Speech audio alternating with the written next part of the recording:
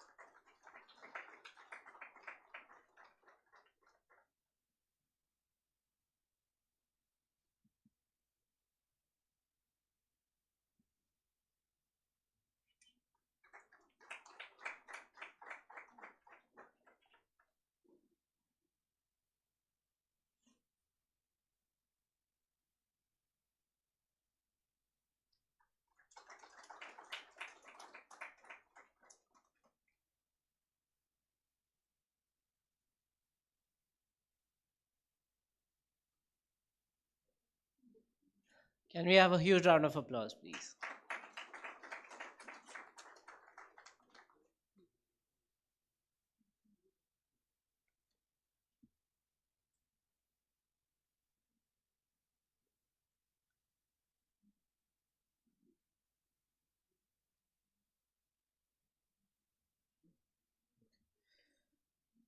I request our Director General, Dr. P.R. Swaroop, to present a token of appreciation to our chief guest, Lieutenant General Shri Raghu Srinivasan, Director General, Border Road Organization, PVSM VSM.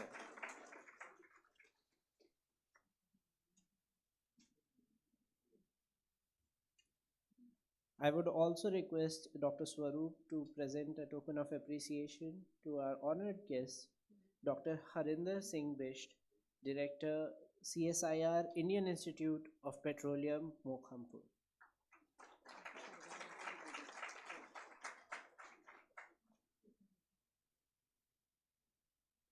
I would again request Dr. Swaroop to present a token of appreciation to our co-organizer, Dr. Manoranjan Parida, Director, CRRI. Can we have a huge round of applause for them?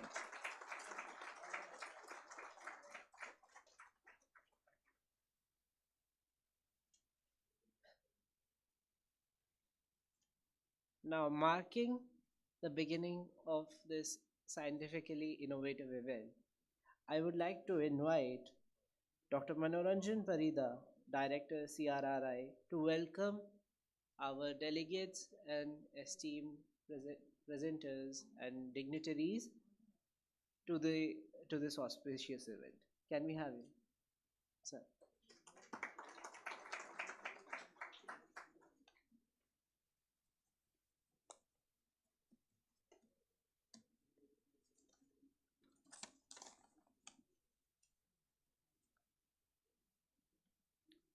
A very good morning to everyone. I'm really happy to welcome all of you to this ICC conference of CIDC, CRI, which is jointly organized. First of all, a warm welcome to our respected Lieutenant General Raghu Srinivasan, Director General, Border Roads Organization, Dr. Harinder Singh Bisht, Director, CSIR-IIP Dehradun, Dr. P.R. Swaroop, Director General, CIDC and President ICC. On behalf of CRI family, on my own behalf, a warm welcome to Mr. N.K. Sinha, who has joined just now, former Director General, Ministry of Road Transport and Highways and Senior Advisor, CIDC. I would like to welcome all the distinguished dignitaries, those who are in this auditorium, our participants, officers from Border Roads Organization, from participating CSR laboratories, AMPRI Bhopal, ACRC Chennai, CBRI Roorkee, my own colleagues from CRI, colleagues from CIDC, students and others, those who are attending the event online also. So CSR Central Road Research Institute is a CSR institute which was set up in 1952. We have a journey of more than 7 decades, and in this more than 7 decades of the journey of the institute, there was great opportunity to witness the road development and also contribute very actively towards planning, design and construction and maintenance of roads. And we have been very fortunate to work with various ministries of Government of India, then various state governments. So we have worked with Ministry of Road Transport and Highways, we have worked with Ministry of Defense, Ministry of Home Affairs, very recently Ministry of Steel, then Ministry of Rural Development, Ministry of Textiles. So the new emerging technologies, they provide great opportunities to interact with diverse kind of ministries.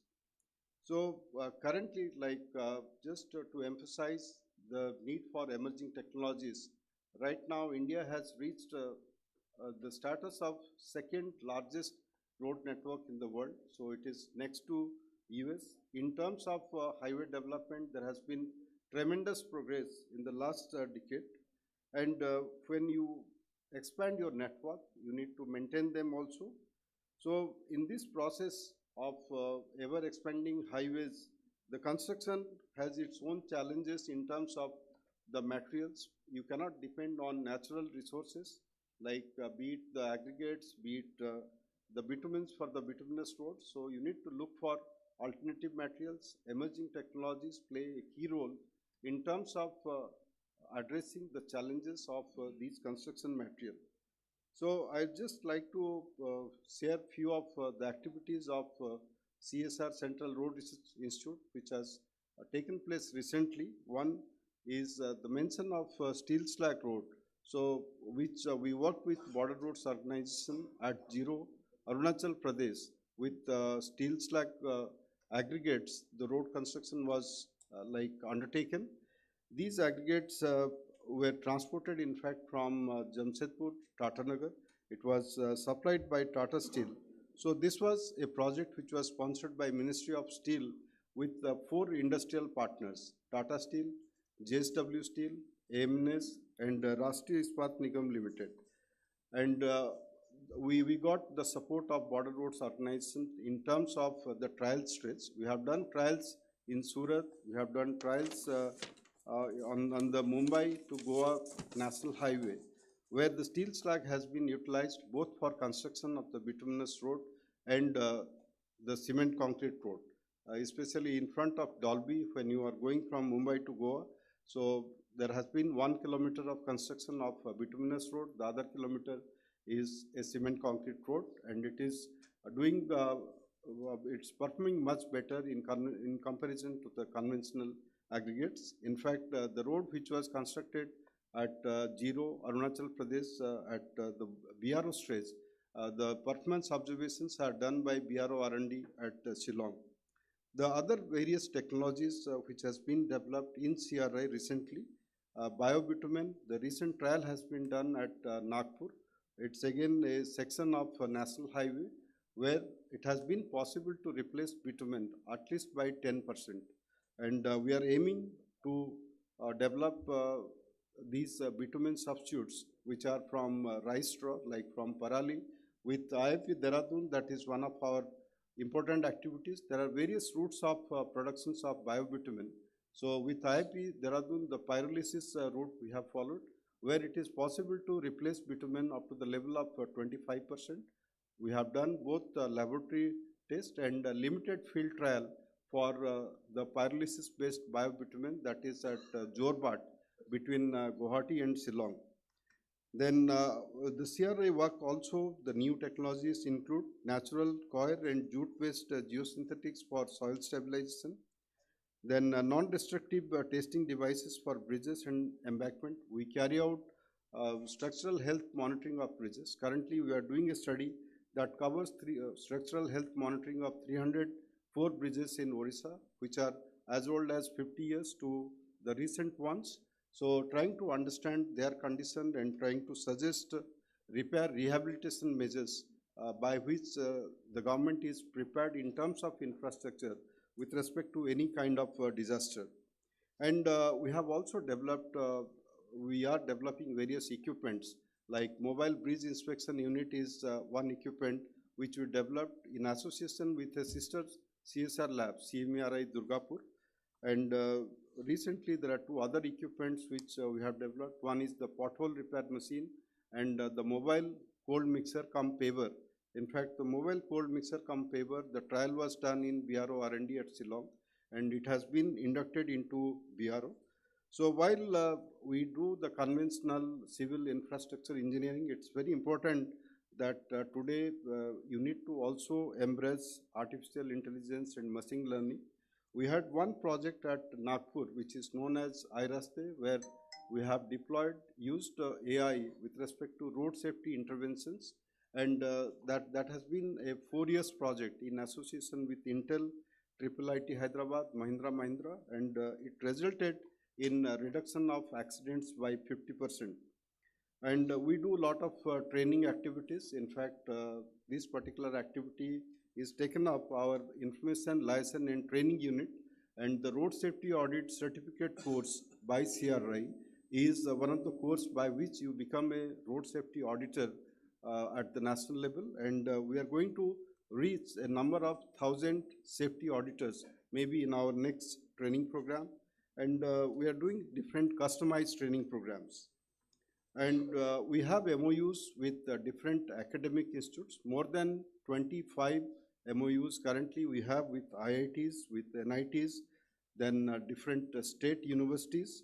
And as I say, we also work with different governments, including government of Uttar Pradesh, government of Orissa. Orissa has 3 major projects which we are taking. I mentioned about the condition monitoring of the bridges, but we are doing road safety audit for 7,000 kilometers and road asset management system for 23,000 kilometers of road network in the state.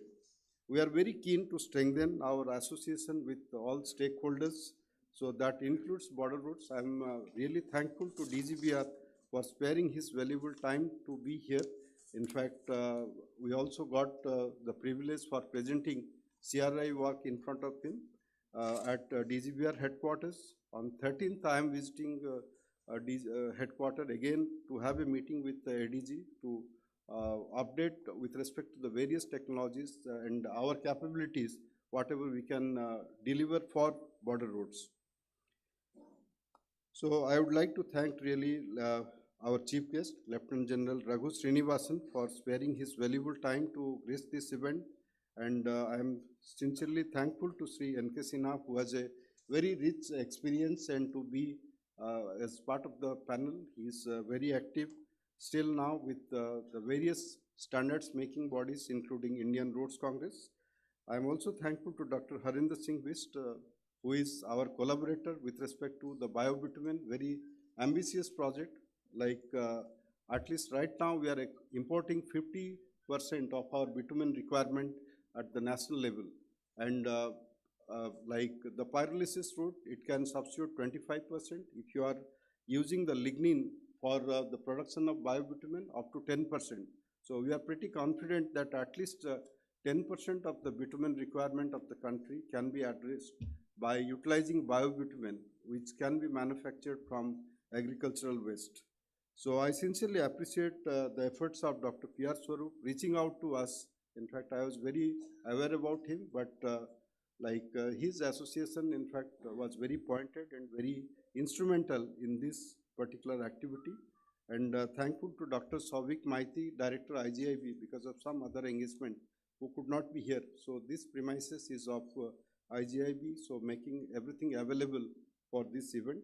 And I'm sure you will all be benefited by participating in this day-long event.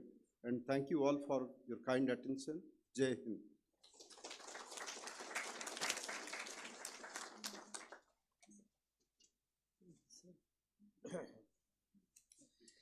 May I request Dr. Parida to present a token of appreciation to our honored guest, Shri N.K. Sinha, sir. Can we have a round of applause for them?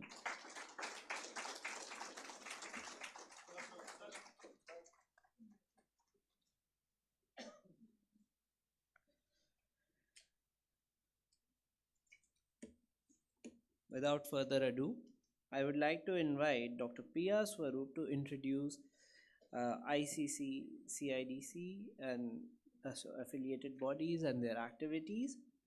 Dr. Swarup is Director General for CIDC and President ICC. Can we have a round of applause for him?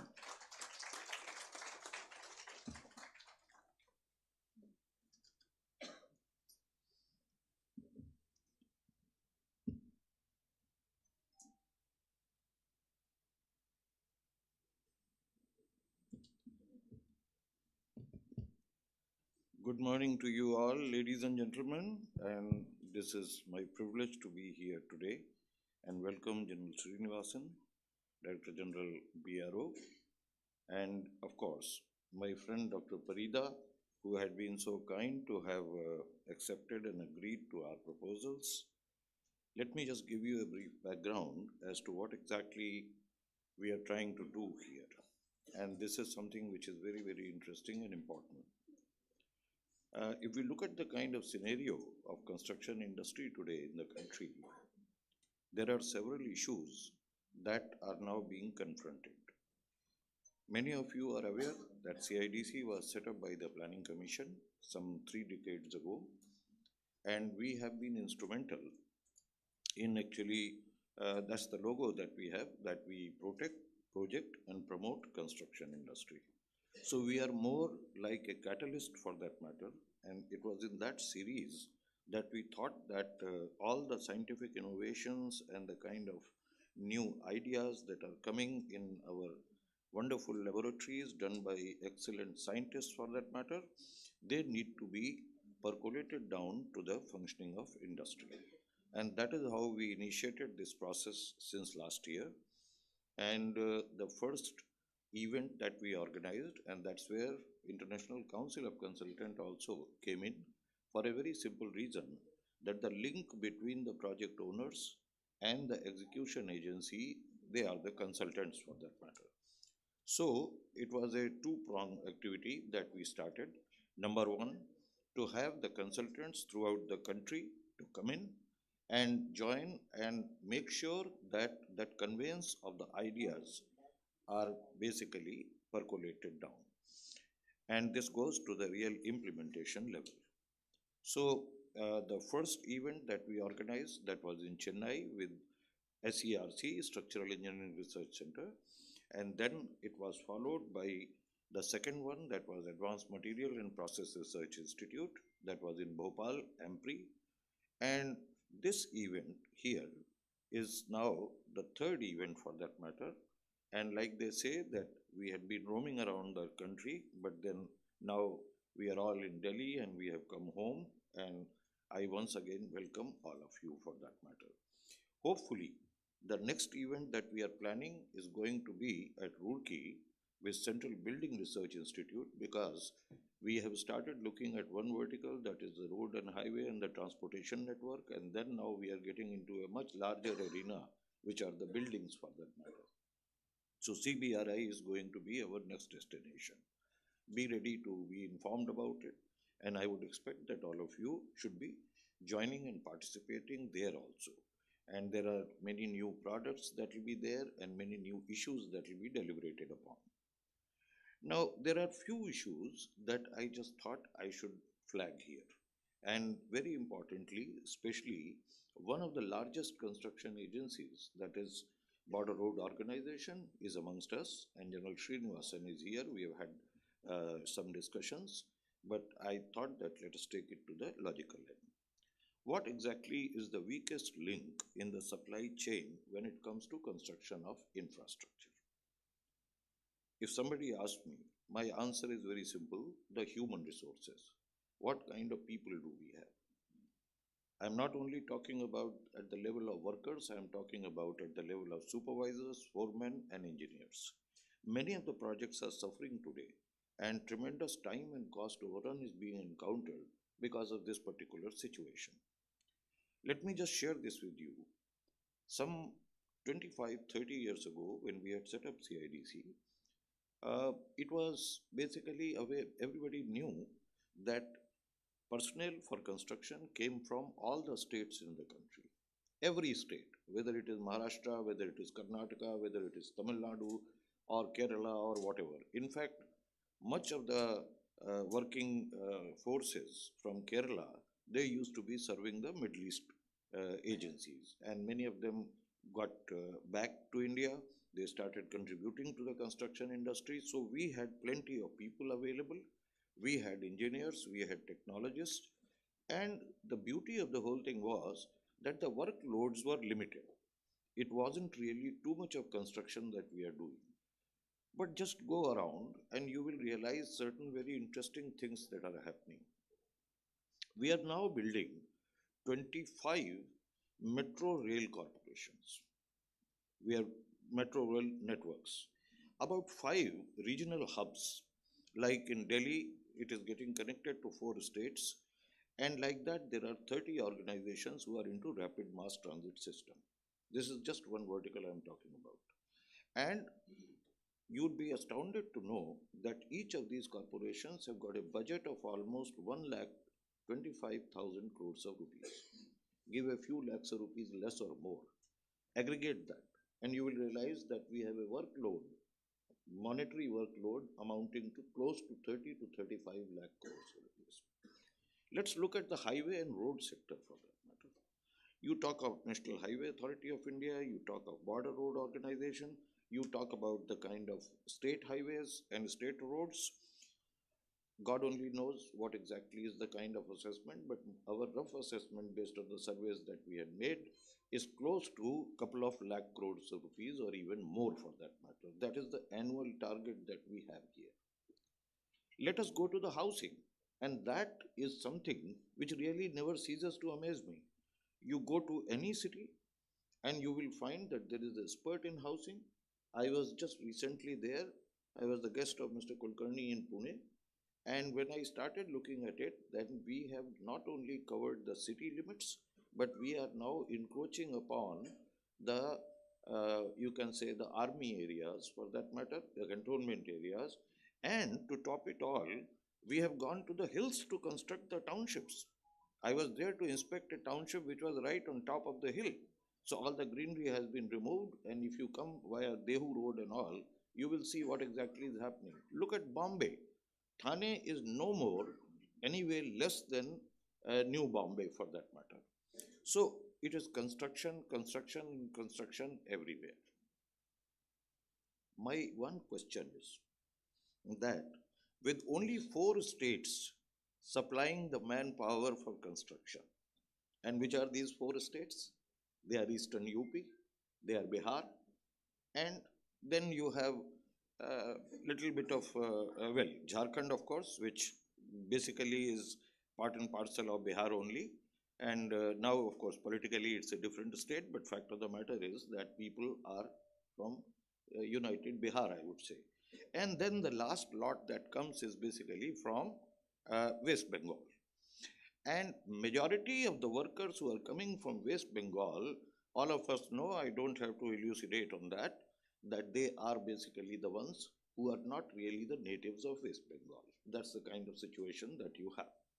But then we are silent because we need the people, and that's about it. Can you imagine that the component of the workers' cost from 10 to 12% as has been prescribed by Central Public Works Department, it has now mounted to almost 35% of the project cost. And why is that happening? It is happening because the average attrition of the workforces is close to about 90%, which means that you mobilize 10 workers, 9 of them will basically be moving out. Why? Because number one, they don't find it a very fulfilling profession. Let's talk about the engineering. That's another area, a very big Achilles heel for that matter. When we speak of engineers, there are thousands and thousands of engineering colleges today we have in the country. Thousands and thousands. Someone says 5,000, someone says 6,000, and then you have universities, you have IITs, you have NITs, and you have other private institutions that you have. But where are the construction engineers being groomed? That's my question. Please go to these engineering colleges, you will realize that many of them have chosen to close down civil, electrical, and mechanical engineering disciplines. Everybody is basically moving into IT and AI for that matter. Now, on one hand, we are basically enhancing our workload. On the second hand, we have a situation where we don't have the people. So, CIDC has now been working for last about 1 to 1.5 years, very, very seriously. Earlier, we used to train people, make them skilled, and over 1 million boys and girls, they have been trained by us who are serving construction industry today diligently. But that doesn't help us. We need many more, and we need engineers, and we need technologists for that matter. So where are we going to be getting them from? We are basically getting them from the frontline workforces. There is a Bachelor of Vocation program that we have started, which is basically the project site based, so that there is no attrition for that matter. I am happy to tell you that some of our major construction companies have resorted to this particular solution, and CIDC is helping them. Which are those? I hope someone from Tata Project Limited is here. Can you stand up? From Tata Project Limited? Thank you very much for coming. TPL has been one of our front-running organizations, and true to the spirit of House of Tatas, they initiated this program where now more than couple of hundred students are learning, and out of which about 160 students have been sponsored by Tata Project Limited. There are other organizations also. This February, we are initiating the next batch. It's a 3-year program. A construction worker who has done 12th class, he or she is eligible to basically join the Bachelor of Vocation. The beauty of the whole thing is that this has arrested the attrition to almost like 100%. That's the situation. Because now the worker feels that he has a chance to rise up in the profession. It is not only the livelihood that he is making, he is also getting qualified. I will cite an example after the Second War, and General Sir would definitely be knowing that from military archives, when there was a tremendous paucity of pilots, combat pilots. Sir Winston Churchill, he sailed to United States, sat down with President Roosevelt, and got about 700-800 fighter crafts. But pilots were not there because Germany was not at war with United States at that time. So what was decided? That Mr. Churchill, as the Lord of Admiralty, he said that I have to convert people, whether they are eligible or not, into combat pilots. Believe you me, more than a couple of thousand pilots volunteered who were not qualified to become pilots, but then they went up and they did the things. When they finally took the tally after the war was over, they realized that the casualty rate amongst these newly inducted pilots was far too less as compared to the properly groomed and trained pilots. I see no reason why the frontline worker who has spent about 5 to 6 years time at site, who knows about many things, who knows about the store handling, who knows about the kind of technical issues, equipment and many other things, why can he not be taught and converted into engineers? So that's the way I am basically having a two-pronged hit. My request to General Saab is that let us initiate this program right in BRO also. And let us conduct a survey, because now today we are conducting a survey for Adani Group. They are very, very sensitive to it, and they have realized that all the data stations that they are building, they require to know how many people are basically quitting the jobs and going away. So that survey is already on. Of course, I have given you the percentage right from the beginning. It is based on the data that we otherwise keep on collecting, but now we will have a specific data. My second request to General Saab is that please conduct an audit of all your contractors as to what is the level of attrition, both amongst the engineers as well as workers. Let us go to the next very important issue. We are building assets at a furious pace. I'm talking about the transportation assets. You have flyovers, you have bridges, you have roads, you have highways, and things like that. What are we doing about health inspection of the structures that have been constructed 5, 10, 20 years ago? That's a very, very major question. And that is where I would like CRRI to play an important role.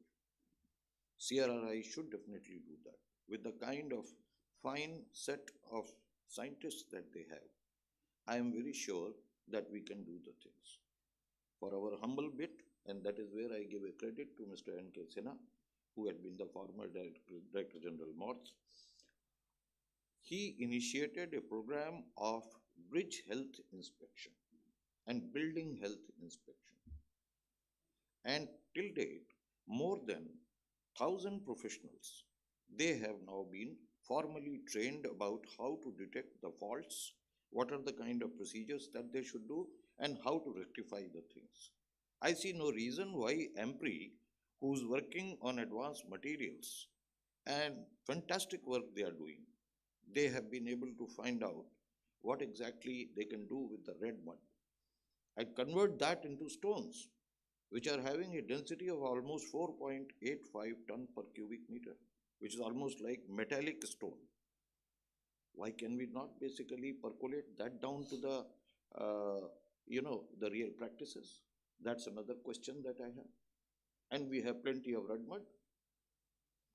Dr. Manish Mudgal is here from EMPRI, and he has been especially working on these particular areas. An excellent work. Let us give a big clap to him. And I forgot to say that another very, very big clap has to go to Tata Project Limited for initiating this exercise. The third weak link in the chain, they are basically the vendors, who are the suppliers. How credible are they? That's a question. So there is a third party assessment, and I would welcome all of you to basically understand about vendor enlistment that CIDC does. We are doing it for a number of ministries. We work together with ICC and we try to rope them in. Now let me tell you another very important issue of weakness. What are the kind of contract conditions that we are putting for contractors as well as for the consultants? So every 4 years, under the auspices of Niti Aayog, earlier Planning Commission, we used to be publishing a model contract document. That model contract document is now available here. It is for everyone to download, and please go through that and give your comments. You will realize that we have tried to cover many of the things. Like it states very clearly that certain percentage of the workers, they have to be skills certificate holders. The engineers have to be professional engineers, not only the graduate engineers. And when I say professional engineers, that means that they should be very much familiar with the professional practices. So that is available to you. The next one is construction waste. We go around Delhi. I came to Delhi in 1980, and Delhi used to be a perfectly neat and clean city. Neat and clean city. Now, if you go around the street corners, you will find that there are heaps of waste that are lying, and especially the construction waste. Let me share this with you. Municipal Corporation of Hyderabad, they have for the first time initiated the construction waste recycling system. Anybody who is remodeling their houses or buildings or whatever you have, they have to basically send it to the recycling plants. There are organizations who are working at it. I wish similar systems are here. Dr. Parida, my request to you will be that let this be part of the specifications that can go, and our scientists be involved in the kind of waste management situation. Let that be another topic of research for our research scholars who are also present here, and others also should work on that. Consultants are the key to everything, and that is the reason why ICC is coming to forefront, International Council of Consultants. We have now about 7 state chapters. Mr. Kulkarni represents Maharashtra. There are others who are there. Manish Mudgal represents the ICC MP chapter, and so on and so forth. Many of them are actually joining online. They want to know what exactly we are talking about.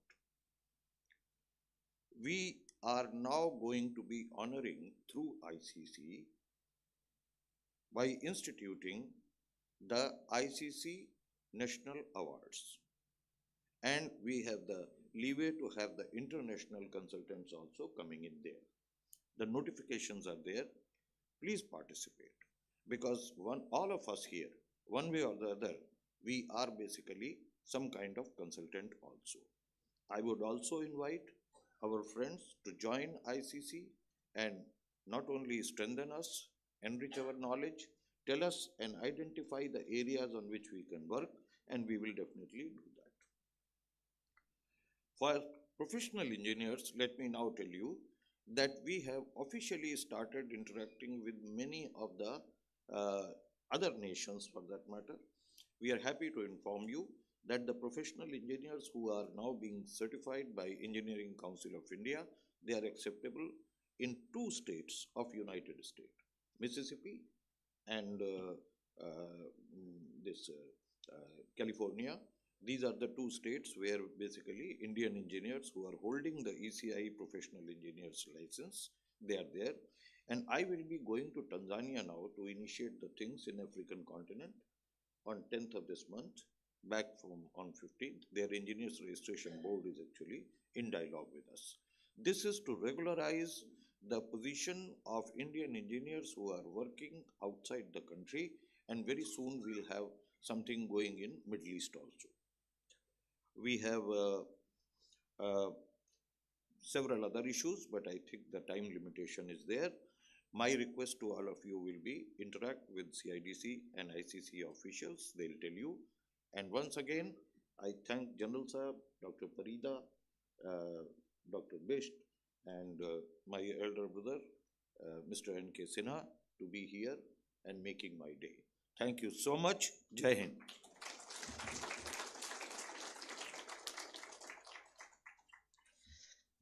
Thank you very much, Dr. Swaroop. Now, I would like to invite our honored guest, Mr. N.K. Sinha, former Director General, Ministry of Road Transport and Highway, and Senior Advisor to CIDC, to address our audience and delegation. Can we have a round of applause for him? Thank you. Thank you. Good morning, Mr. Parida, Lieutenant General Sahab, Mr. Swaroop, and my friends. Mr. Swaroop has given you a very good back information about CIDC. Dr. Parida also gave you many things about what is going on currently in the field of engineering. So that is, if that is the status, I am quite old in that respect. So, but yet I have tried to keep myself abreast with the present knowledge somehow.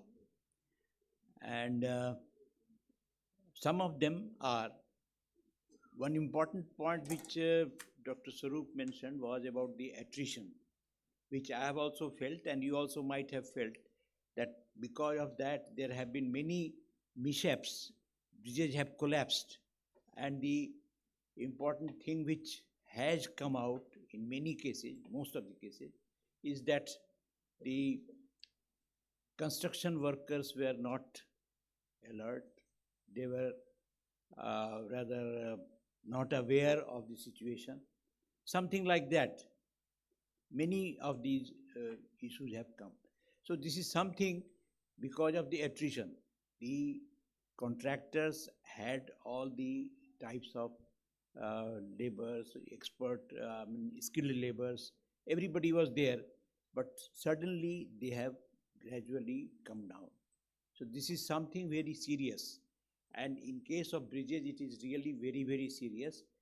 That because to build up that capacity, which the skill which some special bridges require, that requires a lot of time.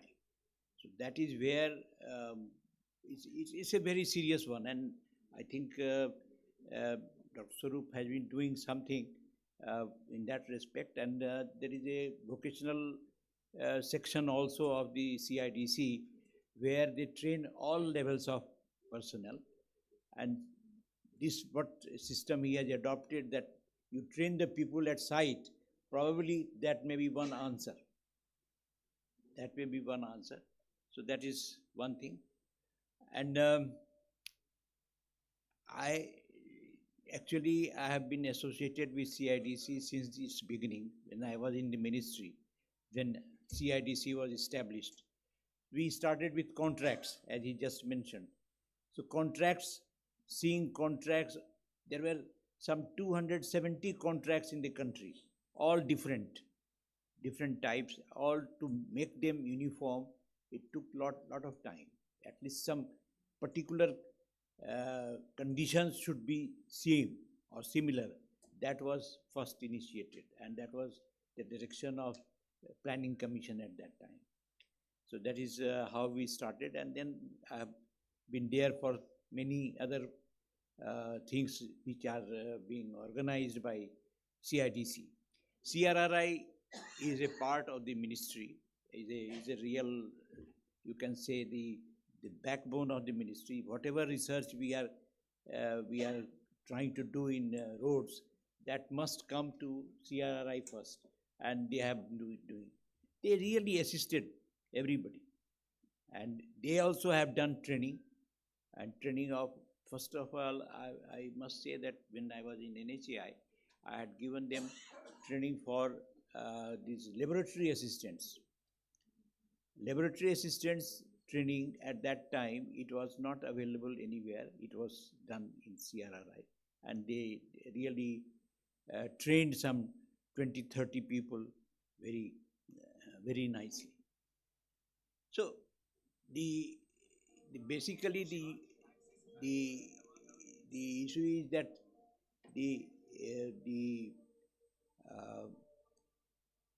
whatever may be the issue, CRRI and CIDC, they have been dealing with all types of works, all types of problems, issues currently available in the country, and we must give them support, as he has mentioned about the startup projects and others.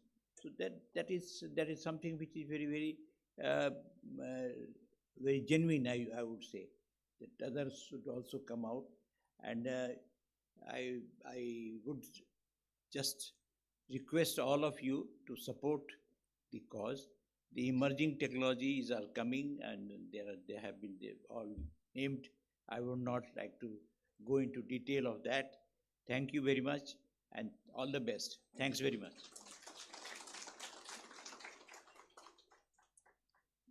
Thank you very much, sir. Now I would like to invite our honored guest, Dr. Harinder Singh Bisht, Director, CSIR, Indian Institute of Petroleum, Mokhampur. Can we have a round of applause for him?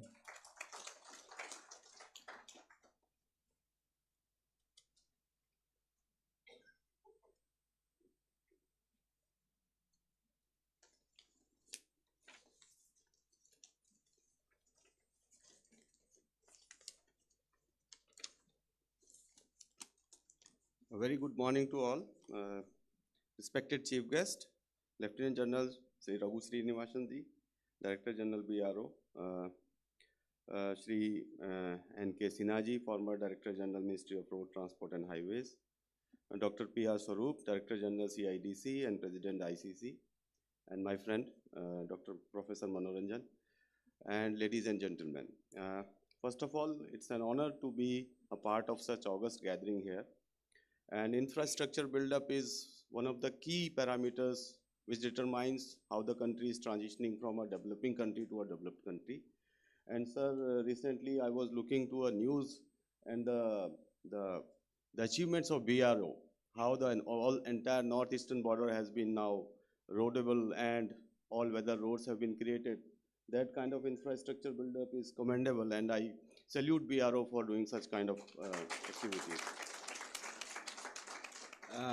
As Dr. Swaroop already told, that CRRI is doing marvelous work in road research, and entire country is getting benefited, whether it is steel slag or it is biobitumens, so many different kind of waste which were thought to be a waste material and getting consumed in roads, which requires a lot of infrastructure. This country is targeting more than 10,000 kilometers of road per year, new roads, and is currently consuming about more than 8 to 9 million tons of bitumen.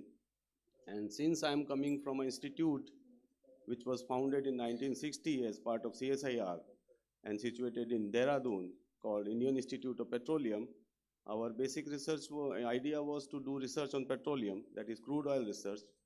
But with the passage of time, as you know, fossil fuels, a lot of CO2 emissions, other things came into picture.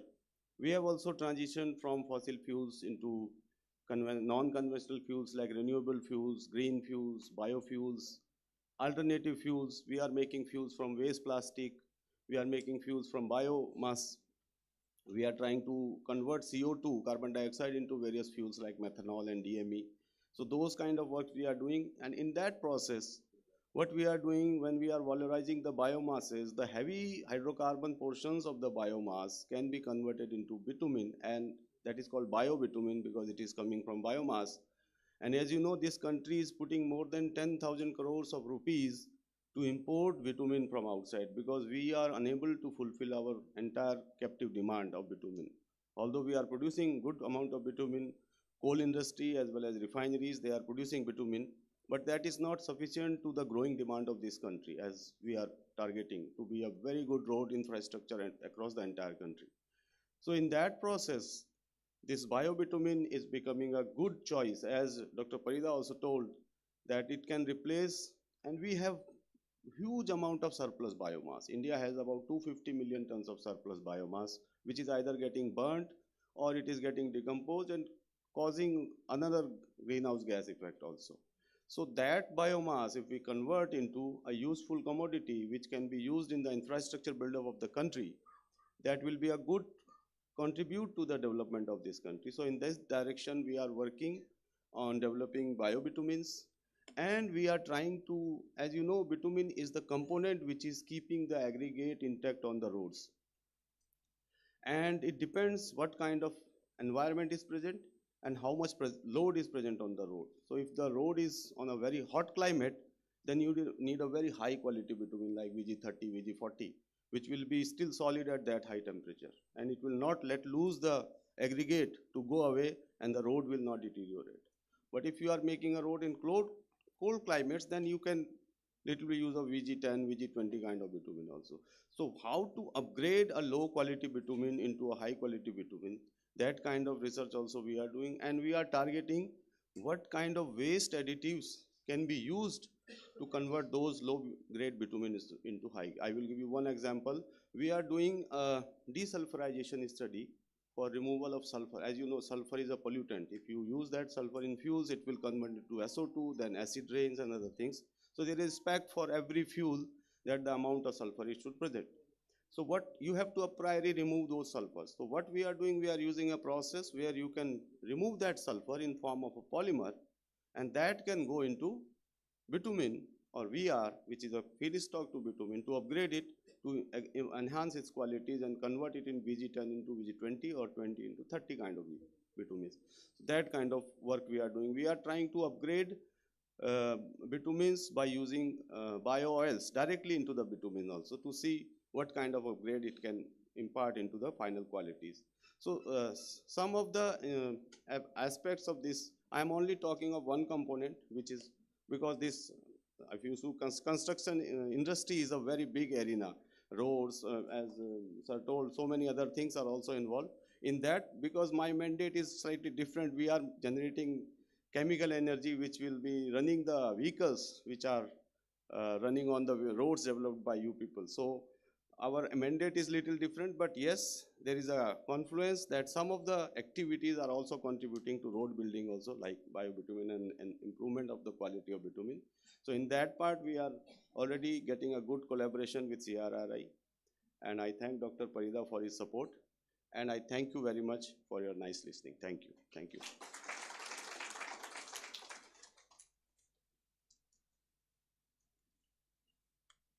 Thank you. Thank you very much, sir.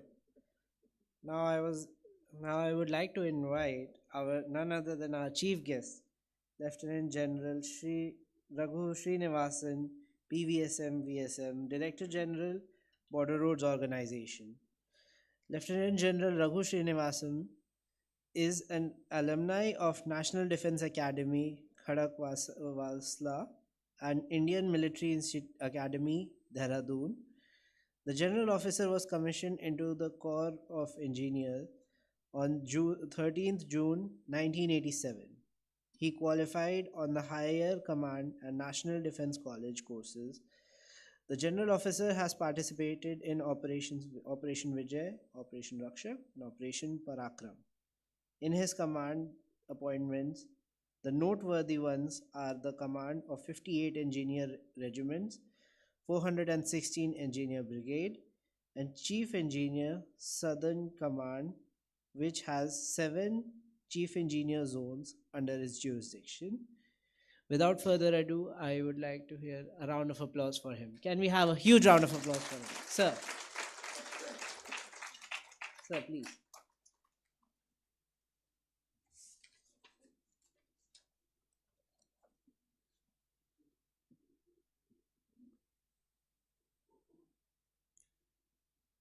My distinguished colleagues on the dais,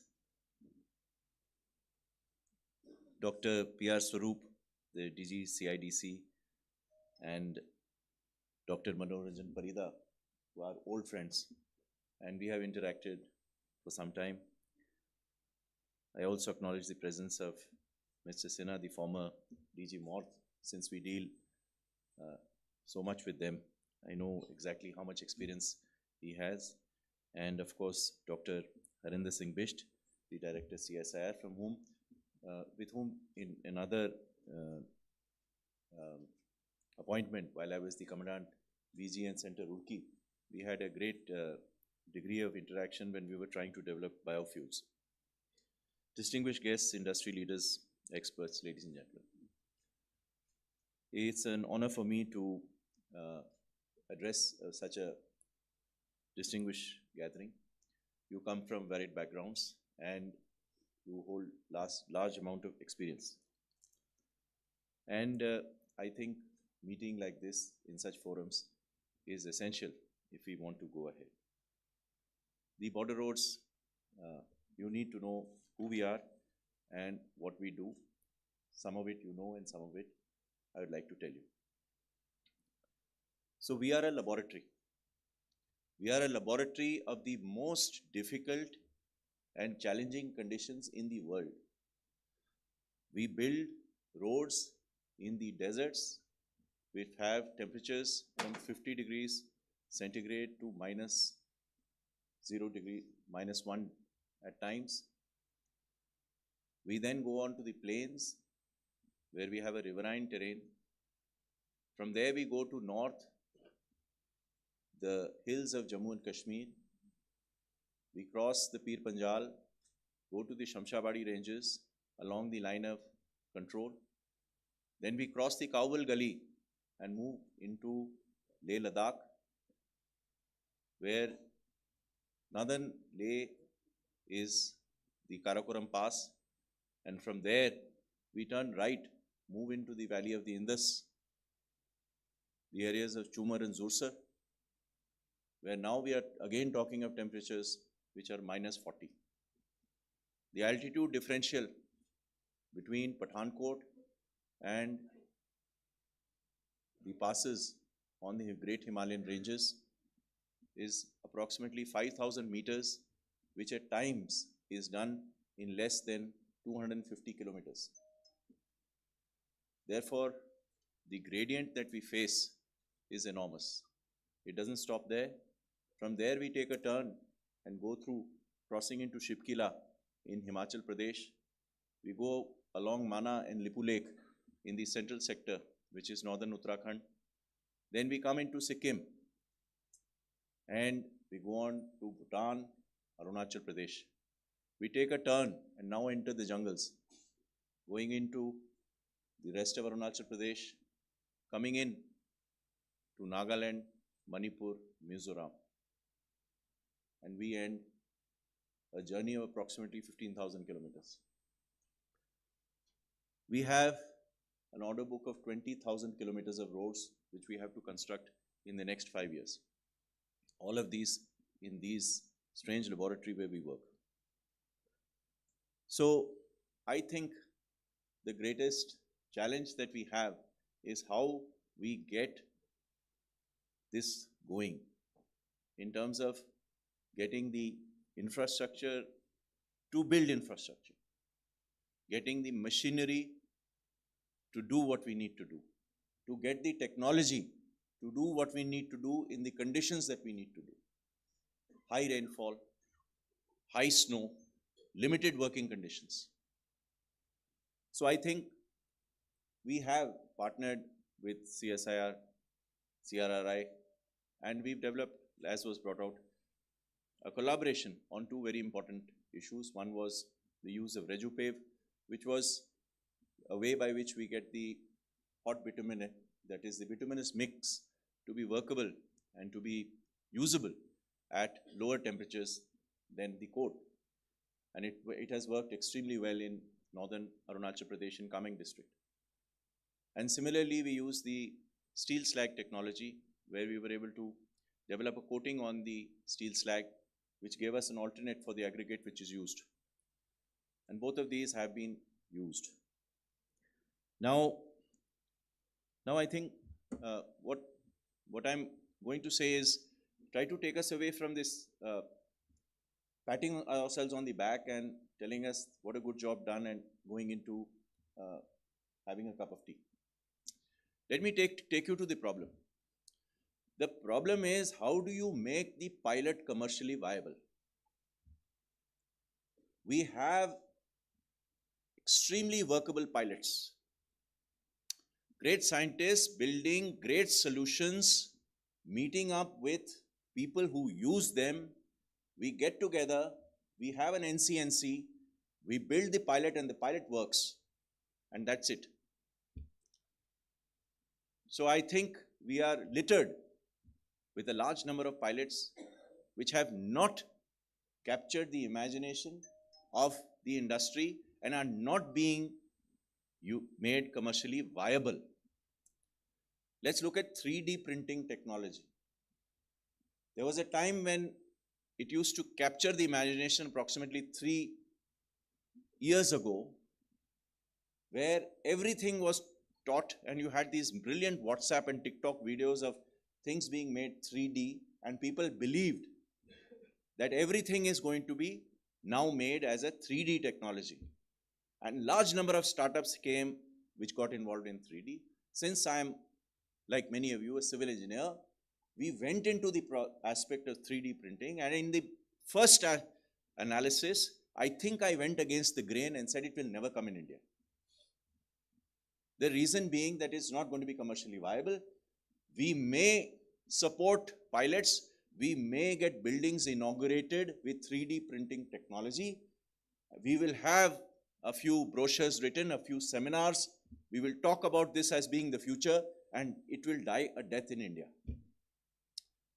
I don't think I was very popular at that time. And I am very sad to say that maybe I have had the last laugh. It is not the best of things to have happened. On the other hand, let's look at the construction methodology called Maiwan. I think all of us know it. It's this aluminum panels, you pour concrete, you remove the casting, and you're able to cast multi-story buildings much faster.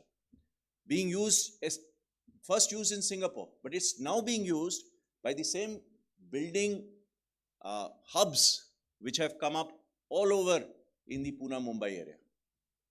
I think it's being used in North India also, in certain places. But it has captured the imagination, and more importantly, it is commercially viable. I think this journey between the pilot and making it commercially viable is something that we have to do. And all of you have been here for some time. And you're going to move from this back row to this row. And we're going to continue having scientific seminars. We are going to continue talking about the great possibilities. But if we do not bridge this gap of making the product that we have commercially viable, we are not going to have the great leap forward. Right.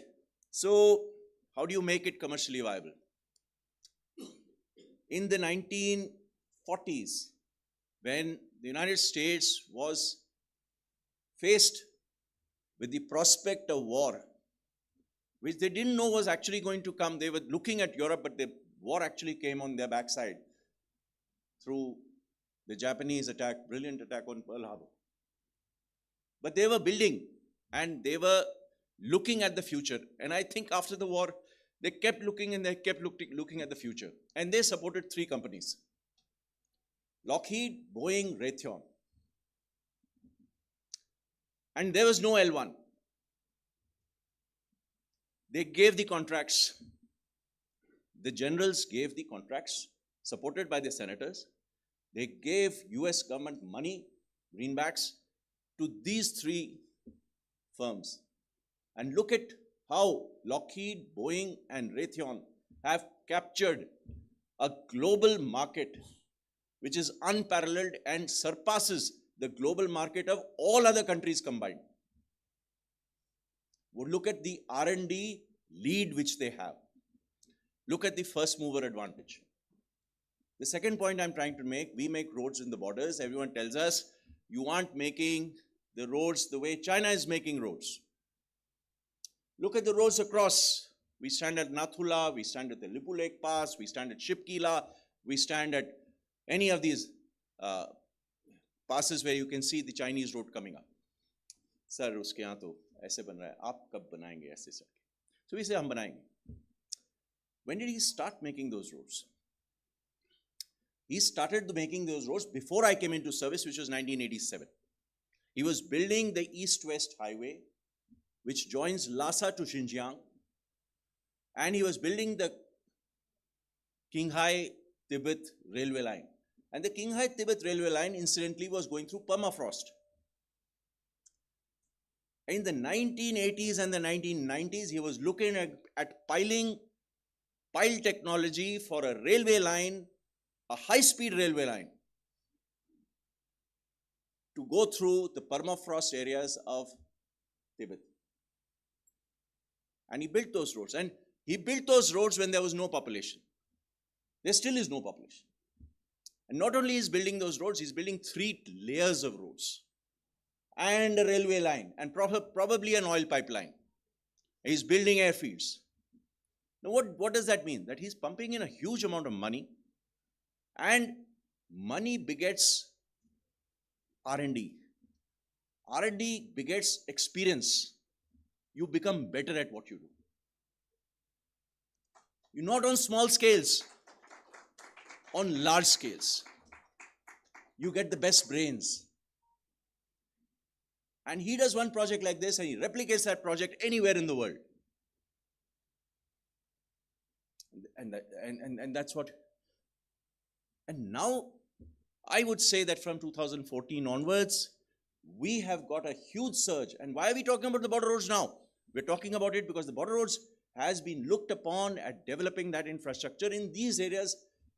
Those villages which were called the last villages like Zero in Arunachal Pradesh. The government calls them Pratham Gaon. We changed our focus. We decided that whether we inhabit that area or not, there is a reason for strategic sovereignty to say that this is mine. So we are building infrastructure over there, and we are part of the journey. We're very happy to be part of the journey. But this is the change of focus that we need to have. I don't know how much time I have. So you have the misfortune of having a storyteller. I tell stories. I was in the Indian mission in Zambia way back in the year of the Lord 2003 to 2005. And over there, the US ambassador, we used to get called for these diplomatic parties. So the US ambassador, he used to have his confidential report written by Citibank. Because Citibank was the largest, biggest American business in Zambia. And part of that report was, how has the US embassy and this ambassador helped US business interests in Zambia? And I would think this would be part of government policy. Now, we are government servants. We could ask ourselves, how have we personally in our tenure helped Indian government, Indian business interests? I think it's a bad word. If I help Indian business interests, I'm not a good guy. I should in fact be very circumspect of relating or talking to anyone who is in the business. But it's all about making money, honey. If you're going to make the money, you're going to get the scales, you're going to get the people, you're going to develop better, and you're going to get better at what you're doing. So, I would, urge all of us to think about. I mean, it's very common knowledge to say that if you're going to keep doing the same thing that we are doing and expect different results, then it's not so wise. We have to change the way we are looking at things. We have to make the jump from this great pilot, this great ribbon cutting opportunity, to make that ribbon cutting opportunity make money. Make money on a scale that everyone runs into it.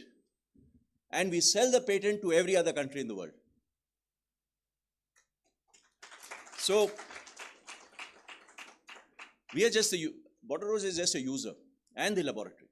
We can provide the opportunity for you to test out your things. And I think it's a great laboratory, because once you say that, I mean, there are a lot of people who drive their bikes all the way to the Umlingla Pass, which is the highest road in the world, which is at 19,100 feet.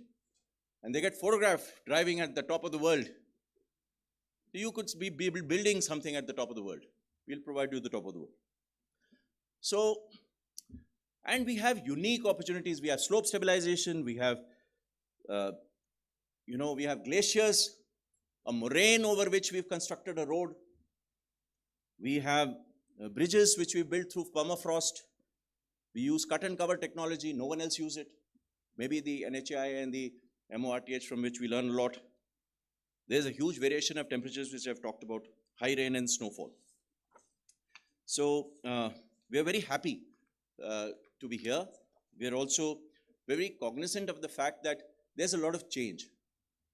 I mean, the number of people in the ecosystem and the bright people in the ecosystem are perhaps 10 times what we began with. There is a great degree of urgency to do what we are doing better. I think all of you are going to be the movers of that change. I wish you all the very best. Thank you for having me.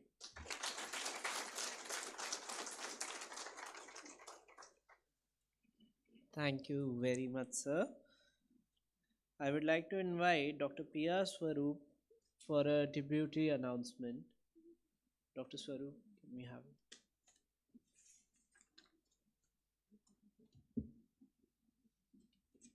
Thank you so much, Aro. As a response to General Saab, all I can say that I have presented a couple of ideas, and there is another area that I would once again mention for the consideration of Dr. Parida also, that we have to look at subsurface technology, which is the trenchless technology, and I think the next discussions that we are going to have, that will be focused on that, which is again a very, very important issue that we have. Nevertheless, I think here is a piece of information for all of you. CIDC, as you know, we are in a big way in human resource development, and unfortunately we lost one of our senior trainers.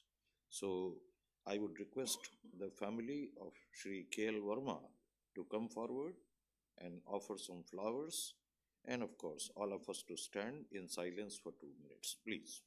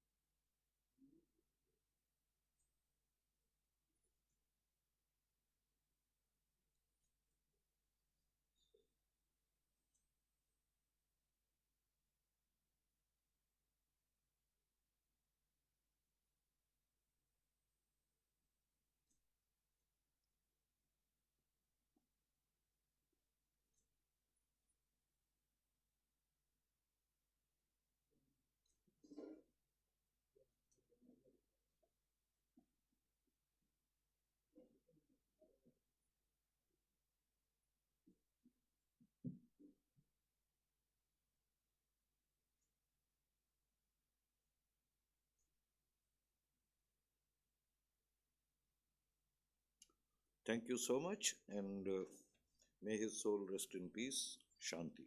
Thank you.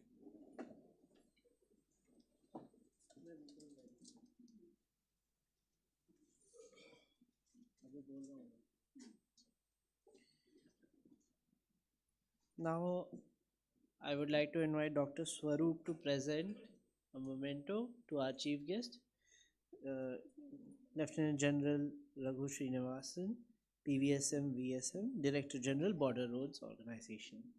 Can we have a round of applause for them?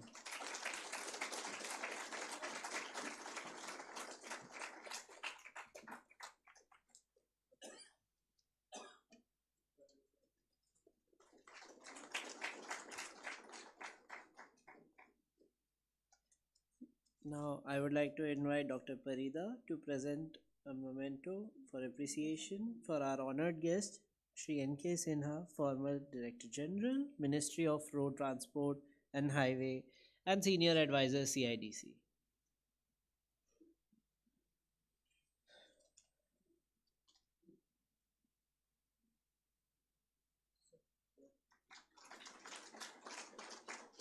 Can we have a big round of applause?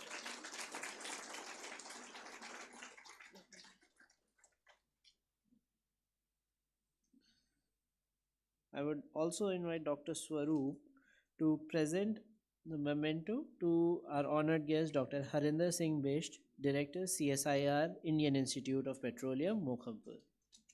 Can we have a huge round of applause for them?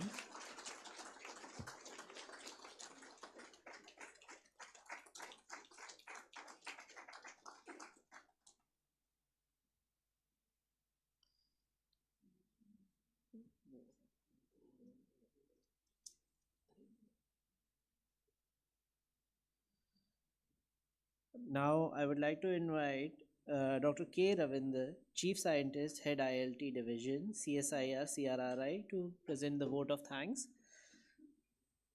Can we have a round of applause for him?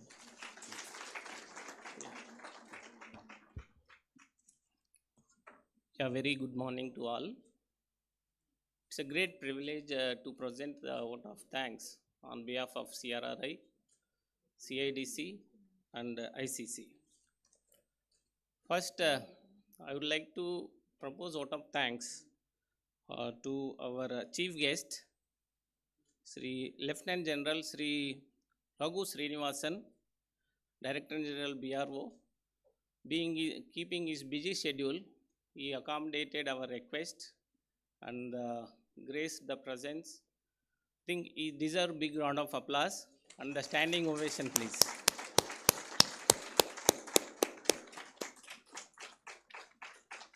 Yeah. Big round of applause, please.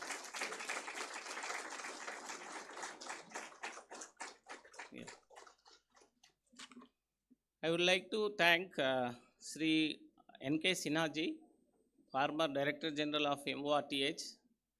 So he is very active and he accepted our request and he make it present today. I think big round of applause to Sri N.K. Sinha ji.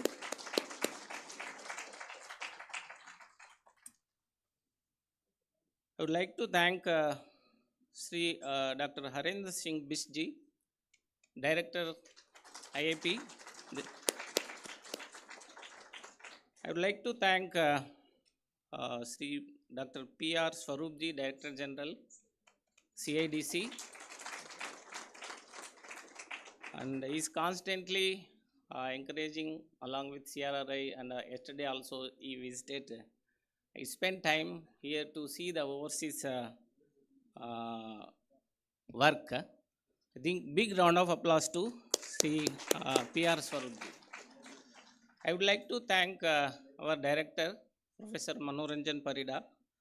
He is very encouraging to all our scientists, and also time to time he also take the stock of situation, and he also given brief of the activities of CRRI.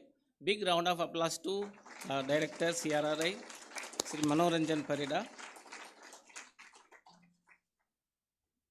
I would like to thank all our sponsors, TechFab India, and Somani Industries, Zydex, Dextras, Tata Projects. Without their support, we could not able to conduct this event. Big round of applause and thank you to them. I would like to thank Director IGIB, Professor Sovik Maiti. So he graciously accepted our request to conduct this event in this hall. Big round of applause to IGIB Director and their staff.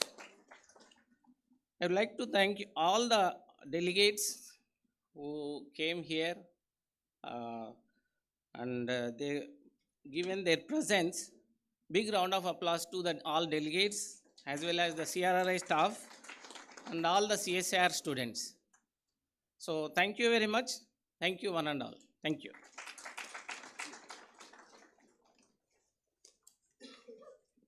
Now I request everyone to stand up for the national anthem.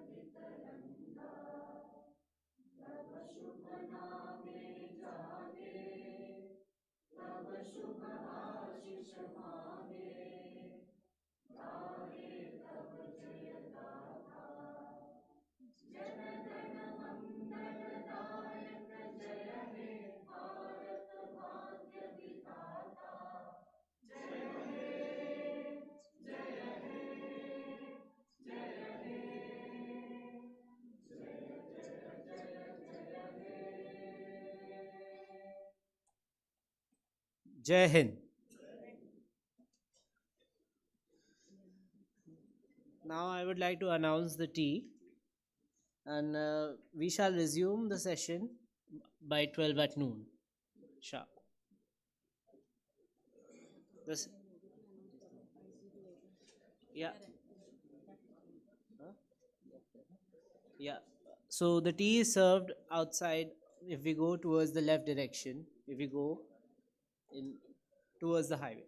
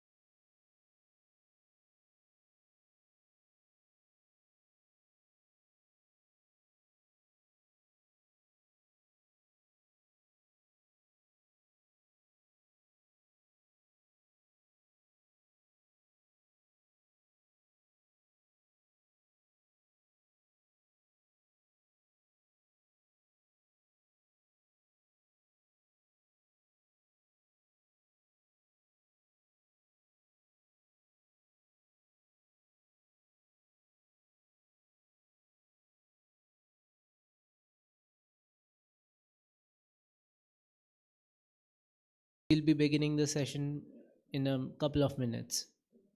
I request everyone to settle down fast.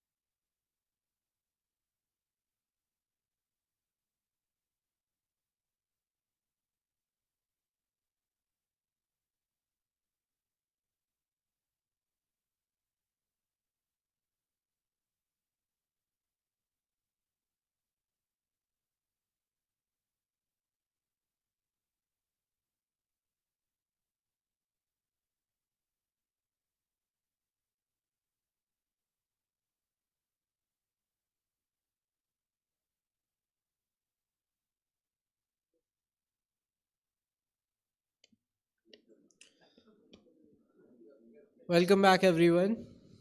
Good afternoon.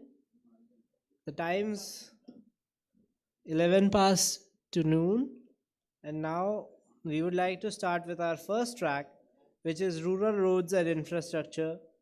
This session is moderated by Dr. S. Velumurugan, Chief Scientist and Head TES CSIR-CRRI, New Delhi. Can we have him on the stage, sir? Can we have a round of applause for him?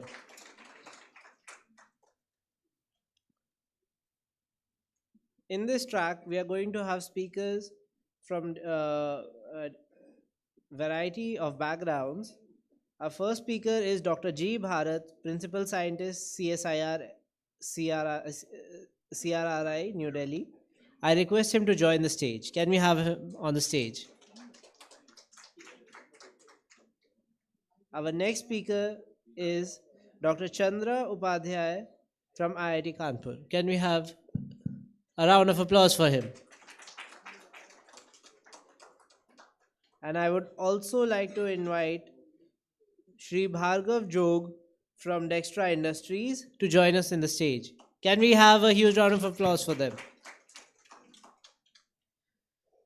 And last but not the least, I would like to invite the representative from Verma Industries. Can we have a round of applause for them?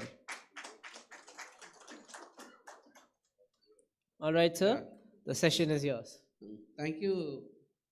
So I would like to, this is a session as we understood from the inaugural session, like we need to do that government of India is on the mission mode to go for this infrastructure development across the country, and wherein not only our highways, national highways, which is around 1.5 lakh kilometers, wherein we are going in for large scale lane kilometer of upgradation as a 4-lane, 6-lane, as well as 2-lane. That is one part of the story.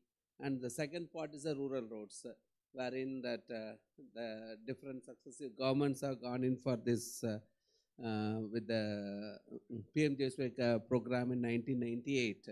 And now we are seeing that upgradation is also being done in a massive way, like in terms of not only upgradation, I would say creation of new links and all. So that being the case, we need to have the proper, we cannot be dependent purely on the all the time for the conventional way of construction. So wherein lies that our challenge, where CRRI as well as the CIDC can play its role, which was appropriately flagged by our chief guest of the today's function. Like he told, we are giving the platform to as a not only test platform. That's what that is. I really like that sentence.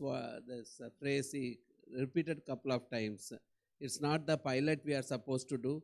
We are supposed to go for large-scale construction, which I used to keep telling my colleagues with this Dr. Bharat or Mr. Satish Pandey. I used to have discussion that time. I used to tell. So that should be our motive, and that is being the case. What kind of things we can do for our country? So we will be hearing from our 4 allied speakers now, and first I will invite.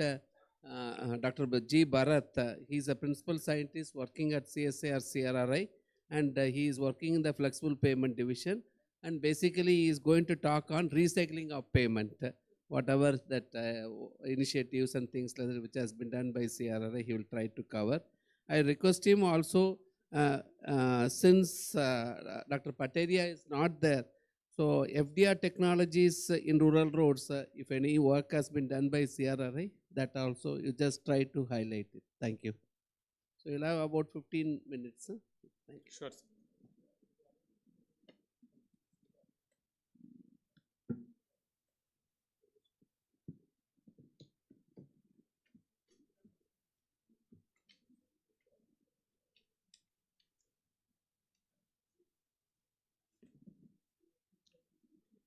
Good afternoon to all. Good afternoon to all. So today morning chief guest in his presentation what is mentioned, we need a cost economic solutions. So if you go any larger in a larger scale, so one of the latest this cost economic solution is recycling of the payments. So in general, broadly we have the bituminous roads and concrete roads. So 95% roads are the bituminous roads. So we design a road for it should not crack, there should not be any potholes, there should not be any rutting. Okay. So designing roads, so these distress can't be there if you design a particular period. But there are many scenarios. We design the road for 15 years, 20 years, the different type of the road, but we are facing a lot of premature failures. We're getting early undulations, early crackings, a lot of potholes. There are some road designed for 20 years, but road failed within 2-3 years. A lot of the reasons may be improper material, improper construction, improper equipments, manpower. So all these things cause a lot of premature failures. So this is a road that is designed for 170 MSA for 20 years. It is failed within 17 days. Within 17 days it failed. So if you go for a normal solution, you have to reconstruct it. If you want to rehabilitate this pavement, you have to remove all the material and you have to construct again a new layers. It is very costly, time taking. Instead of that, there are some other roads also, state highways, MDR roads. So most of these low volume roads or state highways, what they will do, so whatever the problem it is, the solution is very simple. They'll put a thin bituminous layer. They won't see what is the problem in the bottom layers. The medicine is a common for any diseases. It's not like that. We have to see what went wrong. But most of agencies, what they will do, for whatever the reason, they'll put a thin bituminous layer. Within no time, it is going to be fail. But it contains good amount of layers. It contains different layers, bituminous layer, granular layer, subgrade. It contains different layers. So there are many other cases, top-down cracking, potholes, the most of urban road conditions. When you design a roads, we assume that it's properly drained. Good drainage system is there. But some of the urban roads, this is the condition. With all these premature failures, or maybe there are some roads, if the design properly, constructed properly, at the end of the design life, a lot of cracks will be there, undulations will be there. So one of the sustainable approach is recycling. We can reuse the material. So whatever it is there, we can reuse it. The damaged road, the purely we can reuse it. So in recycling, we have different methods are there. We call hot recycling and cold recycling. In the hot recycling, we are going to heat the material, add some amount of fresh material, mix it and compact it. In the cold recycling, we are not going to heat the material. Simply at ambient temperature, we are going to mix it and compact it. So here also different types are there. In place recycling, in plant recycling. If it is in place at site itself, we are going to mill it just going to compact it. If it is in plant recycling, the milled material we are transporting to the plant and adding some amount of fresh ingredients. Now coming to selection of recycling, which method you have to use? Whether you have to go hot recycling or cold recycling or in situ, in plant, it depends upon your distress levels. If you damage only within the bituminous layer, if you found damages only within the bituminous layers, we have to go hot recycling. If the damages are there in the bottom layers, below the bituminous layers, then we have to go to cold recycling. So depend upon the distress levels, we have to select the type of the recycling. So in India, we have the IRC 120 guidelines. So they given some idea to how to use this amount recycled material. When coming to the hot recycling, they're allowing only 30% to replace it because of plant availability, experience, and all those aspects. Some of the major constraints, if someone want to use 100% wrap, 100% they want to reuse it. Some of the major constraints are that recycled material characteristics, how they constructed, what type of material they used it. And during the milling itself, some amount of aggregates are going to be degrade.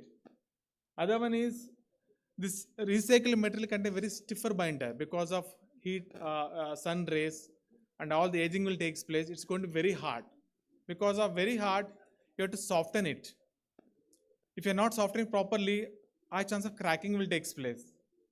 These are three important major constraints if someone want to use very high amount of recycled material. If someone want to use very high recycled material, we need to use do proper mix design. We need to use right type of regenerator. So wrap management, how you're managing it, the milled material you have to manage properly, how you're stockpiling it. Sometimes you have to properly manage for each project, you have to make a separate stockpiles.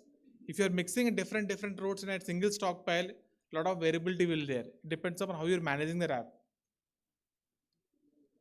So if someone want to go high amount of wrap, 60%, 70%, more than 50%, we need to use a softer grade of binders along with the regenerators. Some kind of regenerators we have to use. It is going to soften our stiffer binder and we can reuse it.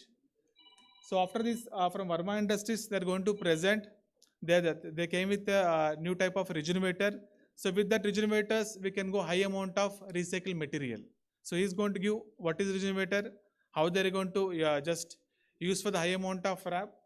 So basically what it will do, it will restore the properties of its aged binder.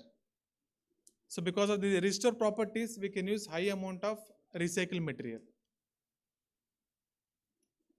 So these are so many studies we carried out, how to select the wrap percentage based on its performance.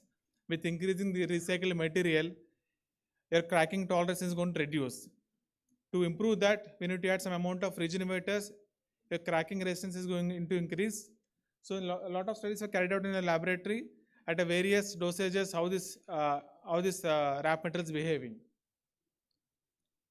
So this is the in-plant recycling, what I mentioned. We are going to mill the material. This material is transported to the plant. In the plant, we are going to add some amount of fresh aggregates, some fresh binder, regenerator, and compacted to required thickness and density.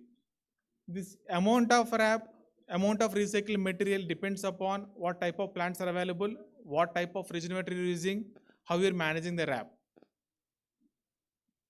So these are different plants are there. Some agencies directly mixing this wrap at a mixing point. The recycled material directly mixing at a mixing point. In such scenarios, we can't use high amount of recycled material. If you're treating it separately, one drum is for the recycled material, other drum is for the aggregates. In such scenarios, you can go very high amount of recycled material. So you have to see what type of plants are available, how you're managing it. So based on that, we can go high amount of recycled material. So these are some studies we carried out. This wrap contains very stiffer binder. This aggregate, this stiffer binder. Our main agenda is to soften this stiffer binder. So there are some regenerators. Simply, it's only just softens the outer layer. Basically, it has to blend. It has to blend entire film thickness. So such type of regenerators you have to select. In such scenarios, we can go high amount of recycled material. So we led a few sections across the India at high wrap percentages, vary from 30% to 60%. So and we are monitoring the performance. So based on this study, within a 1 year, we're going to come with guidelines. So IRC is going to modify the guidelines. So where we can go up to 60 to 70% of recycled material. As of now, we can go up to 30%. After this study, we can go high amount of recycled material. Similarly, we had some section in Karnataka, Tumkur, around 60% recycled material we used in this. Where almost we have the double barrel plant is available, managed wrap properly. 60% the old 10 years old bituminous layer we reused it. Other one is in-place recycling. In in-place recycling, at site itself, we are going to heat the pavement with infrared rays. After that, we are going to scoop this. We are going to scoop this material at site itself. We are going to mix it some amount of very small amount of fresh aggregates, maybe 10%, 15%, with addition of regenerator and small amount of binder. This is an in-place recycling. So such kind of technologies we can use only in a distance around top 40-50 mm. Because it's quite difficult to heat if the thickness is more than 40 mm. So guidelines are available. If someone want to go in details, guidelines are available. How to design it, what percent of wrap we have to use, how to characterize it, what type of tests are required. Guidelines are available. Now we'll go to next is cold recycling. In the hot recycling, we are going to heat the material. In the cold recycling, without heating, we can reuse the material. In the cold recycling, so whenever distress are on the bottom of bituminous layer, granular layers, in such scenarios, we can go for cold recycling. We can completely reuse it, mix it. Here also you can do at site. Here also you can at plant also. So whenever you have problem in the bottom layers, in such scenarios, cold recycling is very, we can use it. To get a strength, we need to add emulsions or foam bitumen.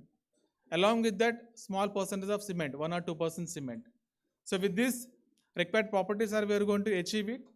So this also we can do at in plant and in situ. So this is a recycler. These are recycler. In 2019, before COVID, we have only 3 to 4 equipments in India. This recycler machineries. So presently we have more than 150 machineries.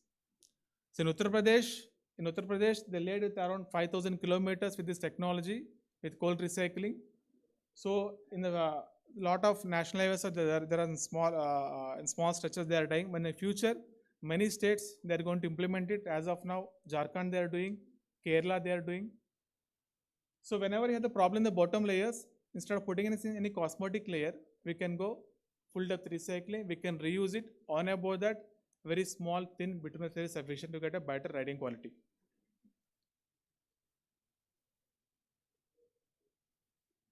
Yeah, this is just an example. In the cold recycling, it's not going to coat completely. Only partial coating will be there. In the hot recycling, complete coating will be there. So accordingly, the strength also varies. Here the strength is something around 8,000 megapascal. Here something of 3,000 megapascal. This cold recycling, we can't use the surface layer. It acts as a base layer. In the hot recycling, as a surface layer, we can use it. So the in situ procedure, let's say whatever the road is, based on the condition of the road, we're going to decide the recycling depth. This machine is going to cut to required depth. If you ask to cut 200 mm, it is going to cut 200 mm. It is going to mix it at there itself. Next is cold in-plant recycling. So whenever you have a problem in the machinery, let's say if you are quite difficult to invest in a huge machinery, other method is in-plant recycling. Whatever the material, whether bituminous or granular layers, take to the plant, mix along some amount of fresh aggregates with amount of emulsion or foam. We can compact your required thickness and density.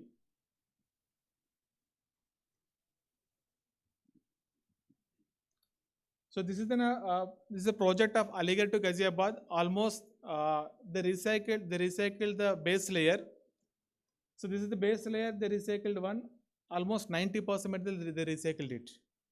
So whatever material is there, 90% they recycled it. So this is the recycled layer thickness core. So if you do wrap management properly, right recycling method, we can reuse the distress repayments. Yeah.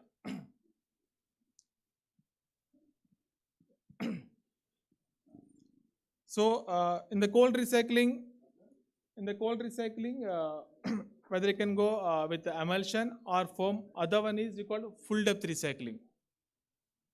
This is a common, what I mentioned earlier, in Uttar Pradesh, they construct for around 5,000 kilometers. In Jharkhand, they're going to construct 1,000 kilometers. Many states implementing this technology. Basically, what it will do, if there is a problem in your base or sub-base layers, okay. Instead of constructing a new layers, we're going to cut the entire payment up to your distress level. We're going to mix it along the water, some amount of cement.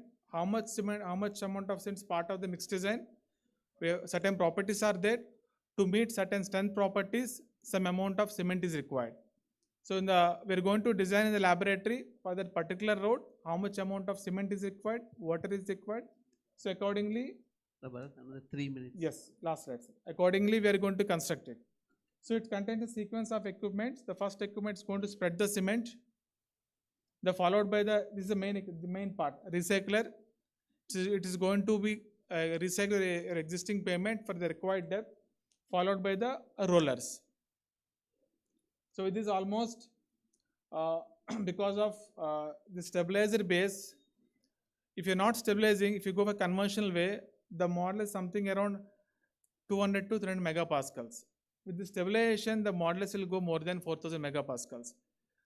With a strong base, very small amount of stress or strains are going to come on the subgrade. It is going to be very protective, and the life is going to increase significantly if you do properly right design, right mix design and proper construction. So that is from my side. If you have any questions, you can ask. Thank you, Dr. Bharat, for giving a very wide. Maybe we'll have the questions at the end together, Okay. so that Okay. we'll have enough time for all the people to give. So it's nice that you have given an overall overview of the hot and cold recycling, and also the process which we do it, and also the typical case studies you demonstrated to us. So I hope this will be taken at a larger scale. Thank you once again. Okay. Thank you all. So now I'll invite the second presenter from IIT Kanpur, plant-based structural materials and Indian perspective. And when I was casually interacting with him, I understood it is a presentation from the buildings perspective, where this kind of plant-based structural materials can be used. That's what his research is all about.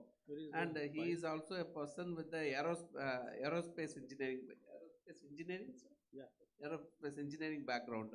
So he is going to give on a multidisciplinary thing about plant-based structural materials, how it can be used for the building construction. Thank you.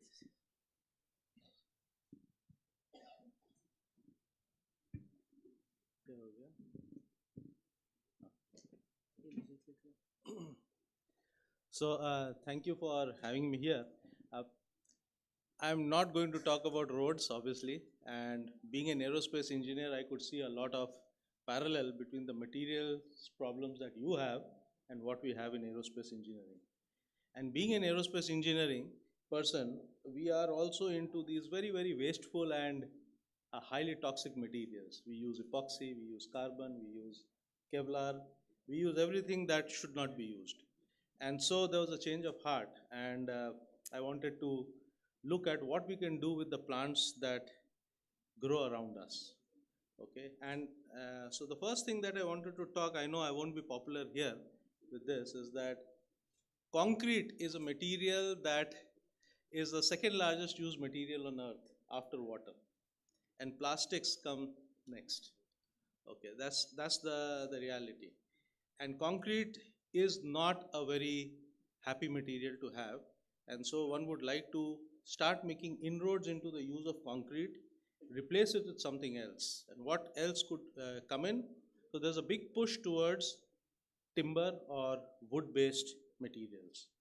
Okay, so why that? So a little bit of technical stuff. If you see that here, if you see at the top, I think my picture, if it can be moved from there, cellulose sits somewhere here in terms of strength and in terms of stiffness. And so if you look at the specific strength and specific stiffness of cellulose with a very low density, it is actually a much better material than a lot of materials that exist in real life. Okay, and if you see at the bottom, cellulose has a Young's modulus of 120 to 140 gigapascal and strength of about 1 gigapascal, which is substantial. Okay, and cellulose is the primary building block of most woods. There was a beautiful talk in the morning about where we are from the lab to the field. This is a nice pictorial representation of where the world is. Okay, and if you see that wood, cellulose-based materials have application in almost all domains, including the domain of structural materials. Okay, and this is something that should be a wake-up call to us that we have to move fast in this direction to take care of our needs. And it's a very simple process of converting raw cellulose to usable cellulose through thermochemical interaction, thermomechanical chemical interaction. Why do we need to do that? Look at this picture from India, typical low income housing, and they are made of bricks stacked together, okay, very haphazard. If we can replace it with what's now known as superwood, or even with bamboo, densified bamboo panels, okay, instead of this brick construction, then we'll be really doing a good job with respect to preserving our environment. And if you see here, densified bamboo or densified wood are much better off than a lot of the materials or metals that we have today. This is the reality with which we have to now go to the theater, work out things. World over, especially in Europe, there is a lot of push towards using CLT or cross-laminated timber. This is actually a composite which is 090 ply of wood. We can think in terms of carbon and epoxy, but here it's in terms of wood. And these are joined together to make really large structures. Now they are going towards 7-story structures made out of only CLT. Okay. What we have in India is that we can convert this abundant, fast-growing wood that we have in the country, a lot of varieties, which could be converted to super wood, which has a strength of roughly 800 megapascal. Even if we get 400, we end up getting a wood which can work wonders with respect to our construction sector. So now, this is a picture which I found, and I found it disturbing, that this is the international scenario. If you see, the countries that we kind of try to follow have moved far ahead. They have made high rises. US, Canada, even China. China, we love to, get somehow engage them. But if you see that high rises, mid rises, and a lot of low rise buildings have been constructed there using wood or plant based materials. Okay, so wood was one thing, but wood means cutting forests. We can actually use a lot of our bio wastes, and not only bio waste, even the grass, the wild grass that grows aggressively, to extract material with the same properties as what you get for wood. In fact, I'll show you in the next slides that a lot of this is grown in-house in the country in big volumes. Example of things that exist in the market from across the world, there's this hempcrete. This is a substitute for bricks using hemp and essentially lime and water. And this is timbercrete. This is wood dust with cement, sand, and binders. And they are made with hempcrete. They have made buildings up to 6 to 7 stories.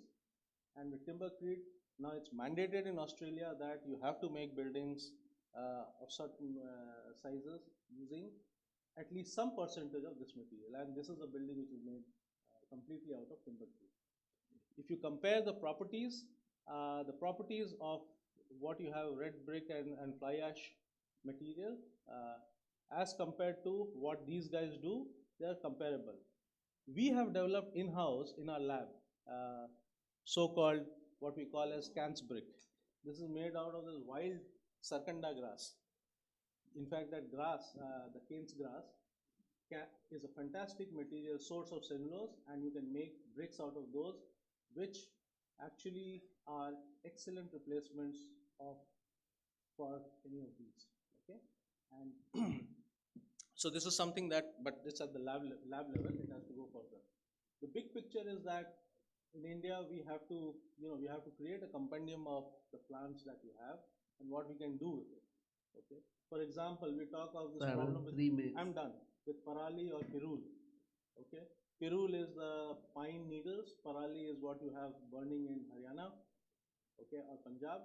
And these can all be sources of cellulose, and they can be converted to very useful biomaterial which can go into construction. Okay.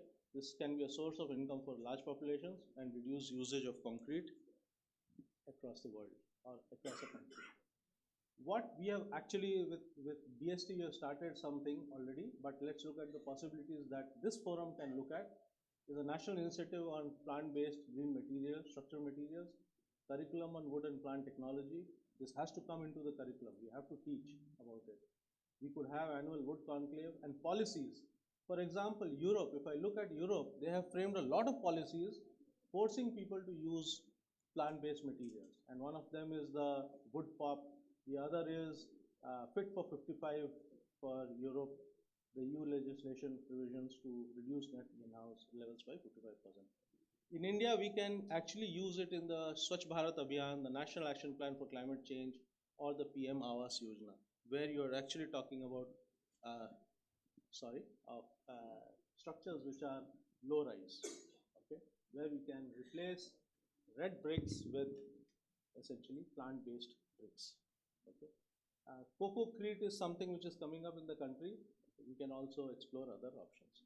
So I wanted to keep it short, just to make a plea that as policy makers, you guys have to bring this into the scheme of things. Thank you. Thank you, Professor Chandra, for an excellent presentation. Like it's nice to hear. Like one can. This is the way forward for our buildings which are going to come up in the future if it becomes a reality. Thank you. So next we will invite Mr. Bhargava Jog, Dextra from Dextra. He will be talking on glass fiber reinforced polymer applications in infrastructure projects. I hope he's going to talk on different infrastructure projects. Okay. Thank you. Over to you. 15 minutes.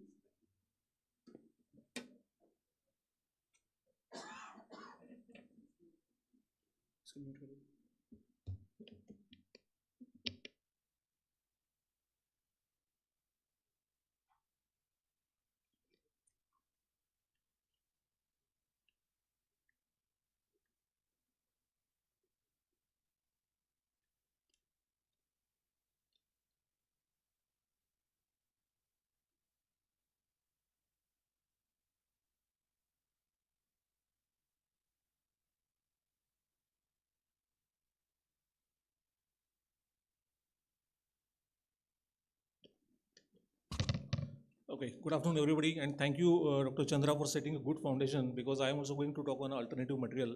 So this is where we will talk about JFRP. Because the time is short, I'll go a little faster. Maybe we can discuss more during the Q&A session and subsequently thereafter.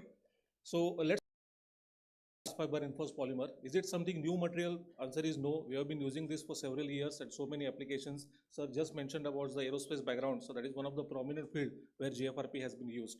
Fundamentally talking about, it consists of two major parts. We have a fiber, which is like can be glass fiber, carbon fiber. Majority of our infrastructure applications are well served by the glass fiber, where you need extreme strength, 3000 MPa, 4000 MPa. With obviously the higher price to performance ratio, carbon fiber could be used. Whereas in terms of resins, we have different varieties. We have polyester, vinyl ester, and epoxy. Again, it is mainly for the temporary applications or permanent applications. Now, what do I mean by temporary or permanent applications? The applications which has a limited life, 2 years, 5 years, it is a temporary applications. Applications which are 70 years, 100 years, more than 100 years of life are permanent applications. So polyesters are used for the temporary, other two are used for the permanent application. Now again, by weight, if you see 80% of any JFRP components, they are mainly constituted by the fibers. These are actually the load carrying elements. And resin, the way epoxy protects the steel, it's the resin who protects the fiber elements. At the same time, it transfers load from one fiber element to the another fiber element. Some of the typical forms which are readily available in the market, we have rebars and threaded forms. So rebars are generally used for all, just like a steel rebar, all applications, flatwork applications. And rock bolts are mainly used for the applications such as soil nailing, slope stabilization, tunneling, rock support applications. There are some distinct advantages of JFRP compared to the steel. First thing first, it has excellent cuttability. To the extent it can even easily cut by the saw at site. Second thing, 1/4 the weight of the steel. You know a typical 25 dia steel, 1 meter long steel rod would weigh 3.85 kg. Same JFRP would weigh just 0.95 kg. So it is just 1/4 the weight. Tensile strength, we are talking about almost double. In case of rebars, we are talking of 500 MPa versus 1000 MPa. Even in case of rock bolts, it is 30 to 40% higher in case of tensile strength. Corrosion resistance, this is where the biggest advantage. With the steel, we have problem at some point of time, it will corrode, lot of maintenance issues will come. With JFRP, no such problems are there, and that's where the durability or longevity benefits comes in. And then there are certain applications where electrical non-conductivity, thermally non-conductive, like medical equipment, those applications where it is beneficial. Now, whenever we talk about JFRP, people always ask these questions, are there any Indian codes or references?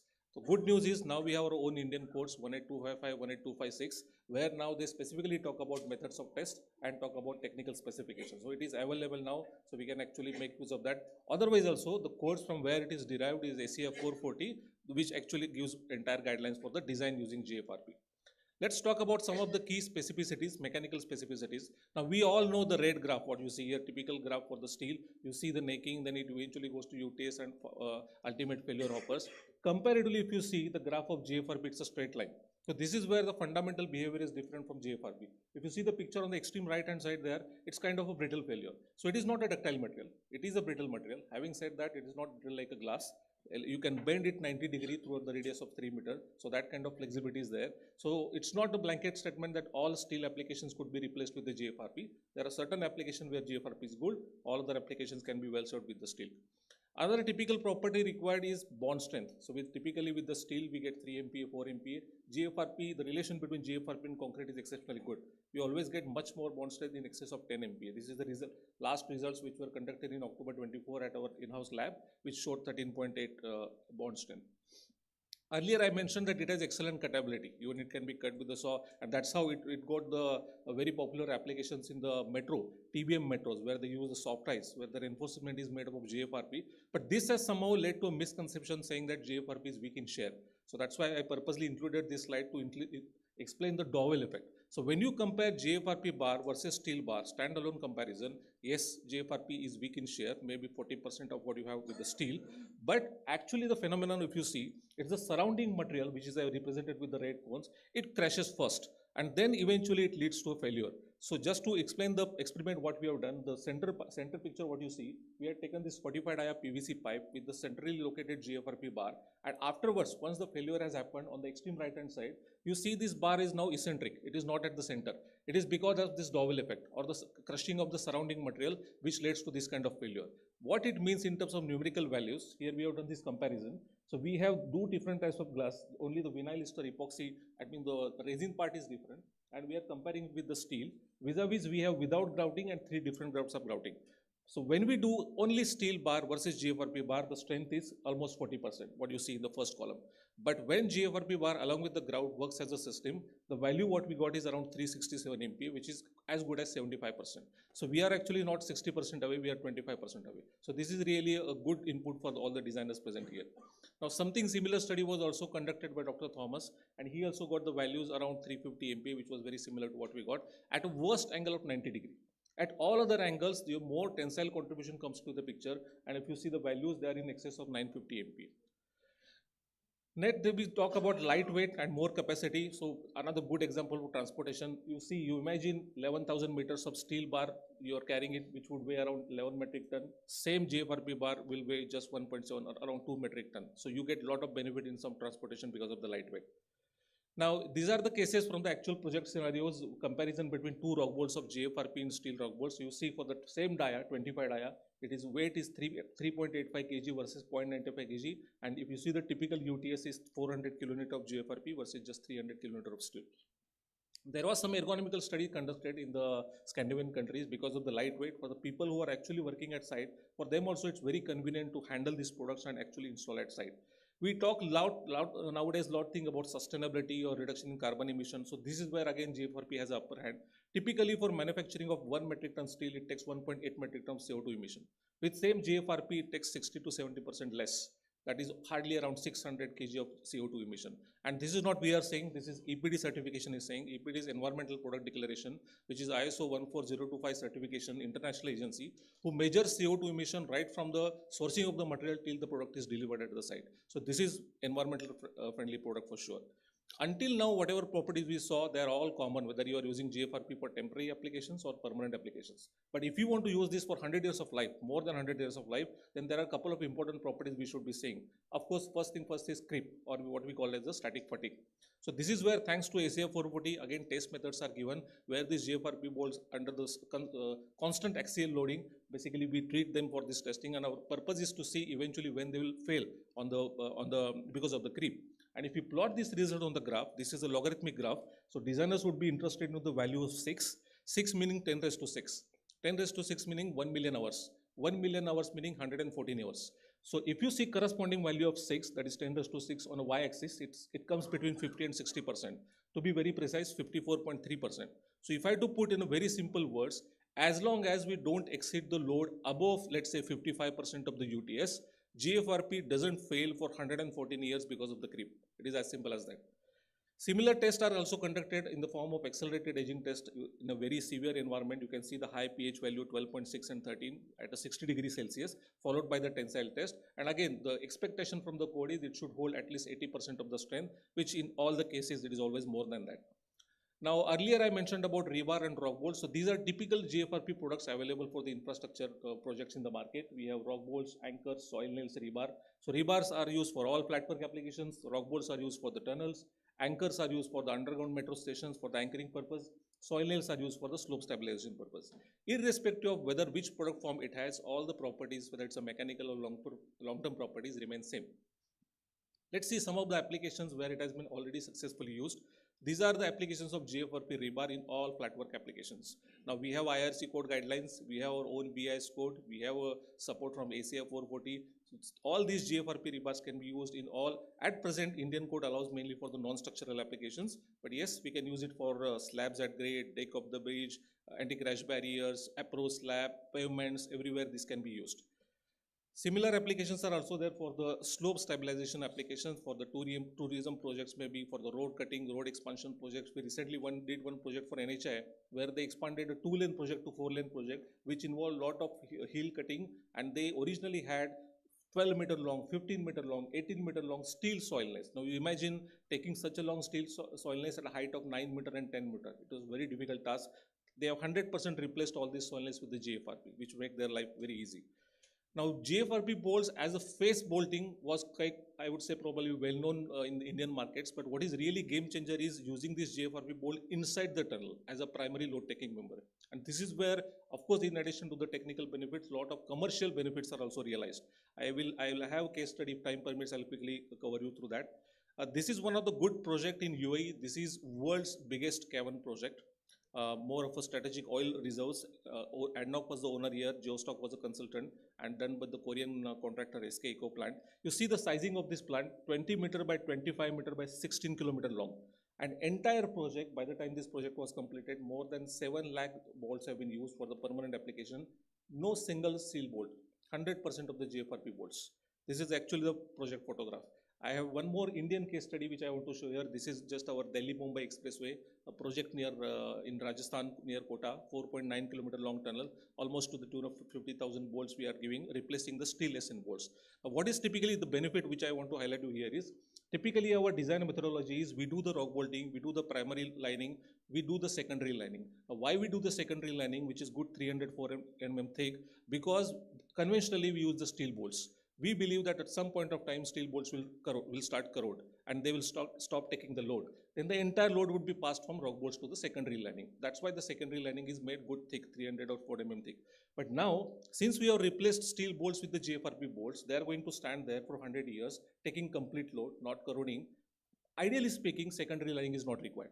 But because this was the first project in India, what they did, instead of completely eliminating the 300 thick lining, they optimized it to 150 thick lining.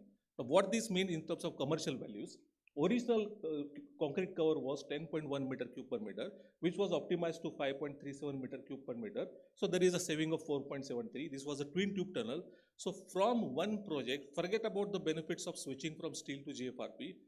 Only in concrete, they saved 46,000 cubic meter in one project.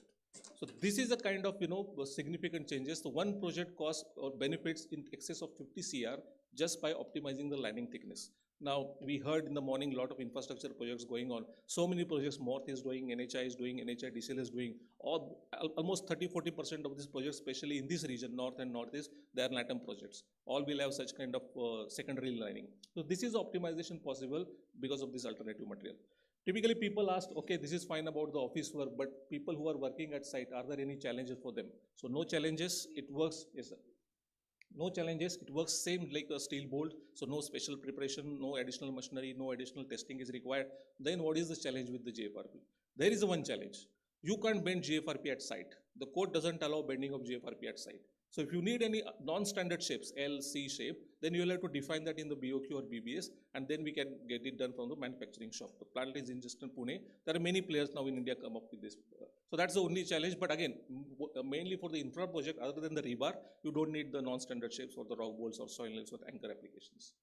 So this is the plant. I take this opportunity to invite all of you, those who are interested to know more about the manufacturing of GFRP through the perfusion process. Please let me know and would be happy to host you there to see how GFRP actually manufactured. Is there adoption of GFRP? Yes, very much. Central government agencies like NHI, Indian Railways has properly documented this, the specifications of the GFRP products in the tender.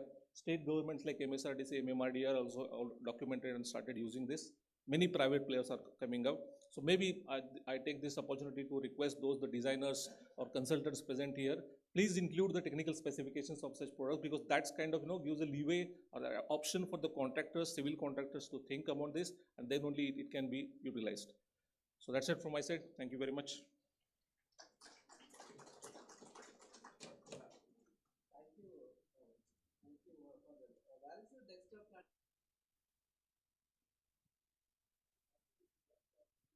Presentation at the, your questions at the end. So now we have the last presenter.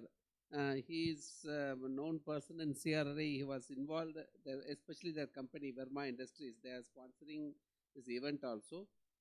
On their behalf, Pratik Tulian will be making a presentation, and he will be making a presentation on because we know it's going to be related to Rejupe. Rejupe, okay. This is a Rejupe. This is a product which has been developed in coordination with CRRA. Mr. Satish Pandey and his team were involved in this particular development, and it has been laid in some of our, as a pilot in a couple of locations. So I hope we will be talking on it. 15 minutes. Thank you.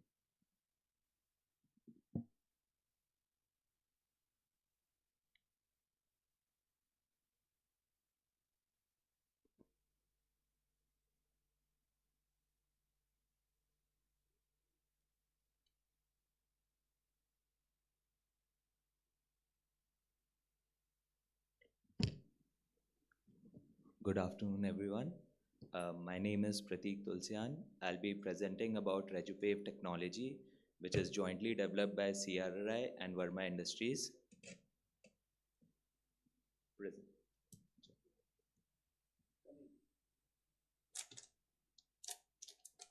So, as our Honorable Chief Guest in the morning mentioned, that not many technologies go on from the lab to commercialization. But I'm proud to state that Rejupe is one technology which has gone from the lab, from CRRI lab to pilot project, and it is ultimately now commercialized, and we have used it in multiple projects. So Rejupe has two major applications. One application which Dr. Bharat previously mentioned is as a rejuvenator for recycling. But today I will be talking about the other application, which is for low temperature laying, as mentioned by DGBRO sir in the morning. So as you all are aware that India has the second largest road network, and many of the roads in India are located in cold climatic regions, especially all our northern region or the northeastern region is a cold climatic region where the temperatures are generally below 10 degrees and sometimes even sub-zero temperatures. So in these regions, the existing practice is to heat the bitumen and aggregate up to 150, 160 degrees centigrade, and it is very challenging to lay the roads in these areas due to sub-zero and low temperature. So what happens is from the site to the from the hot mix plant to the site, there's a significant drop in temperature, and due to that, we are not able to maintain the ideal mix temperature as defined in the codes. Secondly, there's a high energy requirement in hot mix plants due to the cold weather. Because of the cold weather, we have to heat the mix even to a higher temperature. There's a difficulty of achieving the minimum laying and rolling temperatures, and there is also a higher consumption of LDO or fuel oil in the hot mix plant burners. This causes high greenhouse emissions in these pristine pristine mountainous areas, and this can also lead to low temperature cracking in the bituminous layer due to UV oxidation and freeze and thaw. So these are the ideal mixing and laying temperature as defined in the code. So for let's say for VG10, the laying temperature minimum should be 130 degrees centigrade, which is very difficult to achieve. So in order to solve this problem, we have come up with Redefining technology, which is an asphalt modifier, which improves the low temperature thermal cracking and reduces the bituminous mix temperature by 25 to 30 degrees centigrade. It is useful for construction in mountainous and low temperature areas. It is developed by CRI and Verma Industries. We use a liquid bio-oil based asphalt modifier for this. These are some of the properties of our of the product. It is a liquid bio-oil based dark yellow mild ordered liquid. It is soluble in all grades of bitumen and it has a high flash point.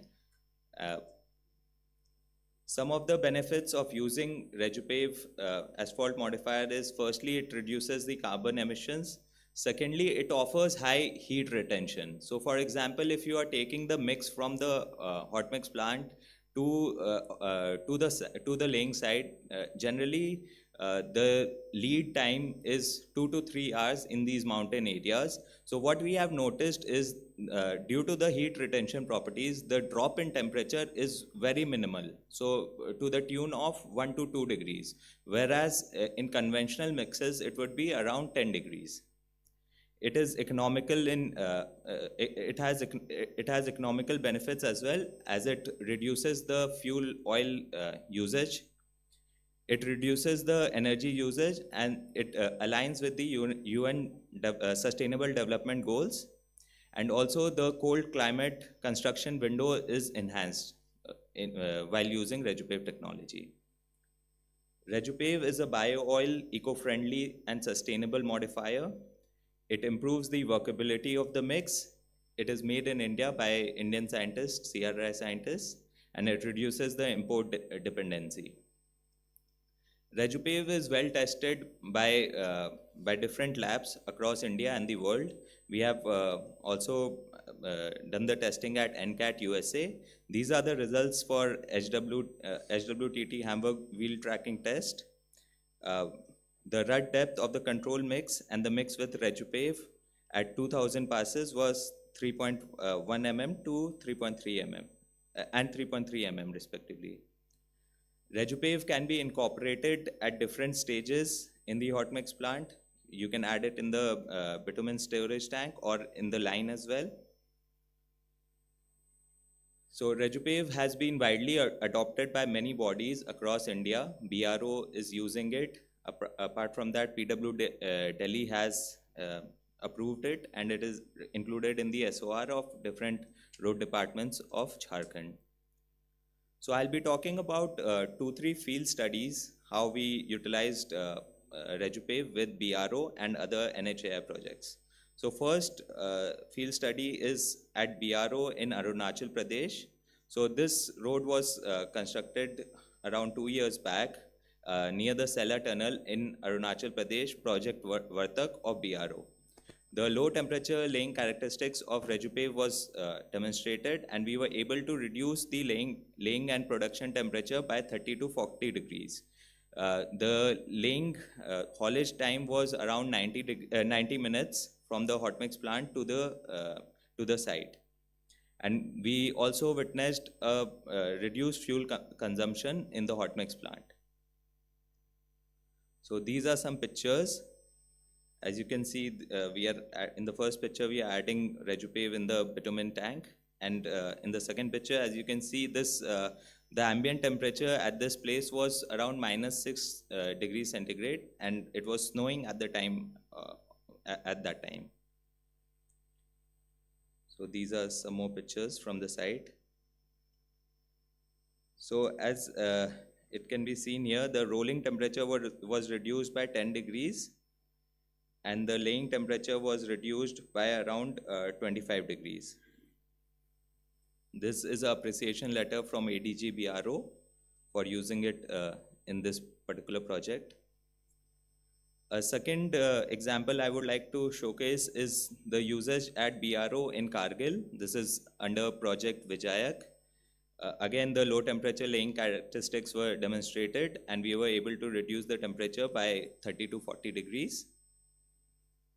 So some pictures from this site again.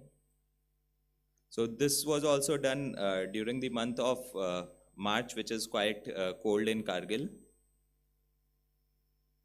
So the mixed production temperature was reduced by 30 to 40 degrees and laying temperature by 25 degrees. We received an appreciation letter from the commanding officers, BRO. So this is one usage in Varanasi, at Varanasi Ring Road. This was done a few years back. Here we were able to achieve a laying temperature of 90 to 115 degrees centigrade, and the road is performing very well. It has been a few, almost 3 to 3.5 years now. Here we also demonstrated the recycling characteristics, and we were able to achieve up to 60% RAP usage in this project. These are some of the pictures. These are the results from the site. This is the section after 6 months. This is a satisfaction letter from the concessionaire, GR Infra. That's the patent certificate of the technology, which is jointly owned by CSIR-CRI and Verma Industries. That's the evaluation report from NCAT USA. We have also been awarded the Construction World Product Innovation of the Year last year in 2023. These are some of the pictures from a national workshop conducted by us last year. This is a presentation given to DG BRO. These are some media coverages that we have received. So it has been covered by almost all the major media outlets of the country. This is the product MSDS. The product is also showcased on multiple Government of India platforms. Now I would like to show you a video from that site.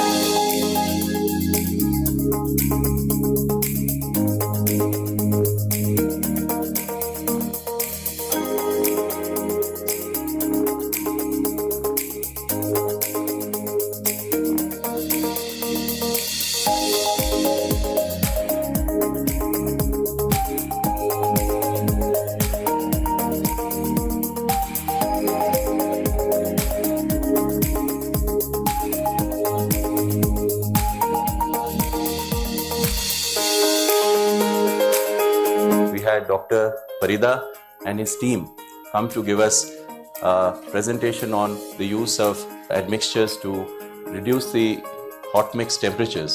You can understand that when we are working in temperatures which are minus 20 degrees centigrade and below, we have a hot mix plant and we have to move bitumen. Even the saving of 30 odd degrees of temperature gives us a great advantage.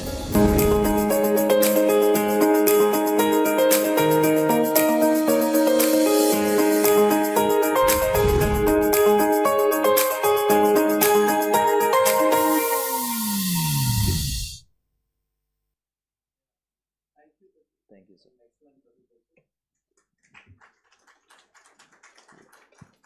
Yeah, thank you. So we will invite questions from the audience, if any specific, you can identify the name of the presenter and then ask your questions, and also identify yourself.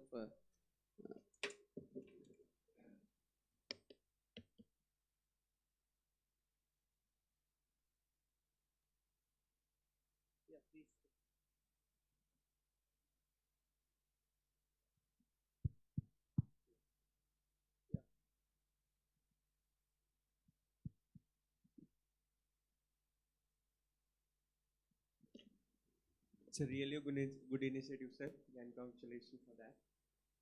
So, my question is, sir, you are poses the different type of mixing procedures and different pictures. So, what about the cost?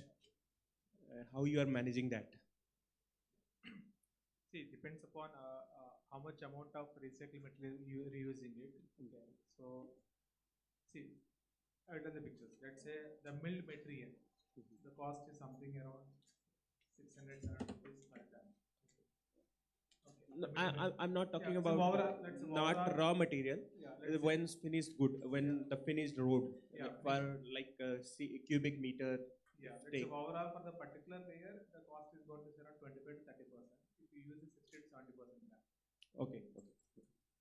So and second question is, you are using certain foam grade also. Yes. So what they are? They are the polymer base, or you are deriving from? No. Basically, we are going to heat the bitumen. Okay. We are going to heat the bitumen, and we are going to just put some amount of water and air. With all this, we're going to get a foam. Okay. Only just bitumen, water, and air. Okay. And that will cure off and convert it. Foaming at that foaming point, we're going to add this recycling material to get a better coating. And you applying the same pressure which is using for the conventional pressing process. In the conventional, we're not going to hit any we're not going to put any water and air. Oh. To create the foam, we're putting a water and applying some air. And after that, you are applying the pressure, same pressure which you are applying in the conventional road making process. Yeah, but in conventional, we're not going to create any foam. To get a foam, we're placing a water and certain pressure of air. Thank you.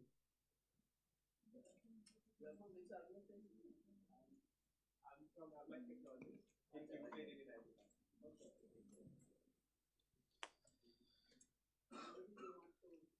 Yes. Do we have any other questions? So, yes, we have a question over there. Hello? Yeah. Sir, please, sir. First of all, I congratulate all the presenters who have given a very beautiful presentation. I have a small question with Mr. Verma.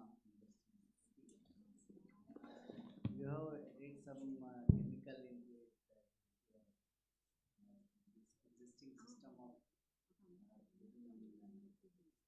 Yes, sir. will it not change the viscosity of your No, sir. The viscosity won't be changed because the dosage is very less. So if we are typically what we are seeing a dosage of 0.1%, 0.2% by weight of bitumen. So that does not really change the viscosity, but it does change the heat retention characteristics, and it basically it changes the heat retention characteristics, and the mixing properties are improved at even a lower temperature. So that's what the chemical is doing. Will it be applicable for cold mix also? Yeah, it is not for the cold mix.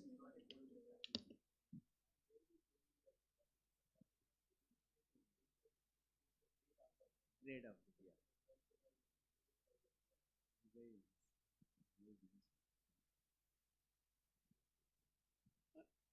Anybody want any other questions from anybody? Yeah, okay. Be brief. Thank you, sir. I have seen this really. I'm a fan of FRP. I'm a man of FRP both. So it's a good coincidence I met you. So I have two basic questions related to the rebar base. So you are creating only for the round section rebars, or a certain I section or certain other rebars also? So these are purely round section rebars. Round mainly mill for it. Yes. Yeah, and it is having all the dimensions which are available with the steel rebars? Just like a steel rebar, you have from 6 mm till 50 mm. Okay. So and the lifespan, generally due to this creep process and everything, I have seen really nice data you reflected over the presentations. But in terms of it have one basic problem that I have encountered while I am working in a FRP, that is delamination process, like interlaminar shear stress. So because when you are loading any heterogeneous system and homogeneous system, there are different methods. In upper layer it is in compression mode, and lower layer it is in tension mode. So in that case, when you are loading the rebars, because I have gone through certain studies in that case of rebar. So in the type of beam or in concrete mixing process, concrete is good in compression and poor in tension. And same here also, rebar material also is poor in tension, good in compression. But due to fiber, it is happening perfectly. So how you are managing this delamination process? So actually, as you correctly said, it is good in tension with the fibers generally. So these problems are typically we have faced because we also we have done certain experiments with the aramids and basalts. So generally there we have seen this. But so you are using basalt?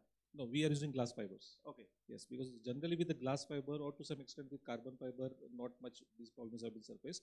But again, if you maintain this proper, the 80-20 ratio which I said, so there are several test methods specified.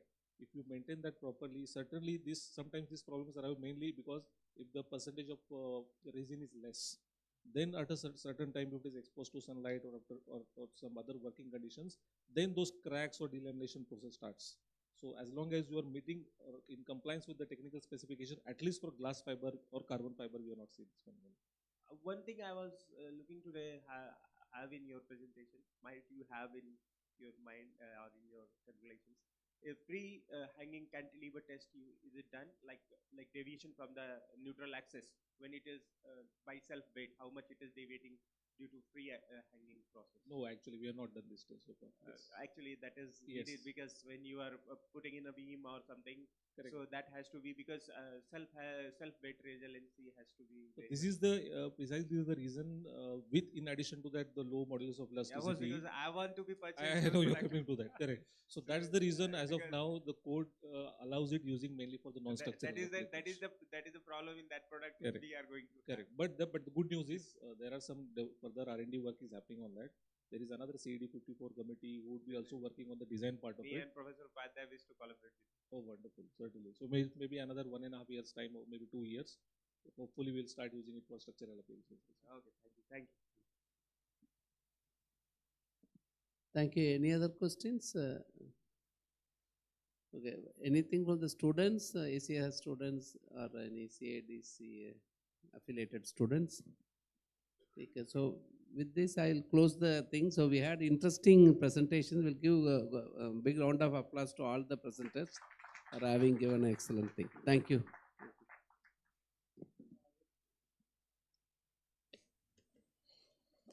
Now I would request our moderator, Dr. S. Velumurugan, to present our speakers with a token of appreciation. First, we would like to present it to Dr. G. Bharat, Principal Scientist, CSIR-CRRI.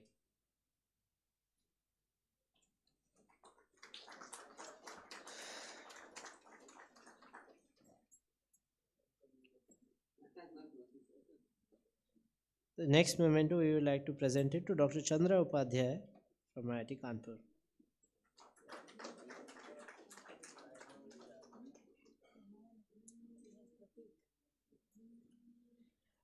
The next memento is presented to Mr. Bhargav Jog from Dextra.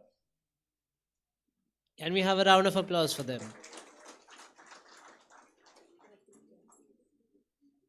The next memento is presented to Mr. Prateek from Verma Industries. Can we have a huge round of applause for him?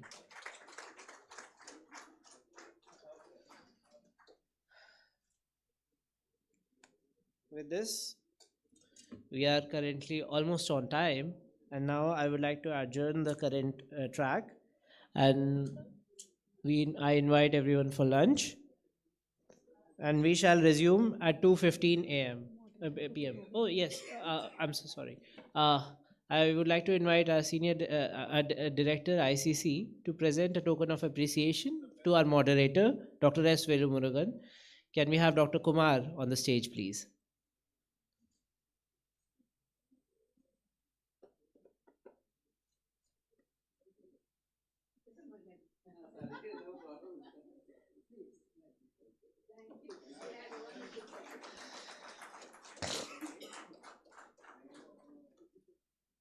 Now this wraps up session 1. We shall resume at 2:15 p.m. sharp.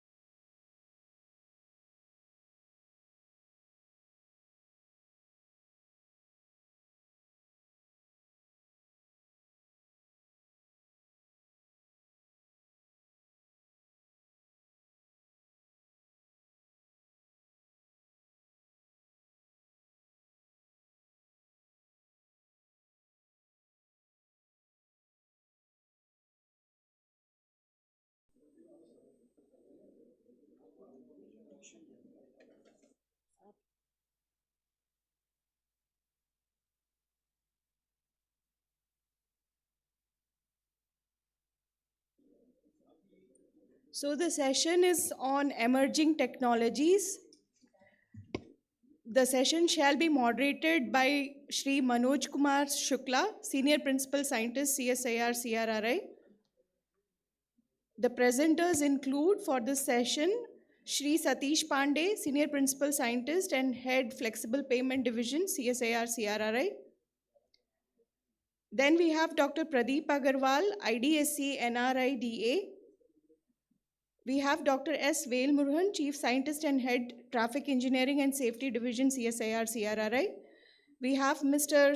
Aro Swaroop, Head of International Affairs, Indian Society for Trenchless Technology. And then we have Dr. Sumon Chakrabarti, who is MD CEO of Magnicret. I welcome all to come onto the dais, please.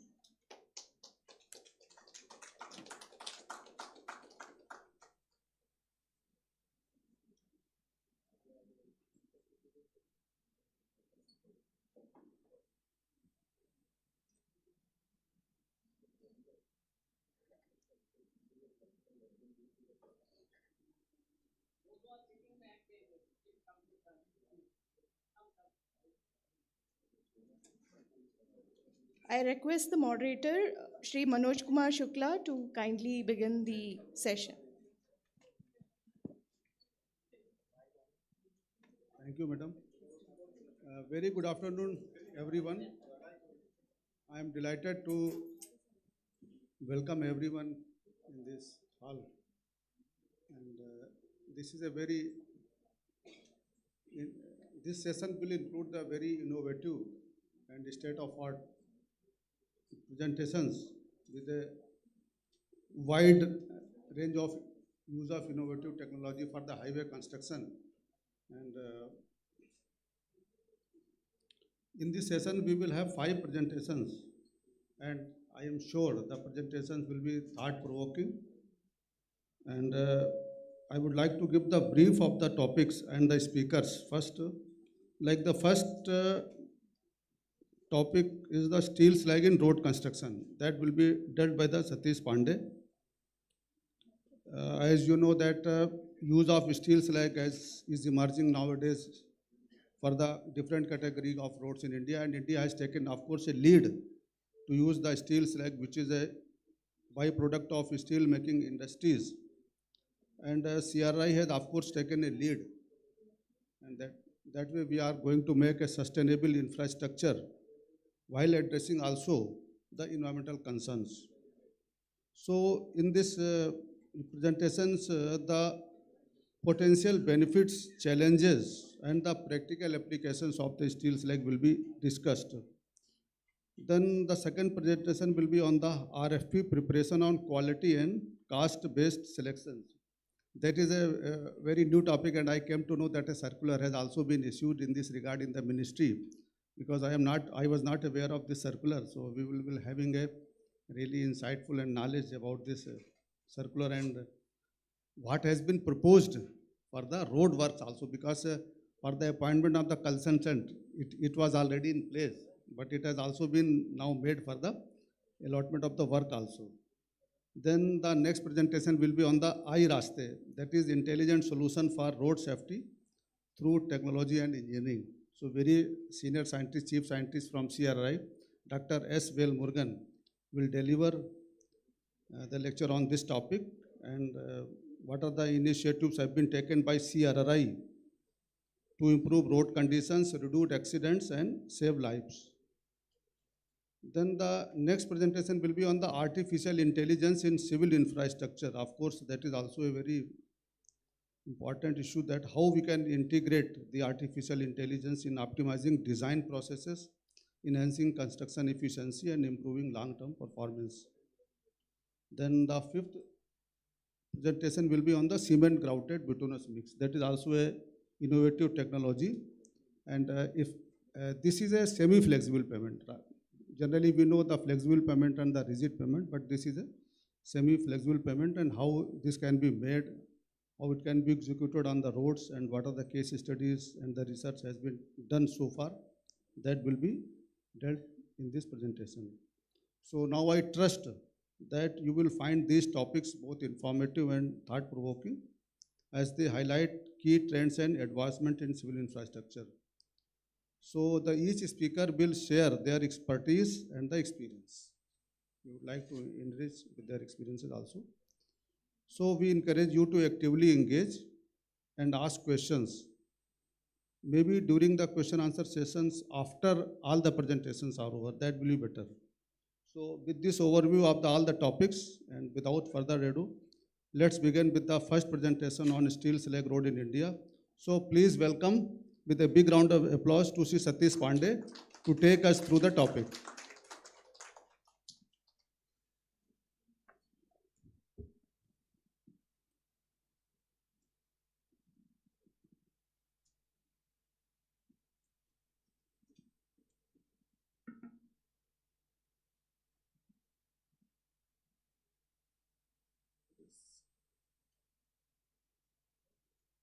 Full screen करो उसको. So very good afternoon. First of all, my sincere thanks to Manoj Shukla ji for providing such a brief introduction about the technology. I am here to share with you the waste to wealth journey traveled by CSIR-CRRI under a major sponsored project given by Ministry of Steel. So under the visionary and scientific leadership of our director Shri Manoranjan Parida ji, we successfully carried out this translated journey across India, and parallelly we are working in out of India also in the foreign countries to construct the steel slag road. So it's a brief presentation. So in India around 19 million ton steel slag is generated annually, and this quantity is expected to reach 30 million ton by the end of 2030. Since as per the national steel policy, the capacity augmentation is going on in different steel plant, and we are expected to produce 300 million ton crude steel per annum. So for every ton of steel production, around 150 to 200 kg steel slag is generated as solid waste. After partial metal recovery, this slag is largely disposed of as a solid waste. And at the same time, like in the morning session, as Mr. Swaroop briefed us, like there is a high demand of natural aggregate, and which is leading to the unsustainable mining. So for road construction and maintenance activity alone, we require around 1.2 billion ton natural aggregate every year. Therefore, there is an acute shortage of good quality natural aggregate. So we worked in this direction to develop the steel slag aggregate as a substitute of natural aggregate for road construction work. So if you will see in any integrated steel plant, there are two types of slag are generated at large. One is called blast furnace slag, which is produced during hot metal production into the blast furnace. So it can be converted as a granulated blast furnace, which can be utilized for the production of cement in the form of a Portland slag cement. So it has very good commercial value. It can easily be sold off between 2,000 to 2,500 rupees per kg. Once there is a hot metal production, then this hot metal goes into the steel furnace for the production of steel. So depending upon the type of furnace, this steel production can further be divided into three categories: basic oxygen furnace based steel production, electric arc furnace based steel production, and cone arc furnace based steel production. So in India, around 60 to 65% steel production happens through BOF route, while the rest of the balance production is happened through the EAF and cone arc steel slag route. So during this conversion of hot metal into the crude steel, carbon based steel, this 200 kg steel slag is generated as a solid waste, and depending upon the type of furnace, it can be further classified as a BOF steel slag, EAF steel slag, and cone arc steel slag. So steel slag is a generic term, but under which there are three different types of slag is happen. So first of all, steel slag cannot be used such as for the road construction activity work. We need to do valorization. There are different intrinsic challenges associated with us. First one is the volumetric expansion, which is imparted by the high calcium oxide and magnesium oxide inside the slag aggregate. This expansion can be in the tune of 8 to 12%, and in case unprocessed, untreated slag is utilized, then it can cause cracks in the Marshall samples. You can see when we put it into the water bath, then it lead to the cracking. And in case if you will put it into the asphalt surfacing, then the pop-outs can come up, as you can see in the bottommost figure, like these are the pop-outs on the road surface. The second issue is the vesicular structure. So the slag as such is the quite vesicular in nature. If you will use this type of slag, then it will lead to the high binder consumption. Whether it is bitumen or cement concrete road, like you will require high quantity of binder to construct the road using it. Third issue is the tufa formation, so it can impede the drainage characteristic of the granular layer, like the CaCO3 deposition can happen, which can reduce the permeability characteristic of the bottom layers, which is one of the essential requirement in road construction. Fourth issue is the chances of corrosion, so it contains high metallic iron, which can lead to the corrosion in the slag aggregate, so we have to reduce the metallic iron content from the slag. Fifth issue, the last but not least, the chances of heavy metal leaching and high pH leachates emanating out of the slag. So since we are putting in the bulk quantity, it's an industrial waste, then this kind of things can happen. So in order to address these challenges, we have developed the customized steel slag valorization technology depending upon the type of slag in order to address all these challenges. So these technologies are the combination of slag pit processing methodology, then the processing slag yard, like how it is to be crushed and all. So one of the important factor like which we worked into this direction, we maximize a particular mineralogical phase in the slag, which is laranite, which is found in abundance in the good quality natural aggregates. We converted all the steel slag completely crystalline in nature. It is not amorphous. So the chances of leaching get reduced significantly. So the leaching is negligible now, which is safe enough to use into the different road application purpose. So in nutshell, like this is the steel slag processing methodology. The slag is poured into the molten form into slag yard. So at this juncture, we have developed the customized steel slag cooling process in order to have the crystalline structure in the slag mass. Once it is air cooled, it is transported into the slag yard for the primary crushing. After the primary crushing and first stage metal recovery, it goes for the secondary stage magnetic recovery, and from that it goes for the second stage crushing also. So during this juncture, like the metallic iron is removed, and once it is crushed into the different sizes, it is further subjected into the accelerated weathering or the surface modification process in order to reduce the volumetric expansion out of it. Yeah. So if you will see the chemical composition of the slag in comparison to the natural aggregate, so the steel slag is rich in calcium oxide content, while the natural aggregate is rich in silica. So the steel slag is called calcareous aggregate, while the natural aggregates are largely the siliceous aggregate in nature. Besides that, there is high Fe2O3 content, which impart very high specific gravity to the slag. So therefore, the conventional construction or construction methodology as well as the mixed design methodology is not as such applicable for the steel slag aggregate based construction. So accordingly, we modified the design parameters as well as the mixed design methodology for slag based construction. So if you will see the comparative mechanical properties of the processed steel slag aggregate in comparison to natural aggregate, you will find it is performing better than in comparison to natural aggregate on all mechanical related parameters. Besides that, we incorporated the 4 different types of tests, which is called iron unsoundness, iron stain index test, and volumetric expansion test, in order to make it sure that slag aggregate should not cause any sort of deterioration. Before that, like the slag aggregate is subjected to be tested on the accelerated testing through the TCLP analysis in order to rule out any kind of heavy metal leaching. So all these details are available on our website. We have developed the initial guidelines for it. So once this process steel slag aggregates are developed, we carried out the construction of steel slag road all across India. So the first steel slag road, we built it at Hazira, Surat. This is 1.2 kilometer steel slag road containing 1 lakh ton processed EAF's steel slag aggregate from bottom to top in all layers, like from subgrade, GSB, WMM, TBM, bituminous concrete. Everything is through slag aggregate only. Road medians, road shoulders, side drain is also constructed using slag. This road was designed for 100 MSA design traffic, and for last 3 years we are monitoring its performance, and there is not even a single pothole on the road. And so what the novel feature in this road that like in case of IRC 37 based design, there is a minimum crush thickness requirement is given corresponding to 100 MSE design traffic. But in comparison to that, we reduce the road thickness by 32% in steel slag road construction. So at that same time, like once we reduce the thickness, we carried out its structural evaluation through heavyweight deflectometer. This is in situ structural evaluation after the construction of road. And one of the important feature is that like this road is found 3 to 4 times stronger than the conventional road built through natural aggregate with reduced pavement thickness.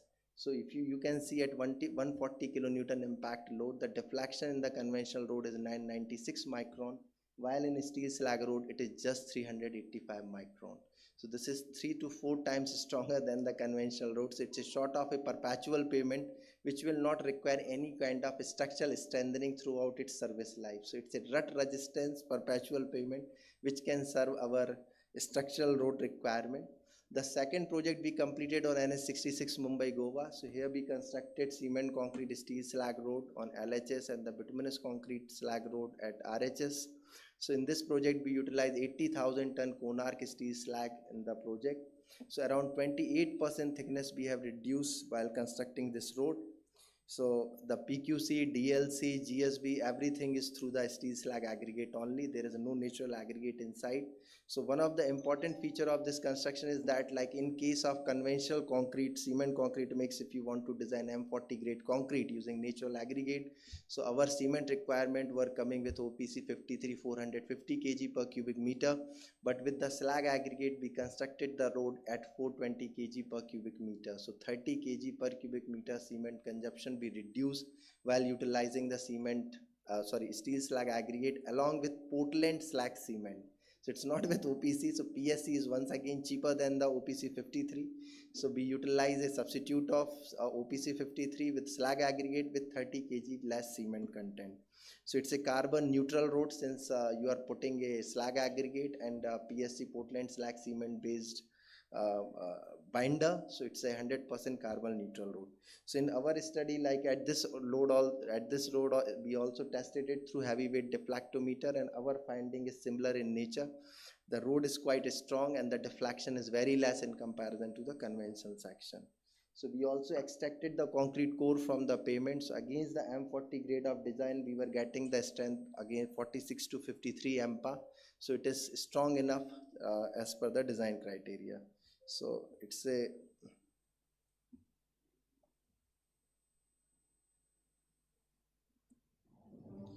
glimpse of the NS66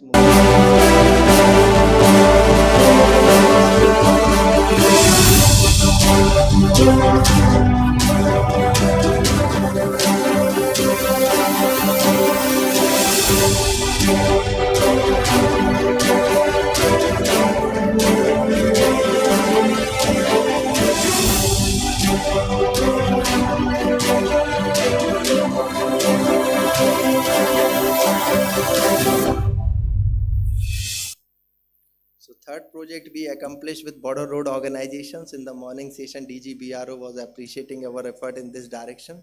This road we built it at 0 Arunachal Pradesh. Here we utilized the steel slag aggregate in 40 mm thick BC to carry out the surfacing.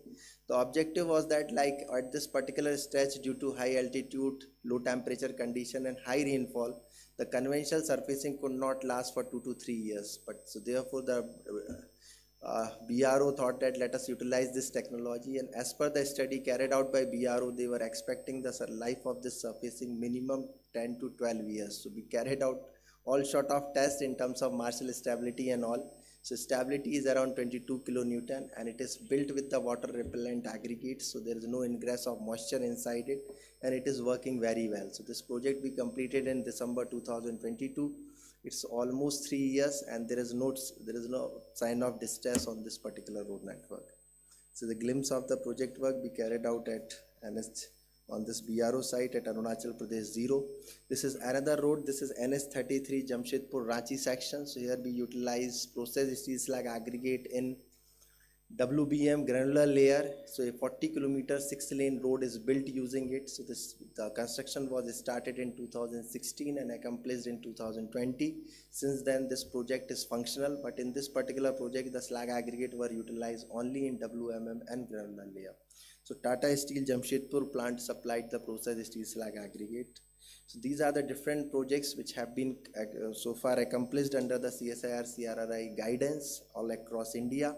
So in Jharkhand, Gujarat, Maharashtra, Andhra Pradesh, and Arunachal Pradesh, like we have already constructed the steel slag road using this technology. We are also extending our support to RMG USA to build the steel slag road at Chicago using Cliff and US Steel. So in terms of nutshell, the major benefit of this technology is that you can reduce the overall thickness by 32 to 40%. You can save 60 to 80,000 tons natural aggregate since you can do complete replacement out of it.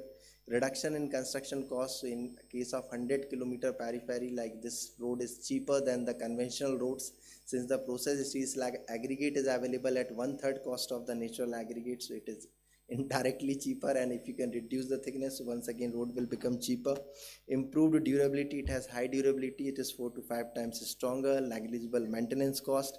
Greenhouse gas emission can be reduced by 48%. This is one of the important factor, like when we talk about the carbon neutral road or the green infrastructure, then this can be achieved using by facilitating the industrial waste utilization in road construction. We also received the appreciation from Honorable Prime Minister of India, and the CSIR has submitted the 5-year vision plan to implement this technology across the India. We released the national guidelines for the processing and utilization of steel slag as processed steel slag aggregate in road construction along with Ministry of Steel during first international conference on steel slag road in June 2024. We received a couple of awards for this along with Tata Steel Managing Director Mr. TV Narendran. There is a couple of appreciation letter as well from the member Niti Aayog, Dr. V.K. Saraswat, the chairman EMNS India, as well as the managing director from Tata Steel. That's all from my side. So if the time permits, can I run a 5-minute video? It's a time over? Okay, okay. Thank you. Thank you, sir. Thank you, Satish, for a nice presentations, and you have highlighted the technology. And since we are running short of time, so the next presentation will be of 15 minutes only. And the next presentation is on RFP preparation on quality and cost-based selection. So how to make a balance between the cost and the quality of the work, and how to award the work to maintain the quality and the cost. So that all will be highlighted in this presentation by Dr. Pradeep Agrawal, Director NRIDA.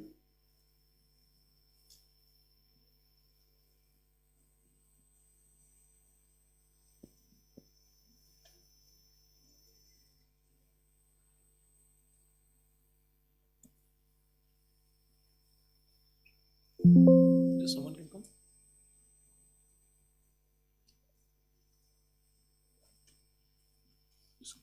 Presentation note. Presentation. Yeah, okay.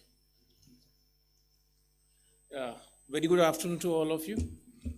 Thanks so much, Dr. Shukla, and my thanks to CRRI and CIDC and ICC for calling me here and giving me an opportunity to speak in front of you. So as we were discussing, Dr. Shukla, like QCBS, RFP preparation for quality and cost-based system. So all of us know that the QCBS, quality cost basis system, has been in place and has been used in the consultancy project. Everybody knows about it. I think, but then the main thing is that the government has allowed in the public procurement the QCBS for the works contract as well. So I think, and this was issued by the government of India somewhere in 2021. And still this QCBS in construction or works contract has not come in practice in the government procurement process. So here I'm just trying to explain within the time given to me for about 15 minutes. It's a long topic, that how to, what are the constituents of QCBS contract, what are the policy, and what all is required to prepare the RFP. because preparation of RFP document for the QCBS is a challenging thing. And where it is where the challenge comes, and then the RFP or the projects are not being declared as the QCBS project. So as you see in the policy detail which I give you later, any project in the government is to be declared as the quality oriented project to be qualified, to be issued the RFP on the basis of QCBS. Quality oriented project is to be declared by the Secretary of the Department. So one funny thing comes to my mind, why quality oriented project? Other projects are not quality oriented projects. So somehow when we make policy, we make this kind of fun. The quality oriented project will only be qualified to be QCBS. So somehow maybe this is the reason for that. Yeah. Yeah, exactly. Exactly. So it is good that we'll be discussing the QCBS with you, since you have given a very good feedback. So the issue is that I'm just saying a funny part of it, that every project is quality oriented project. Every project needs the quality. Okay. So the terminology could have been different, but I have got no problem with the terminology. The issue is that the QCBS, because the L1 system we know is most abused system now, because there are competitive bidding, but it is a cutthroat competition, and most of the time the representation is coming in the PMGSY project also from the public representative, from the honorable MPs, MLAs, honorable minister, that when your projects are being quoted at a rate of -30 to -40% of the SOR, how they are executing it. So this is a big question, and the contractor says we'll execute it.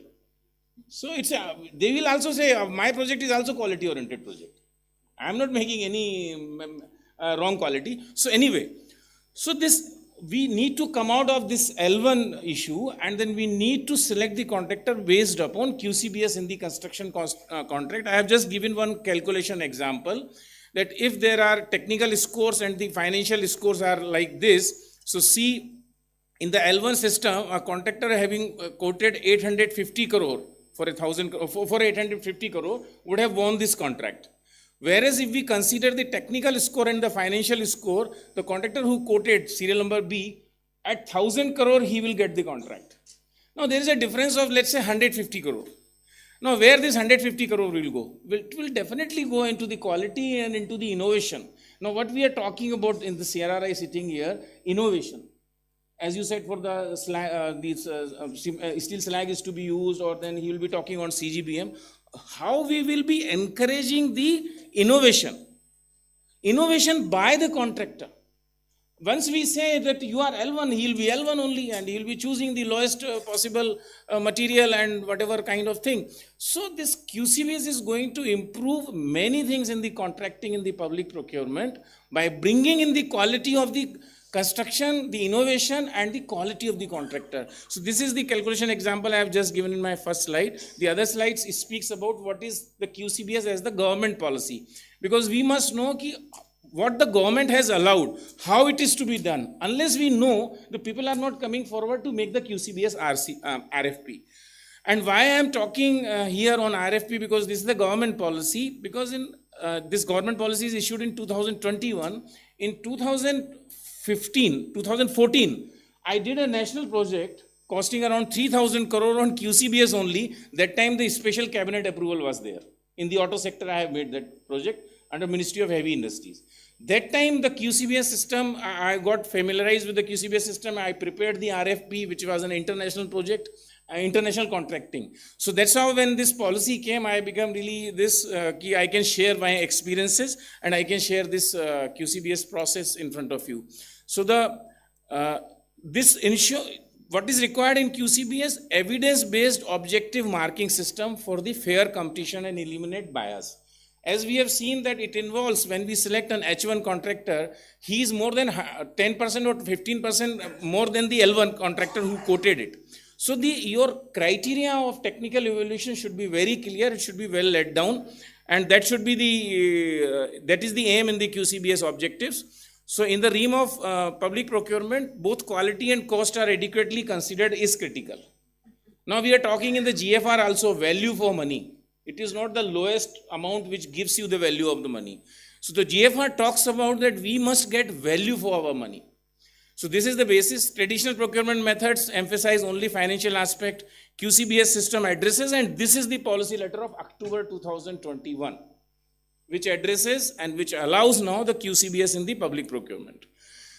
Now the next thing, the other thing I wanted to tell all the officers or the corporate also, that when we talk about the government system, as I criticize a little bit, that we say that we do not have sufficient kind of the enabling provisions wherein we can handle the different kind of challenges required in a particular type of work.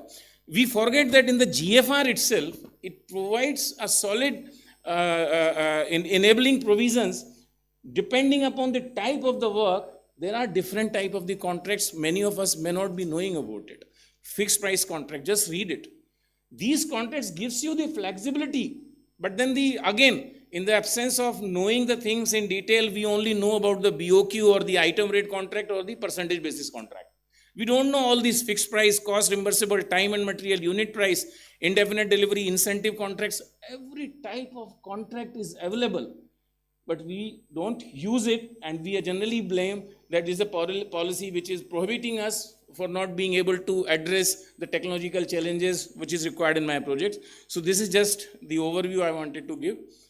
So the QCBS system is a structured approach, as now most of us knows about, because in consultancy it is being practiced.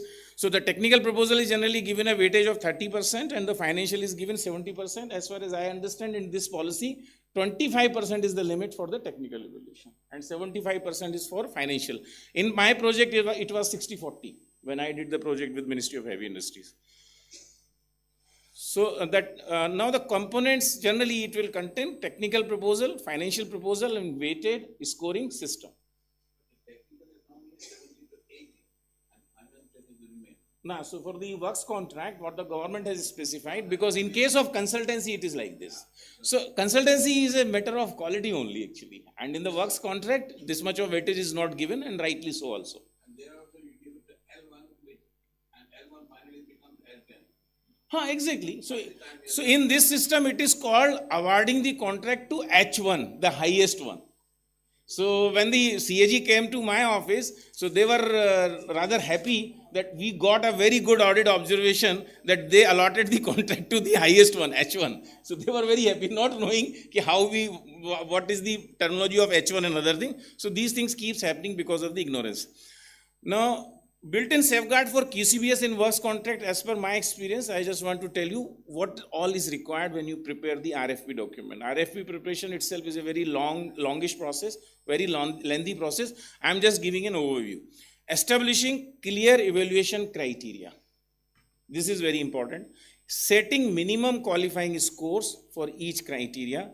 Ensuring weightage balance, as I said, 30% or 25% for technical and 75% for financials, and involving independent reviews. This is very important because the QCBS system should not be misused actually. So these safeguards are required for any organization, and the government has rightly put into the policy letter also all these things.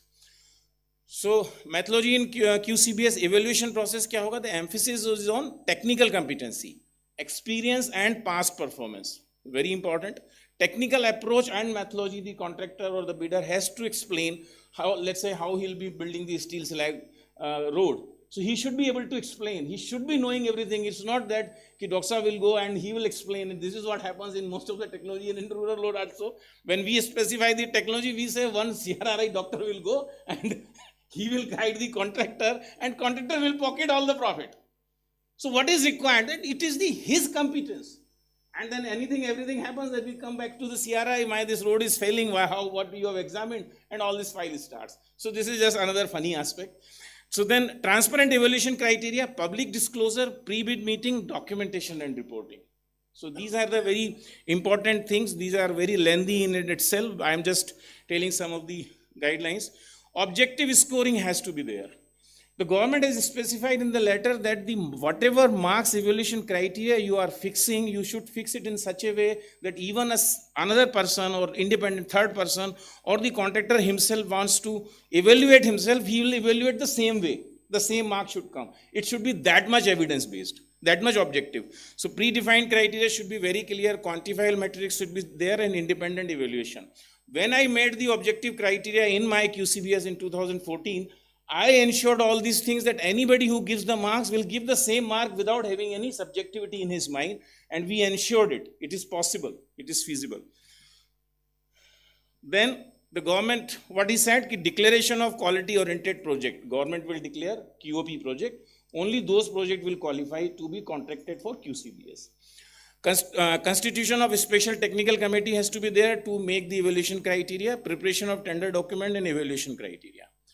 Then fixing of scoring, that has to be objective scoring, minimum qualifying marks, as I have already said, fixed quality parameters, past performance certificate has to be there. They are very important. And adherence to QCBS principle. Formula scoring and selection, I had given the formula, it is very simple actually. It is having the weightage for technical and financial and then the combined score. So I just given the formula, this is available everywhere, it's easy, that how much weightage we are giving to each criteria, technical and financial, accordingly we put into the matrix. Avoidance of joint venture, the government has said that for the QCBS, the joint venture should be avoided. And rightly for the right reason. In 2014, when I issued the contract, I said joint venture will not be allowed. And I have given some reason why joint venture will not be allowed. And then this policy, the government also said joint venture should not be allowed. It is with the reason. Because it is your own quality. It is your own capability. You cannot do the joint venture with some third party and say that now I am capable. So the government has very clearly said, it is to be used for high technology projects and implementation board has to be there. Two envelope system, as we know, eligibility criteria again, experience, financial turnover and completed similar works. This is the first eligibility criteria. There will be two doors to enter. One is the minimum eligibility criteria, another is the technical score. Then third one is the financial score.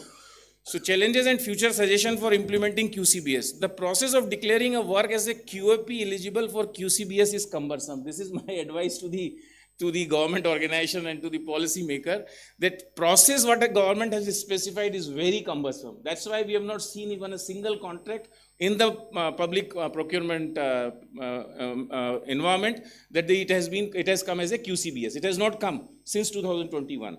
It is cumbersome, so I think this is to be relaxed. Constituting a technical committee with several experts, especially those from outside the project executing agency or the same ministry, presents practical challenges. It is specified that you have to have a special committee and committee has to have many people from outside ministry and blah, blah. QCBS be mandated for all works contract exceeding a certain financial threshold. So my recommendation is that every project with certain financial threshold of a different kind should be declared automatically as a QOP. The parameters can be proposed by the consultant or the entity that prepared the DPR. Consultant, again, if we can believe the consultant, he can specify the evidences, he can specify how to do the evaluation. There is need for better awareness and training, so the training we are doing, awareness has to be there for preparing the QCBS among contractors and the public official. Regular training program should be conducted on QCBS, so that way the CRRI or CIDC is doing a wonderful job that we are conducting and discussing this methodology. So, and regular training program. And this is what I just wanted to tell. It's a very brief thing because preparation of RFP is a very elaborate process and that too for the QCBS. But I have just given an idea how it can be done, and the government has issued this policy which everyone of us should know. Thank you so much. Thank you very much, Dr. Agarwal. So far, no project has been awarded on this. As I said, I got this opportunity in 2014 when this policy was not there, even in the consultancy. I executed a national project of the costing of around more than 3,000 crore in auto sector actually. The biggest proving ground, the world proving ground I have made in Pitampura. But after that, this policy when it has been issued in 2021, it is not in my knowledge that any QCBS QOP project has been declared by the government to be done on QCBS, because the public officers and the departments, they are very not very open for this kind of thing, because they are thinking how to put all these things into detail. That's why the experts are required in this field. And you have also mentioned that independent review is also required. What is this independent review? Independent review, like it is an internal mechanism. When you are fixing our objective criteria, then it is good for the organization who is handling the QCBS project on the works contract should have independent reviews so that no one can put blame onto you because you are awarding to H1 contractor. Thank you very much. Thank you for so the much. Nice Any questions, sir? presentation.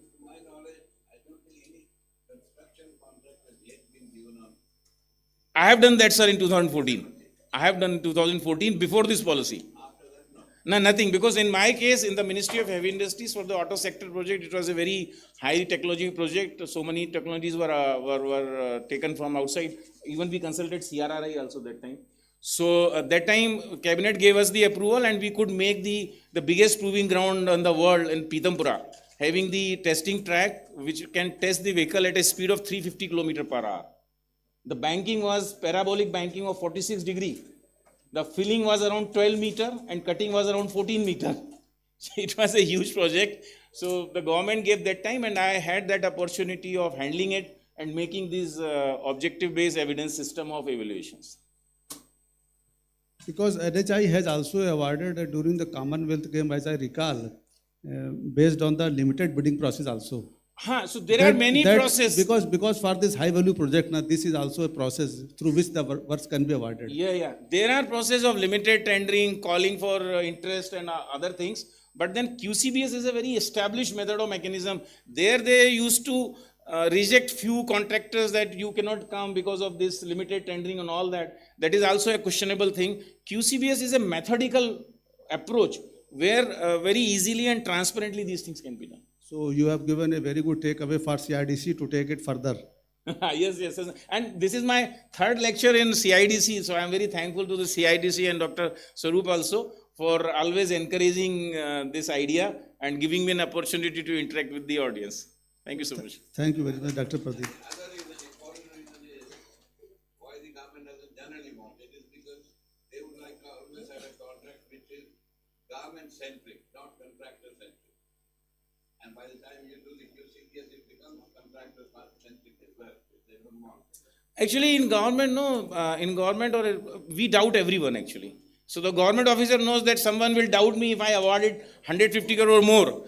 Not knowing very well that if you are confident enough, if your knowledge is good, like when you are using technology and you are confident that my steel slag rod will be durable, one will take it really forward. But then, so it is required that one should be knowledgeable, then the officer will not be like what I did, of course with the approval of the secretary and everybody. But then we were very clear that we are very sure about it. Thank you so much. Thank you very much. Thank you. I think I have taken a lot of time. Thank you. No, it's actually, this is very alarming topic and interesting topic also. Because nowadays we are facing a lot of problem in the industry that works are being awarded at very low values. So this is very much needed, of course, in the highway sector. In all sectors, but we are concerned with the highway sector. So sir, now we have next presentation by Dr. S. Velmurugan, Chief Scientist, CRI. That is on the intelligent solutions for road safety through technology and engineering.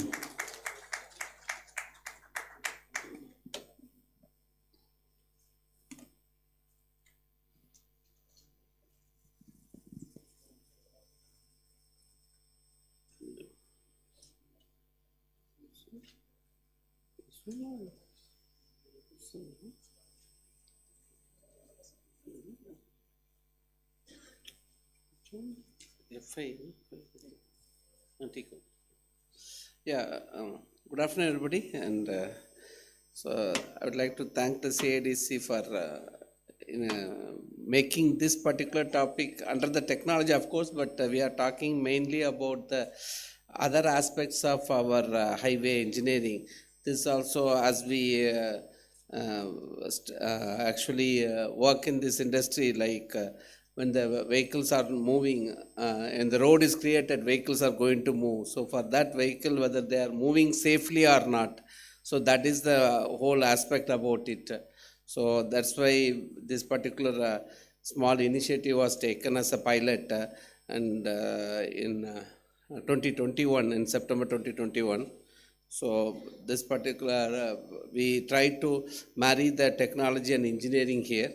Basically, engineering means our basic knowledge of highway engineering, which is the geometric oriented, and also the technology aspects like ADAS has been used and DMS has been used in another project. So this is an overall presentation outline, why we need it, setting the tone for it in terms of the safety situation in the country, and about this pilot study which we happen to do. And artificial intelligence powered ADAS was used here, which is a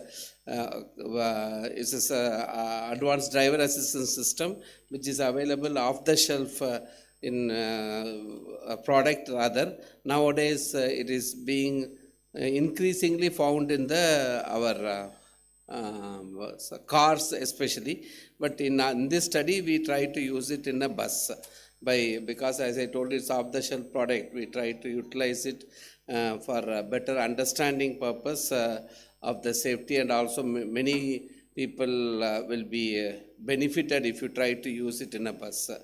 And that's why we try to use a vector approach here. Vehicle safety was taken, and driver safety aspect was getting enhanced because we are trying to have the ADAS system, and the mobility safety aspect also we considered. And subsequent about its implementation, how the infrastructure, whether it can be presently what it is and how it can be benefited in the traditional way, infrastructure safety also was looked into.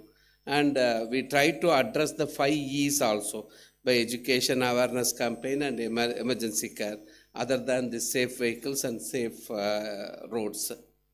So this is the small scenario I'll try to give about Indian scenario, which we know it in terms of the crash scenario especially. I would not say the crash especially, that is basically the fatalities happening in our country. If you try to see, that has shown since 2011 we are signatory to the UN Decade of Action for Road Safety, but we are actually contributing for more number of fatalities since then. 125,000 was the fatality at that time. Now we are reached, which is mind-boggling, I would say, 173,000 as per 2020. Our 168 was the 2022 statistics, and now it has reached 173 lakhs, 1.73 lakhs. So this is that's why we are signatory in 2011 for bringing down this fatalities and serious injuries by 50%, but we are not able to achieve it because though the crash has shown some sort of a saturation level to an extent, it was, but fatalities have not, and serious injuries have gone, except for the COVID year, it has shown the increase only. And this is this we are, generally we are trying to 10.11% of the world road deaths we are contributing, and almost 18 deaths per hour is happening on the thing. And more importantly, this is one of the top 3 causes for deaths for the age group between 5 to 44 years. So that way it is all the more problematic. So with that, our serious expansion of the roads, are we making our roads safer? That also, if you try to see, it is not so. From 2011, if you see, 28.6 was the severity rate, that is the number of deaths per 100 road crashes, which has gone up from 2011 when we signed this UN Decade of Action, 28.6. Now it has gone up to 37.3, and now in the present 2023, it will be reaching something in the range of 38.5. So 38.5 deaths are happening per 100 road crashes. So we try to, as I told you, we took a test bed of Nagpur for this particular study. The state of Maharashtra also, the road deaths per 100 road crashes is 46. If you so that is also a state with the dubious record of more fatalities has happened since the 2016. And this is the state about this particular, because even the national average, as I told you, for the same comparable year is 37.3 of deaths, which has gone up to 45, almost 46. So that is the thing which we have to understand. So we try to see that statistics in many other ways. If you see the kind of crashes happening on the state road network level or highway network level or otherwise the other urban road network level, everywhere the scenario is almost very bad. And in this, the major contributors, of course, may be the heavy vehicles, and in that and also the major people who are getting affected are two-wheelers. That was one of the major issues, who are the people who are seriously many a time getting injured in a fatality or otherwise in a crash or otherwise fatal. And also the issue here is the other people in the urban areas, it becomes more to do with the pedestrians. So in the city like Nagpur, we try to see about 200 to 250 deaths are happening in the city. So that's what we thought we'll try to address it. And here we try to use it only for the buses here, because we try to use bus as the ADAS system. So that's why our focus was using the buses in this particular thing. So this project, as I was saying, the 5 E's were addressed. So vehicle engineering and infrastructure engineering and education, enforcement and emergency care as a tertiary object. That way we went about it. And the 50% reduction in crashes was the major thing. But that's the ADAS system, which is the off-the-shelf one. The four distinct alert it gives you, that forward collision warning, pedestrian collision warning, or headway monitoring warning, or lane departure warning. So all these alerts were which are coming from the system depending upon the speed of travel, that has been judiciously used for the driver to be before and after the ADAS installation. That driver was given sensitization. About 1,400 drivers were given this kind of initially training about the ADAS system on their vehicle, what its utility and all. So that was actually after that training and how they are performing, we try to understand from the vehicle safety aspect. But other than that, this ADAS system is having the GPS coordinates. So with that, we try to utilize it for identifying any location which can turn out to be a black spot in the foreseeable future. So that we call it as the gray spot map development. If the alert is coming time and again at a place where actually it is not identified as a black spot as of today. So that way we went about it. So, and this is the simple, the camera is AI enabled. So that's why it is able to give you audio and visual alerts, these 4 distinct alerts. And this is the way we went about it. So that way the coverage of, since we installed it in about 200 buses running under the Nagpur Municipal Corporation, plus 50 buses of the school buses. One school was taken on board. So we found, depending upon the various training given to them, there is a 31% reduction in their risk score was understood. That is, before how much they were performing. Now that training is given, that how much they are conscious about alert generation. So that shown about 31% decrease. But and also the people who are doing better, they were also rewarded with as a safety champions. But at the same time, we wanted that data to be substantiated with the crash data caused in the case of buses. So that way we try to run this project till 2024. So this is the risk score, what I just told you. But this slide you can see here, comparison road crash per 50 buses out of this 200. We tried, because I told you about 200 buses of the NMC we installed it, about another 230 buses in that non-ADAS ADAS was not installed. So that data was also viewed upon for a 1 year comparable period to understand how much is the crash scenario happening in a ADAS versus a non-ADAS bus. So that was about, it showed about 41% lower number of crashes. So that is what we could find it. And this, as I told you, that this is another one. We try to understand if the alerts are coming time and again at a place. That location we identified as a gray spot, which may not be a black spot in the at present. So that was substantiated with the black spot data before identifying a gray spot model. For identifying a gray spot, we try to have considering the data with the intersection vis-a-vis mid-block location, because in intersections there could be various factors which may be contributing from the geometrics point of view, as well as the total length in the entire city, plus that alerts. That alert is a dynamic one. So in that alert, appropriately alerts were considered. Forward collision warning and pedestrian collision warning was considered. Whereas in the mid-block location, because the mid-block means between two successive intersections, that is the mid-block. So those locations we try to go based on the time gap between the subsequent warning generation and the speed of the vehicle and the width of the road.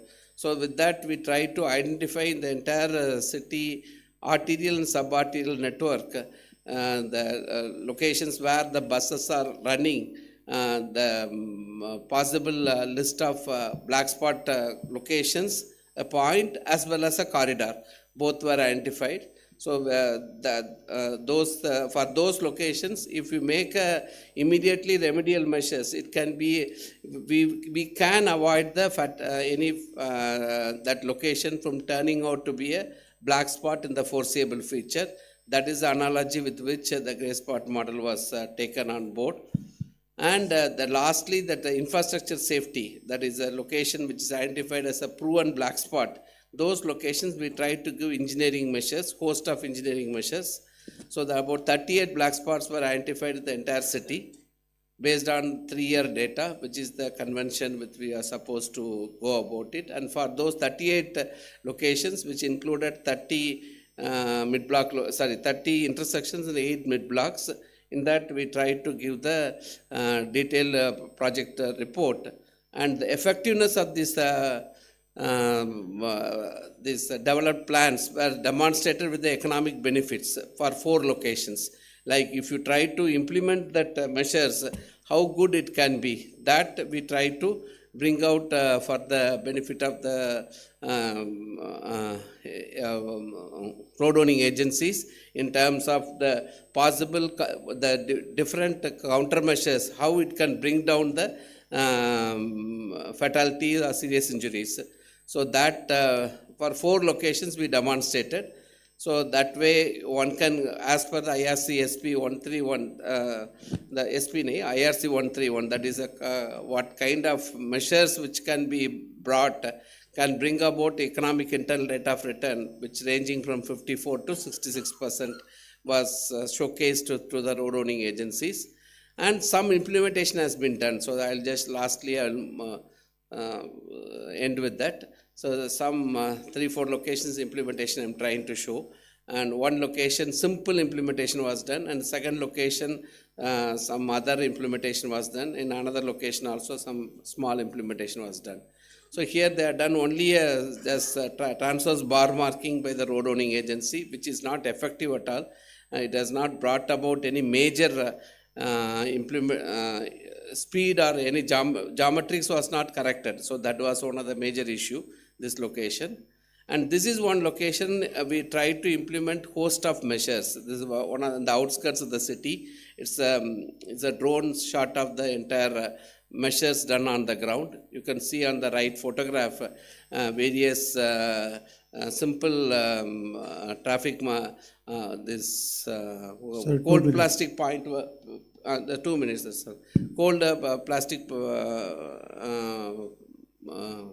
paint was used with the varying thicknesses, and with that we tried to give that measures in such a way. But some measures were visible, and they are actually even today there is no fatality happening. So that was one of the major part we found is effectively working on that location. And even we recently visited that location also to understand what it is.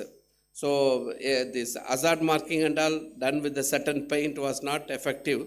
But if you try to use a cold plastic, which was working better, that's what we found.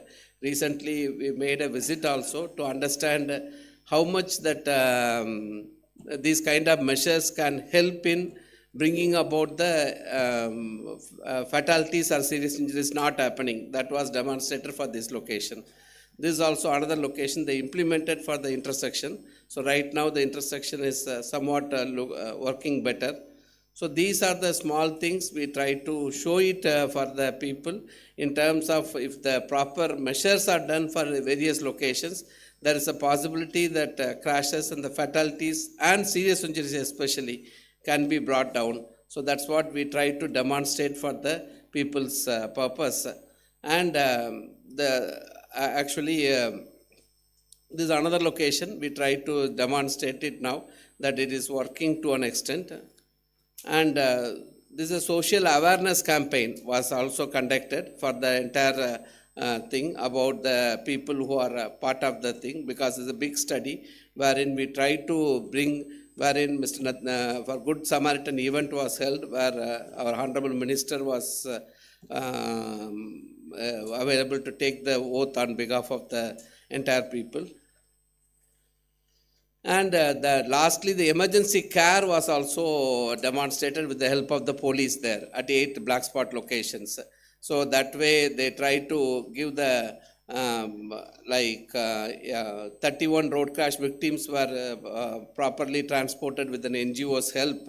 So that way that is being monitored with the police thing. And the project at the time of handover to the Nagpur Municipal Corporation, we tried to give a dashboard also.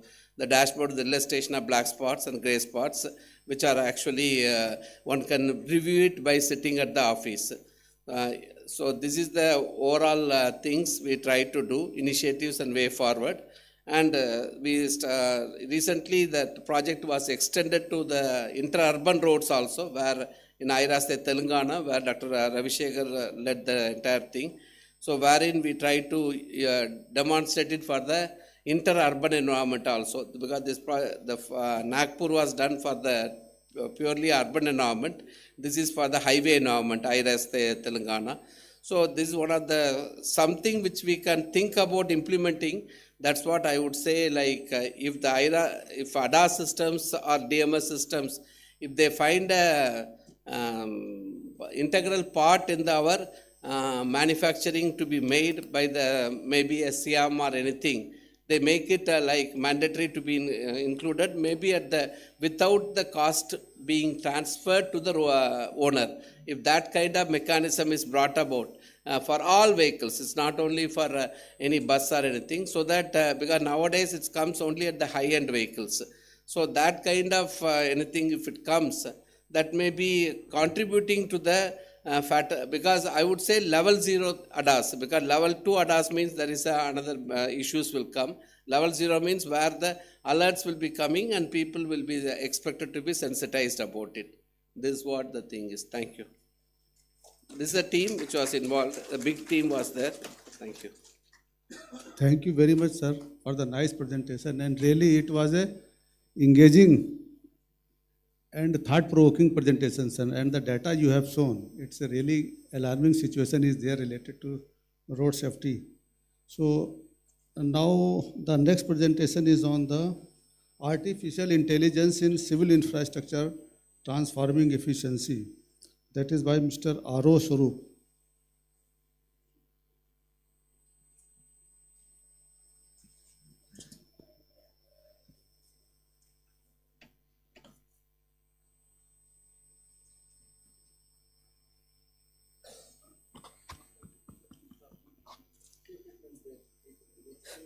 It is 3:35. I'll prefer to take 10 minutes only, since we are running ahead of time. So the topic of my presentation is going to be artificial intelligence. And a couple of speakers before me, Dr. Velu Murugan himself, has spoken very well of a very interesting concept of a sub-concept within AI, that is use of your convolutional neural networks in ADAS system, which is very, very valuable in highway safety.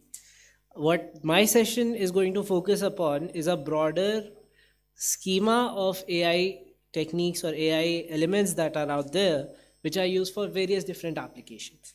So let's proceed. With this session, I plan on 3 objectives to disseminate amongst our audience, which is going to be the fundamentals of AI, what are the different subdivisions, sub-elements of AI that are being used currently in civil infrastructure projects. How do we explore we go through the real world applications of AI in structural health monitoring and sustainability, as well as the optimization within a construction project or maintenance or operation projects. The third objective being, we discuss the challenge within the implementation and use of AI to the current industry norms or the current industry standards that we have. First, let's go on a very simple, very brief overview of what's AI and why we are using it in civil engineering. The idea of AI is basically it is there to simulate human intelligence, to make decision making, problem solving, as well as training of the existing systems easier.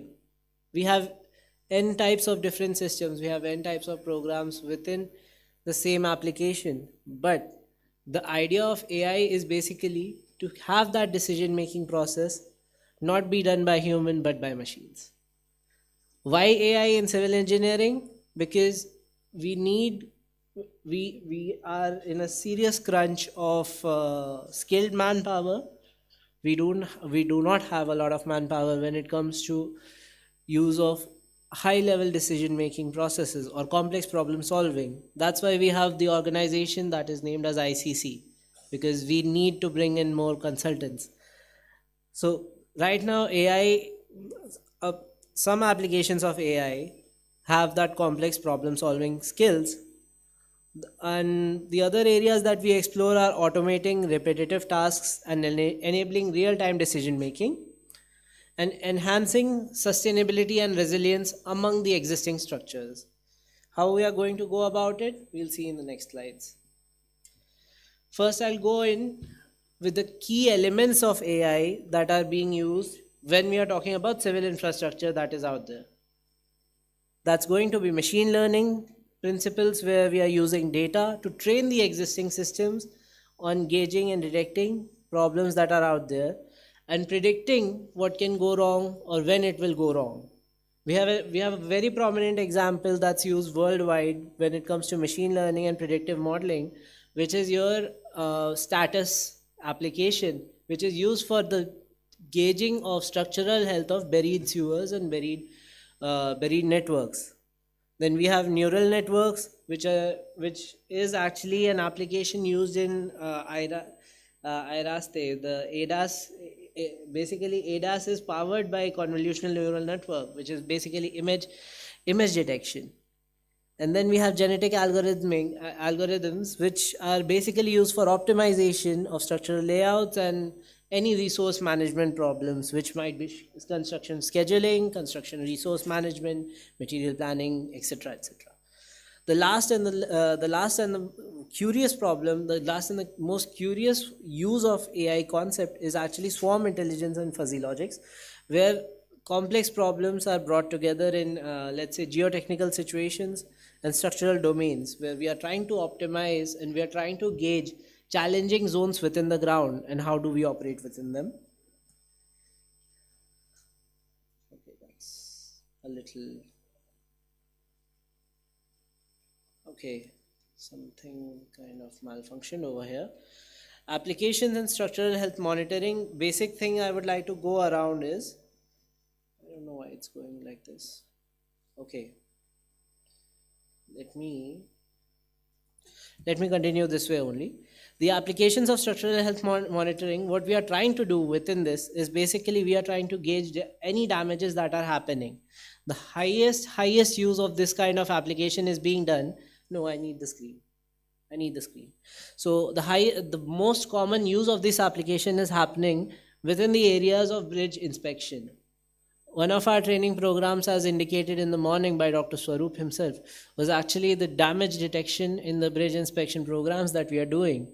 And right now, AIs, the convolutional neural network, which are trained to detect cracks, corrosions, and any defects in the existing systems, are being implemented for this exact structural health monitoring systems. Then we have autonomous inspections, where we are training the platforms with these capabilities of bearing cameras. For example, we have drones. We have drone is a very specific term, but the exact term would be UAVs, unmanned aerial vehicles, combined with AI, which is basically training them to know training them to understand the critical parts of a structural model and evaluate or inspect them frequently. The third part would be data analytics for using the data which is basically the failure data of the older existing utilities, and how we can use it for predictive analysis of our current systems. And then I have referred a case study of structural health monitoring using AI applications in this presentation itself. You're welcome to ask the organizing team and as well as myself for the presentation and the references. Let me try it right now. This is, yeah. With sustainability and AI, I'm going to discuss the most essential part. See, we have a lot of sustainable materials that were discussed in the morning. Right now, even slag optimization of slag was discussed by Dr. Pandey himself. So when it comes to sustainability, innovation on the material side is already being done. My argument goes towards the use of the material, which is the operations part, and how we can make that sustainable. And that can be done via using predictive algorithms, gauging the utilizations in proper way, and resource optimization.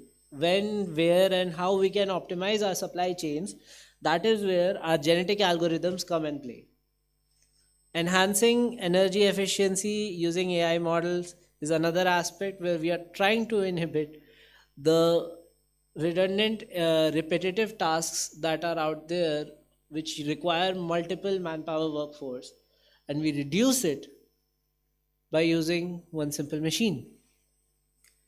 And again, a case study is also referred in this presentation, and anyone should feel free to use that.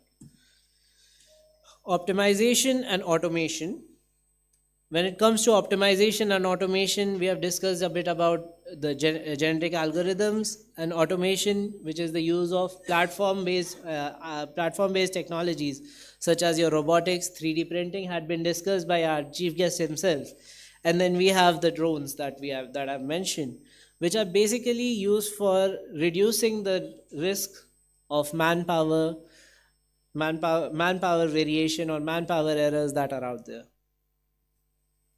The case studies that I mentioned are actually cited over here, which are basically the structural health monitoring case study, which uses the similar algorithm as mentioned in my previous in this previous session, which uses vision-based AI for bridge crack detection.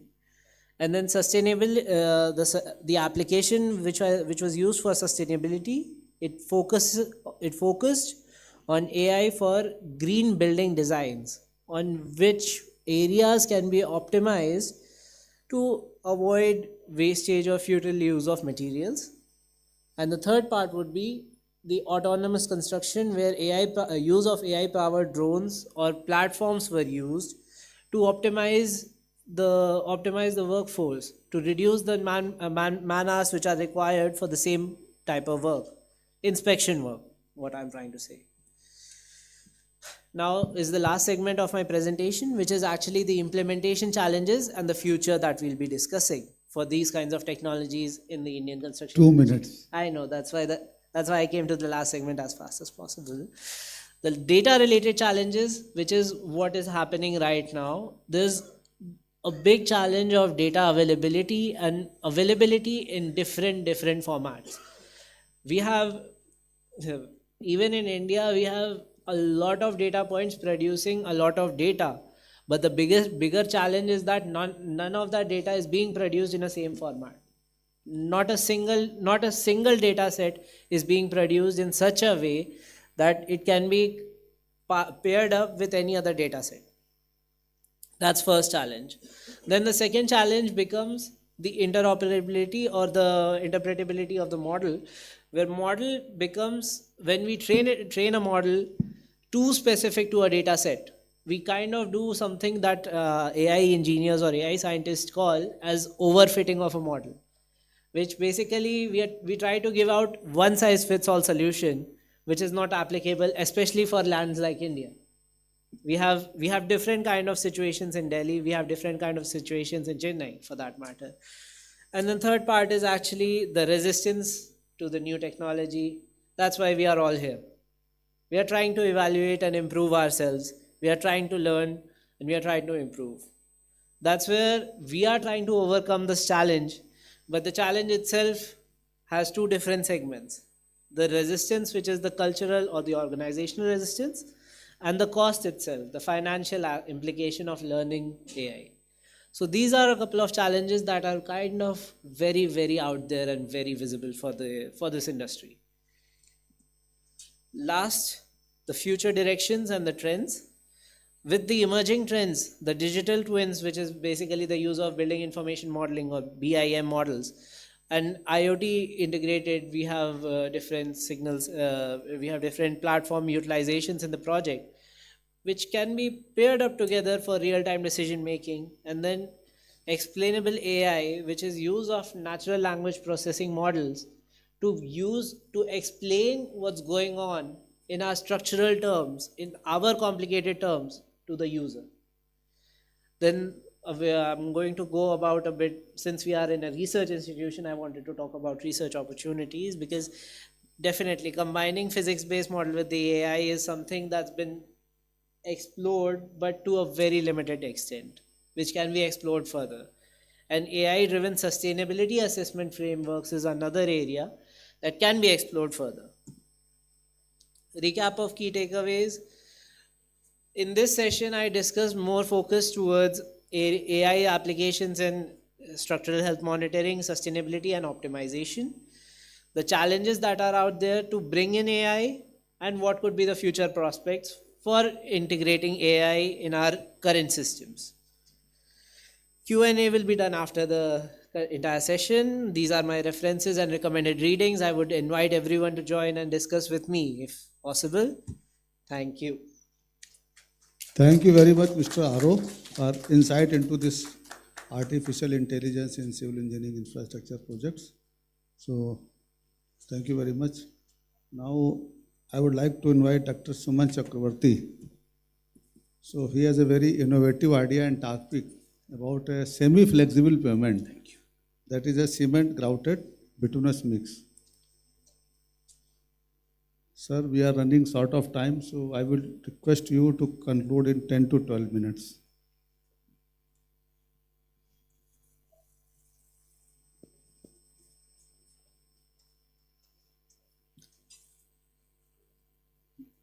Good afternoon, Chair, Mr. Sri Manoj Kumar Shuklaji, my co-presenters, and the learned fraternity who are here.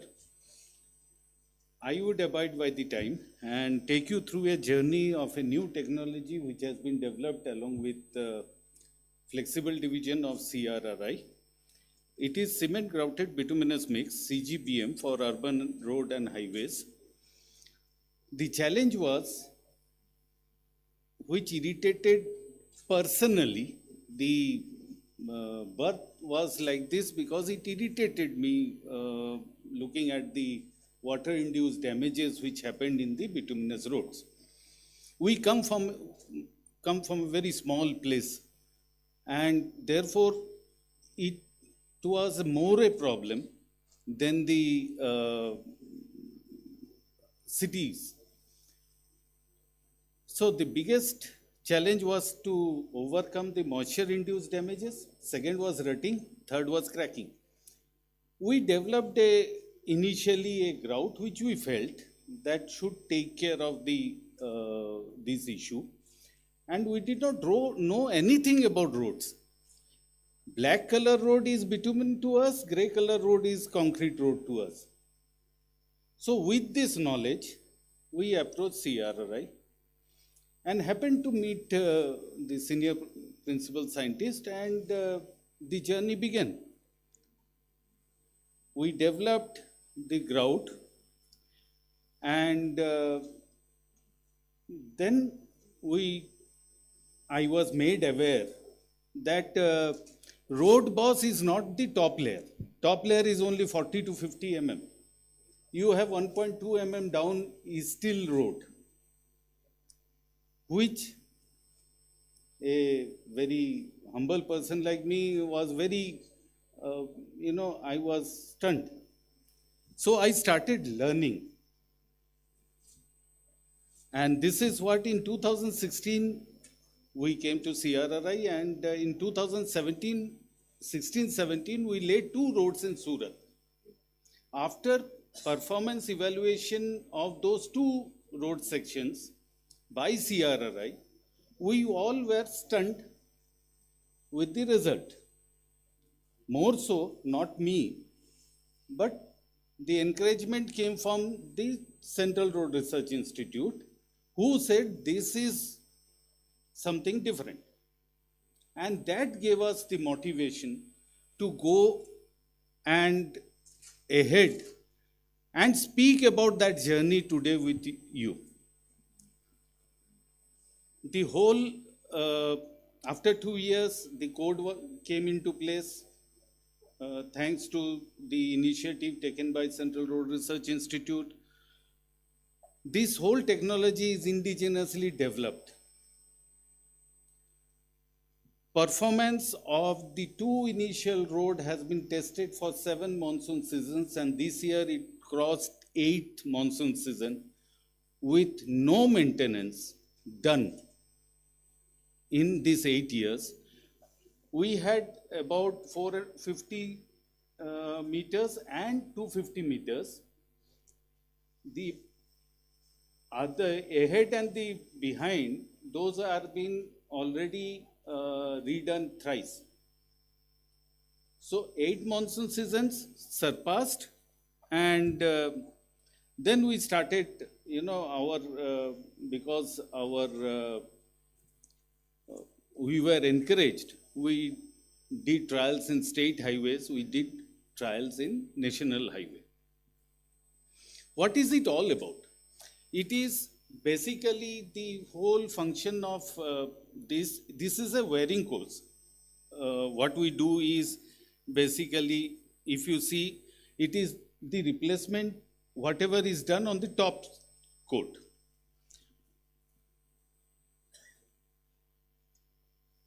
The voids which are kept in conventional bitumen road is 4 to 4.5% generally. These voids has to increase from 25 to up to 25 to 30%. When you have a higher void bitumen surface laid and you cover that with a high strength polymer modified cementitious grout, this is the crux. So it is absolutely very simple. Only thing is that I'll tell you. Now what happened? That the moisture reduced damage was avoided. Resistance to deformation was there. Higher flexibility and absence of joint gave the riding quality very same as that of bitumen surface. Higher static bearing capacity and distribution of stress, lower thermal susceptibility, winters and summers didn't have much effect on the bitumen road, which led to higher durability and became economical. So the requirement is absolutely same as that of conventional BC road with the addition of polymer modified high strength grout. Now this I would quickly take you through how the gradation is done. how the optimum binder content is calculated. Generally, conventionally, the binder content in conventional bitumen pavement is around 5.5%. Here it would be 3%. So there is a saving of 2.5% of bitumen. The bitumen would look like that approximately. And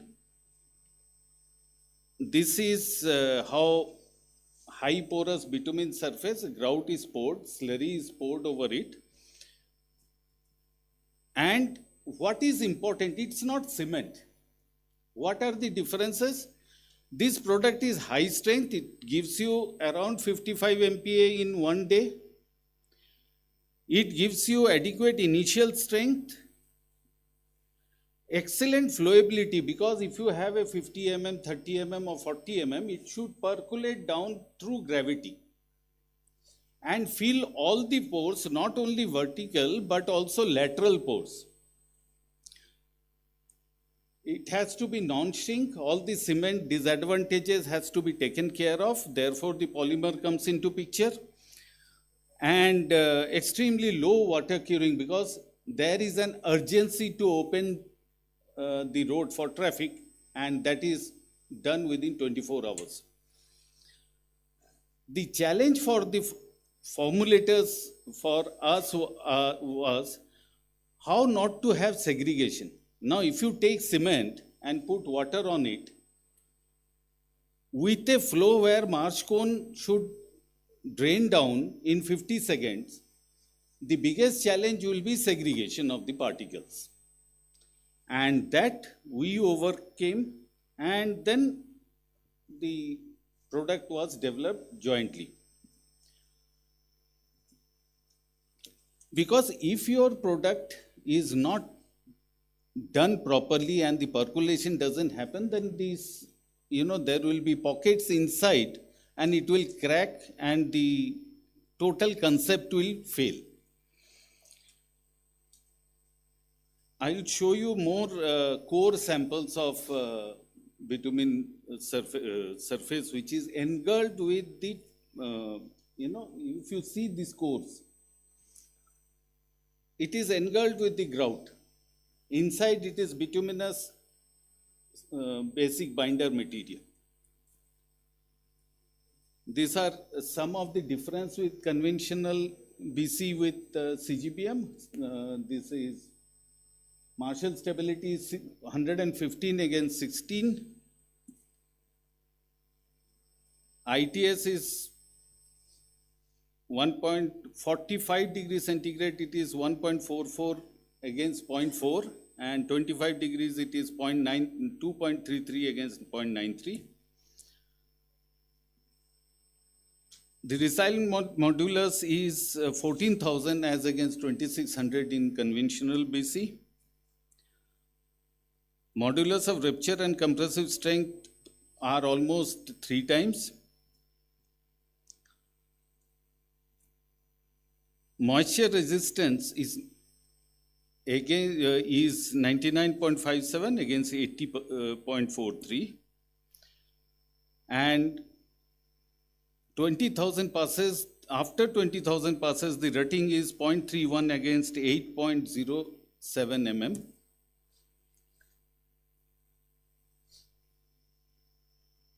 Now, what is important for this technology is, one is the quality of aggregate, grading of the aggregate as per, because it is a single size open aggregate mix.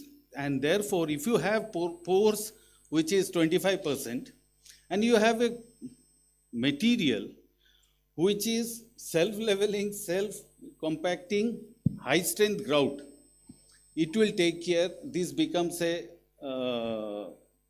technology which is extremely durable. Sir, 2 minutes. Yeah, sure. I will take you through quickly the process. The processes up to laying of bitumen road is same. Only thing is that gradation of the bitumen is different, particle size, And then there is grouting material which is mixed on a concrete fury and laid. The wiping is done to remove the excess material from the surface. After 4 hours, 3-time curing is to be done, and then the surface is open to traffic. This is National Highway 44 Udhampur. Now this has completed 2 years, and our when this was given, it was repaired every 6 months because of the rutting.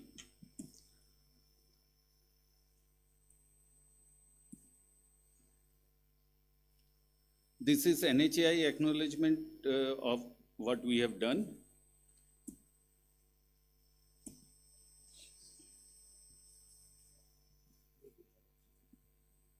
This is this 7-year-old Surat road, which is still intact. We have been there about 15-20 days back.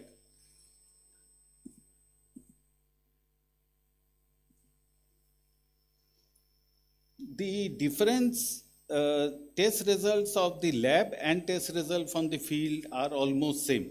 So that gives a lot of encouragement for us to go ahead. If you see this core, the photograph of core, you won't see any bitumen particle seen on this. But if you look at it from the bottom, you will see the whole of that is bituminous surface. Another very good application of this is on the bridge deck. Now the wearing course on the bridge deck over the concrete surface wears off very quickly. So the Surat Municipal Corporation gave us 2 bridges to be done, and we have done it is now, one is now almost 2.5 years, and another we have done about 6 months back.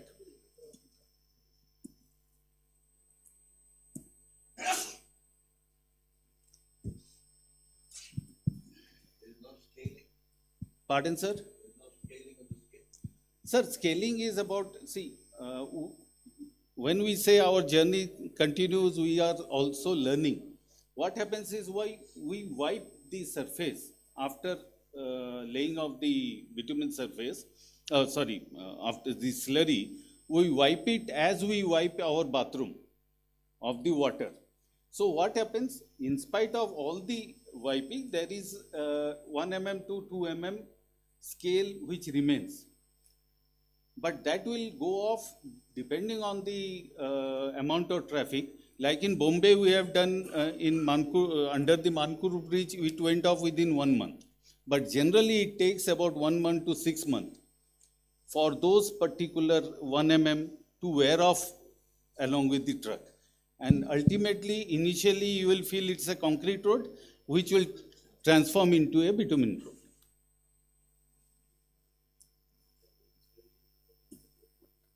These are the places where we have already done. Thank you so much, sir. Thank you very much, Dr. Chakravarti. Now we can have some questions from the audience related to all the presentations we had. We had very interesting, innovative ideas in 5 presentations. So, Slurry is 20%. Water content, yes. 20% and the flow is 50 seconds from the mass flow. any other question? What is your ground material? What is the like is physical property, chemical property, structural properties? Because you've not shared. Eh? Because once we select the grout, how to select the grout? This is what we were discussing. What to mention in the contract? Again, it's a problem. Sir, presently I would request that just give it CRRA approved material, and that suffices the requirement. I am not biased. Actually, sir, there is a IRC code available nowadays. IRC code is available, in which all the guidelines are there, specifications are there, specification about the materials, specification. I feel that there has to be this, like cement is very common material, but still in the contract we specify the cement physical characteristic, chemical characteristic, structural characteristics, everything. Exactly, exactly. So we need to specify by specifying that IRC code or by specifying CRRI approved. Sir, probably it does not satisfy the GFR and the contractual requirements. sir, we have our own specification, which we can share, which you can make a part of your SOR or your document.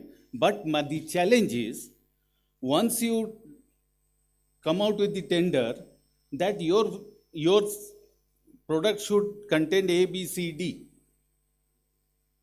You have to specify where it has to be tested. Because in our country, you get test reports even without giving the samples. So thank you very much, sir. Thank you, sir. So actually, we have positive. Yes, please. You can intervene.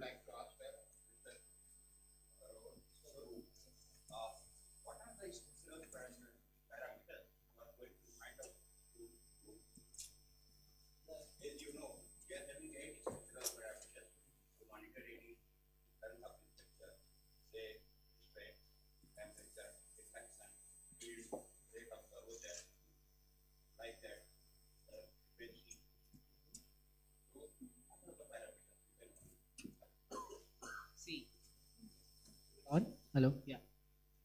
So the drone, basic idea is that we use the drone or whatever platform that I'm mentioning as a point of data collection.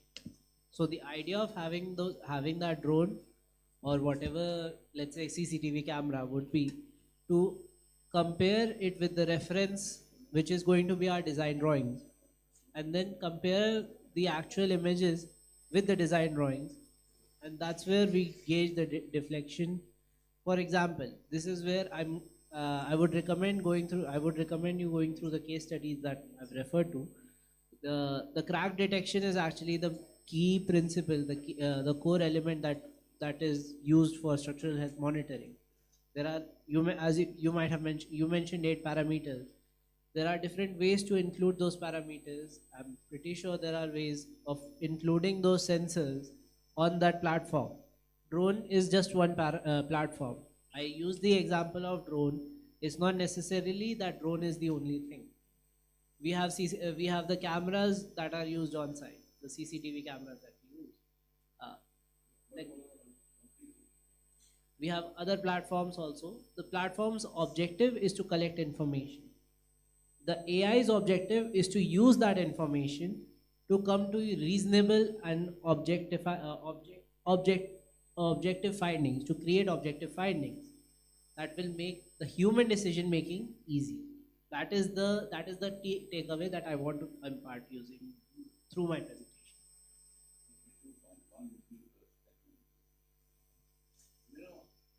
Whatever we do in this contract, we will never win. Why? QCDS is the best answer at the moment as of now. And mostly it's never used. The whole thing is look at it. Civil engineering contract is the only contract in the world which is not a contract. Because a contract is supposed to be written by both the parties together. Whereas most of our construction contracts, the department will frame the contract, print the price, and ask you to come and sign on to the contract. You can do what best you want to. As long as that spirit pervades, you will never win. Have you ever heard of a contract where the second party is not allowed to walk in and argument, discussion, make sure that the everything is accepted to both sides? No, not.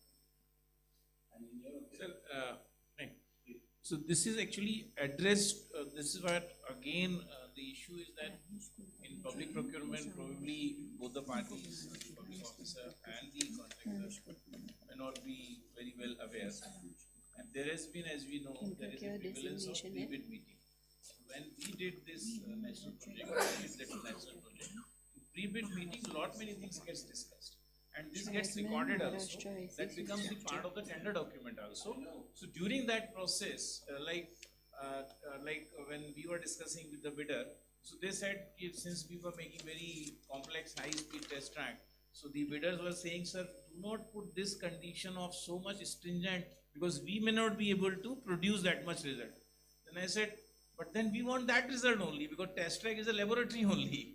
So there has been discussion. So they also become aware, and many things can get sorted out in pre-bid meeting, which is to be held very, very transparently. Exactly, but it's not getting stopped. We say no, we can't do it. Huh, so like, I want a camera of iPhone characteristic, and a bidder who comes here, he said no, मैं iPhone वाला नहीं बनाता हूँ. ठीक है, नहीं बनाते तो जाओ, क्योंकि मेरी जो requirement है, that is why the requirements have to be spelled out very clearly. And as he said, who said testing, where you will get the testing done. In my test track, there has been no testing agency in the entire country. Only 2-3 world agencies are there. So we specified that these agencies will test it. So because we need the product that way, and we have to get it.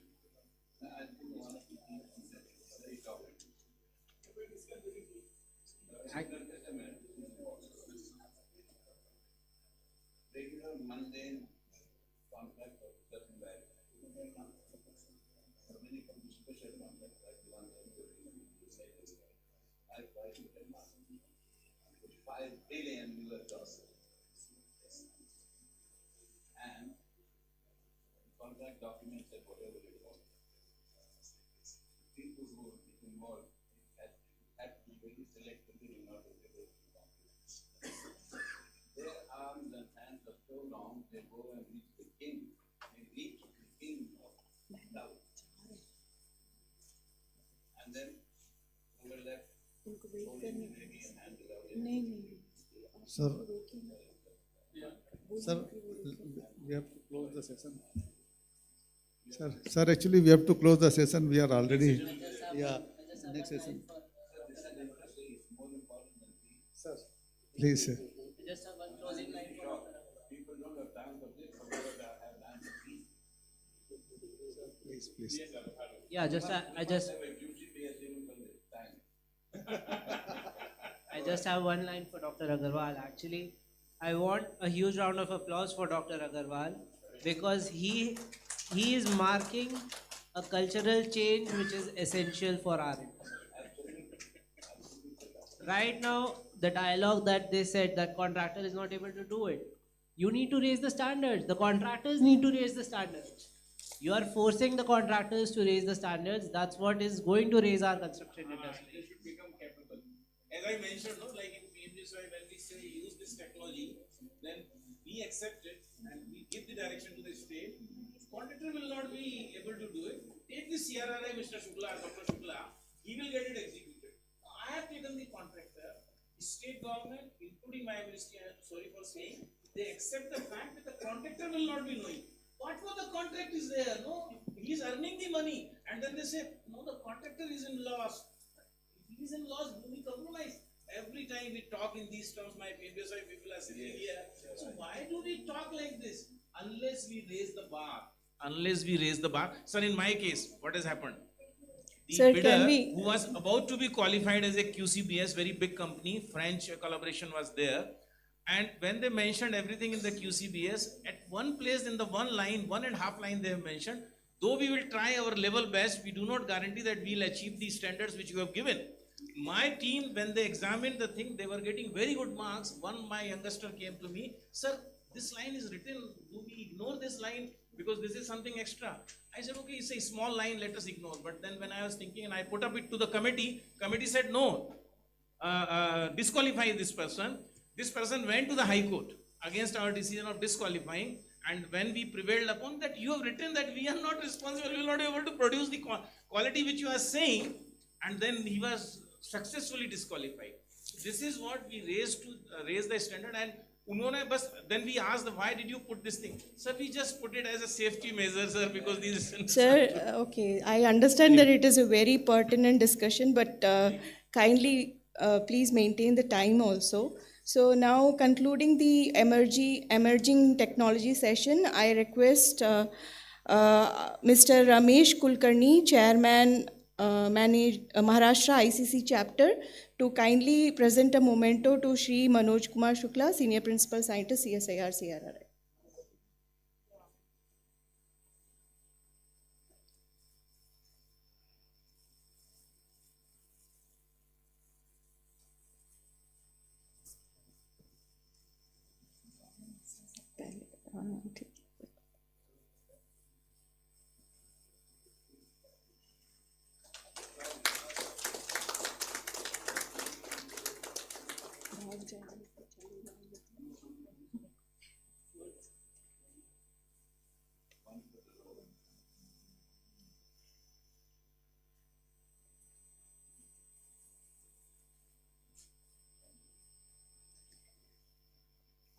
Now I request Shri Manoj Kumar Shukla to present a memento to Shri Satish Pandey.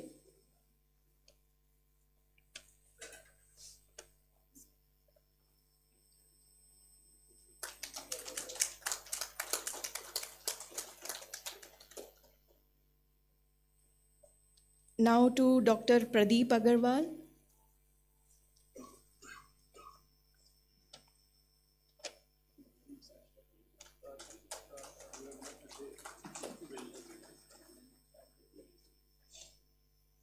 Mr. R.O. Swaroop.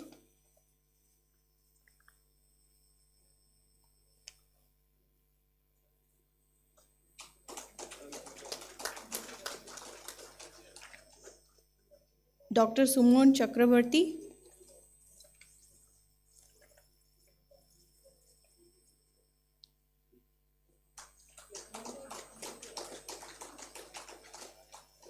So Velu sir is not getting it because he got it in the morning. So now I'll go for tea and we will reassemble by 4:25. 10 minutes break, okay?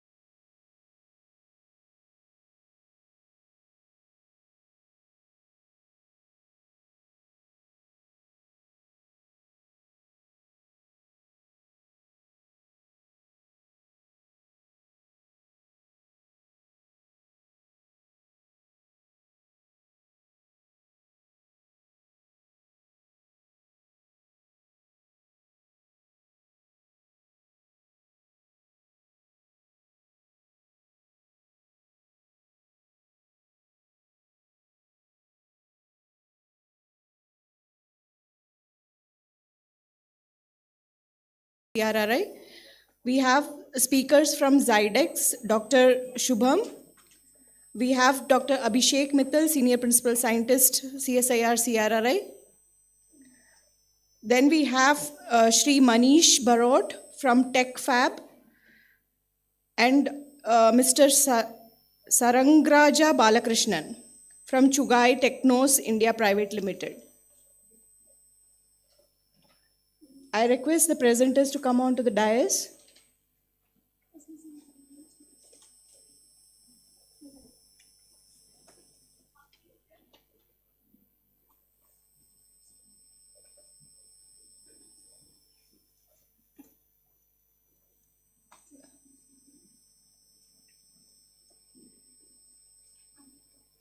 I request Shri Satish Pandey to conduct the session, please.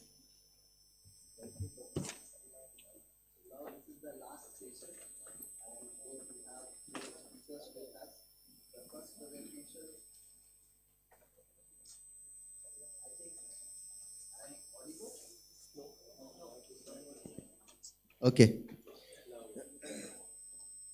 So it's the last session. We have 4 presenters with us. The first presentation is from the Zydex industry. He is going to present one of the innovative method for modeling of water repellency in pavement design. So as all of us are aware that the road damages occur majorly due to the stagnant waters on the road surface. So if we can impart water repellency characteristic in the pavement material, then it can be the win-win situation. So I would like to request Dr. Shubham to present modeling of water repellency in pavement design. Thank you.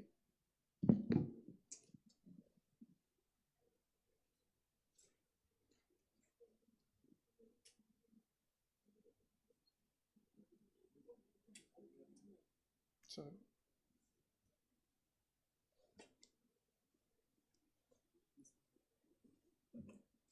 Okay. Good afternoon, everyone. So my name is Dr. Shubham Kalore, and I'm working as a technical manager at Zydex Industry. So I'll take you over the topic of modeling of water repellency in pavement design, more specifically focused on base and sub-base stabilization. So we all know that water is our enemy. So engineers worldwide are seeking technologies that are long-lasting pavements, and at the same time, they are cost-effective. So in order to achieve this, we require rethinking of our construction method and also need to understand what are the failure causes. Our future design must ensure climate resilience, sustainability, and durability. So what are the major causes of pavement failure? There are many, but one of them major is changing climate. So this causes weathering action and leads to ingress of moisture. So this infiltrated moisture leads to reduced structure capacity, accelerated degradation, it increases the distresses in a pavement, and eventually it leads to premature failure in terms of undulation and potholes. So what is the missing link in our pavement design? Can we address this issue? So according to us, like based on our study and our understanding, there are 2 missing links. First is the impact of moisture that we need to consider in our design. And the second one is the degradation modulus that we need to consider. So I'll just give an overview of what is the typical design framework of pavement. So typically we have the input, analysis, and the strategy selection.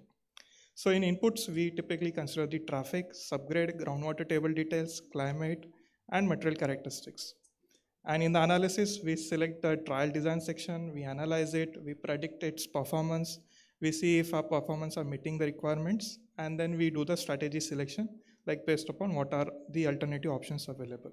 Now in this complete framework, the water comes into the 3 parts, that is the subgrade, like we need to understand how much moisture is expected in a given location based upon the precipitation in that area, climate, from all what sources the water can come into the pavement, the material characteristics. Here we need to understand the expected level of saturation a pavement can sustain along its design life. And the most important is we need to consider a material characteristic at that expected levels of saturation. Now this input should go into our pavement analysis, and we need to make sure that our pavements are protected from the moisture damage. So now I'll just walk you through some of the international guidelines, how the impact of moisture is considered. So talking about first ASHTO, that is considered in USA, they have the Mechanistic Empirical Pavement Design Guide, and they have a model by name Enhanced Integrated Climatic Model. So this model actually predicts the hourly basis moisture and temperature for each layer of a pavement.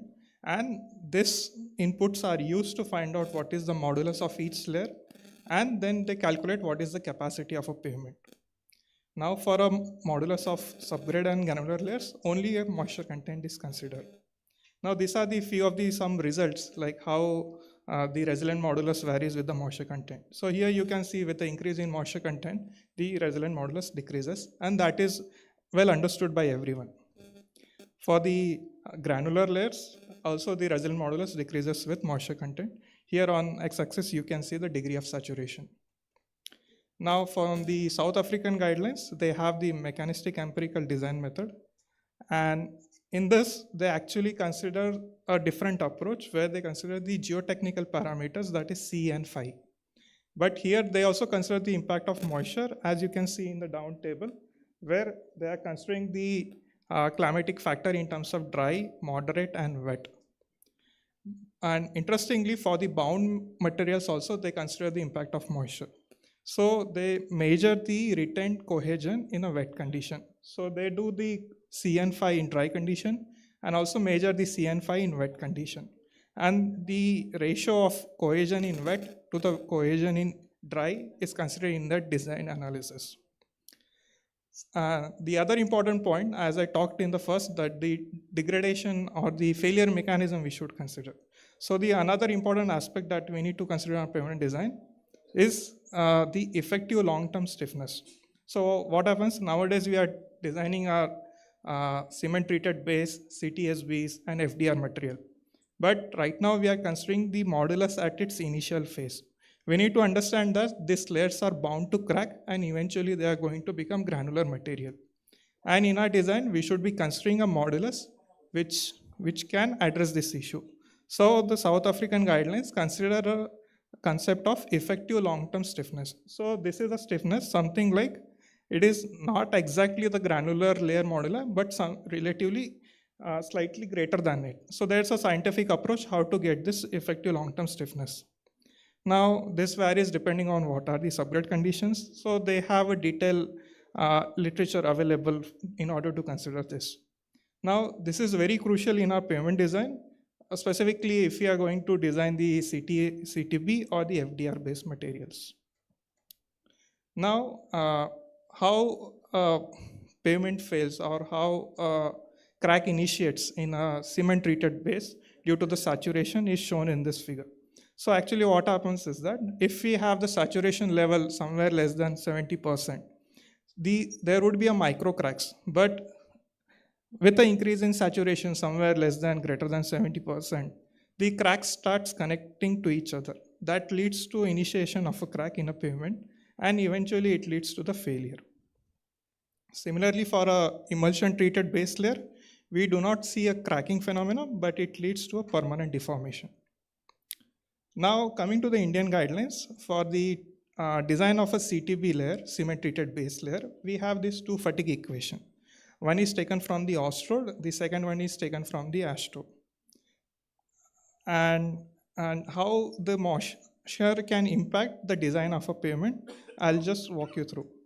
Now let's say we have a FDR material and we cast the UCS cube and allow it for a capillary action. Like we keep it on a table, like it is kept on a porous stone and allowed it to suck the water. Now if you treat it with only cement, and what you can see is after 24 hours, it has sucked all the water.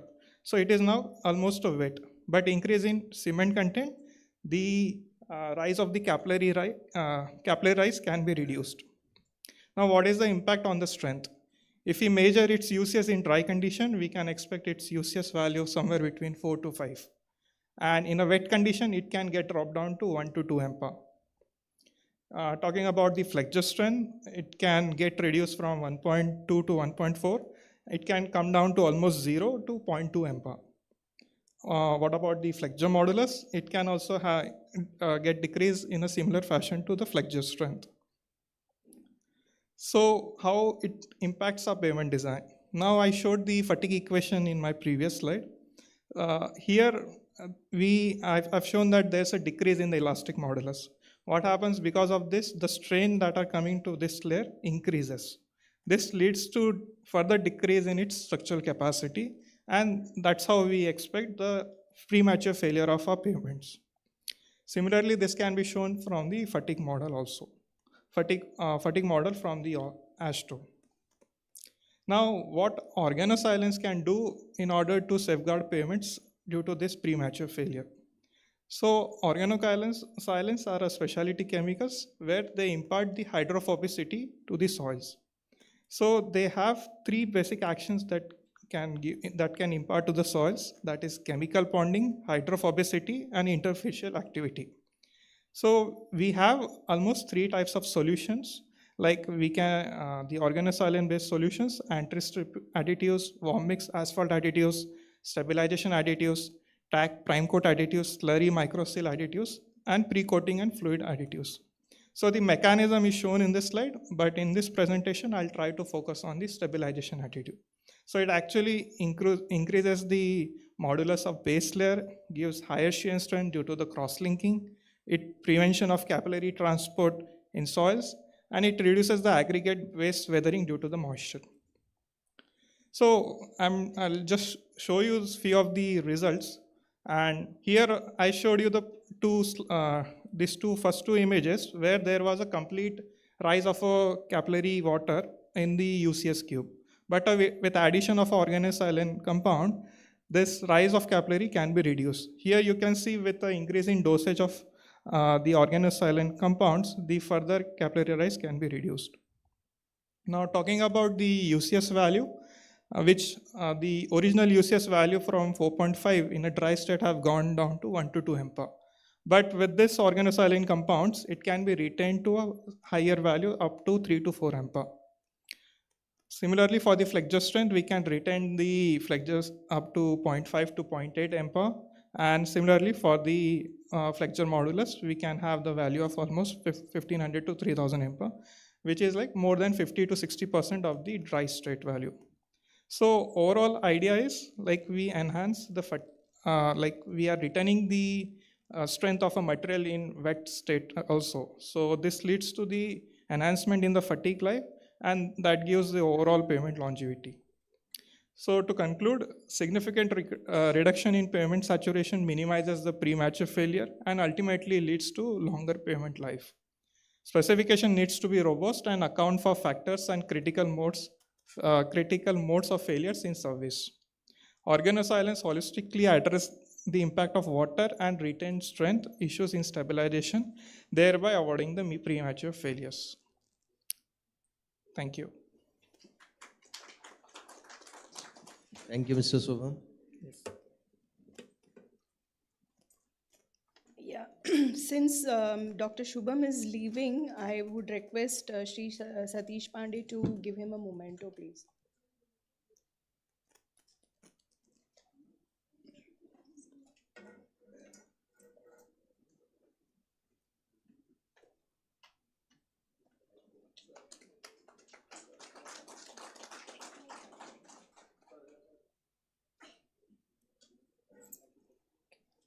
Thank you.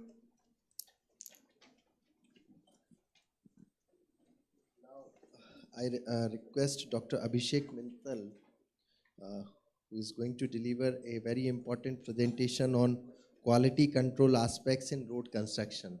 So this topic is very pertinent in present context where majority of national highway is showing premature distresses. So the quality control aspect is very important in order to build a good quality road. Dr. Mittal.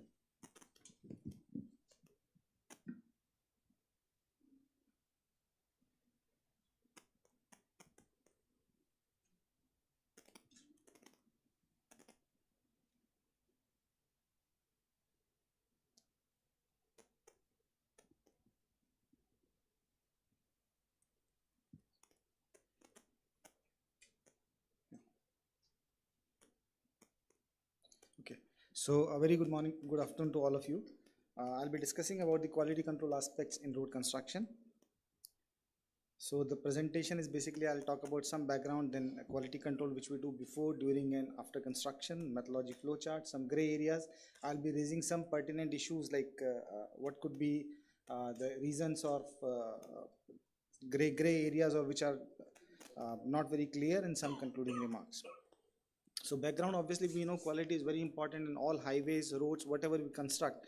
They should be as per the standards and should conform to the relevant MORTH and IRC specifications, and quality both in terms of material as well as construction is obviously very important. And we do understand that contractor or the executing agency is primarily responsible for the construction and maintaining the quality in all the stakeholders. It's not the responsibility of only the contractor or the executing agency, construction agency, but it is also the responsibility of all the stakeholders who are involved, such as the independent engineers or the authority engineers, to keep a check on the work of the contractor. And whenever it is going away or he is deviating on the quality, so they should raise the or ask him to correct the work as per the standards, so that strict compliance to the codal provisions can be done. And typically for quality control, like we take the samples and take it to the laboratory, and then we do the testing and see whether it is meeting the requirements or not.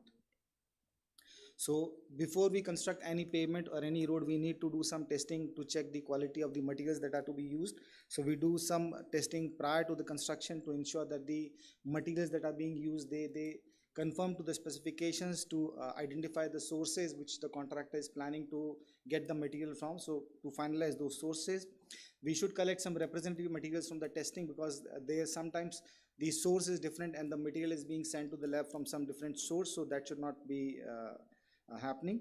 And test results should only form the basis for source approval. If a material from a particular source is meeting all the requirements which are given in the relevant specifications of ministry or IRC, only then those sources should be approved. Otherwise, if there is any deviation or any lacking in the material properties or quality, then they should not be approved. And the test certificates, whatever the contractor is going to submit for the source approval, they should be from an accredited or from a accredited laboratory of some approved agency.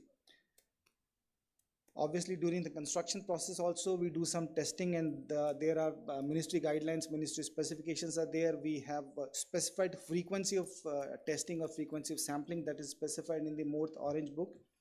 And the idea is basically to ensure that the work and the workmanship and the materials they perform, or they are as per the standards and specifications. And the idea is basically to see that the finished material of or the final road that is going to be produced, it should meet a specified quality level. But some records are to be maintained, so like list of equipments, method statements, source approvals, all the mixed designs for different layers, not only bituminous but also for the lower layers, they should be maintained.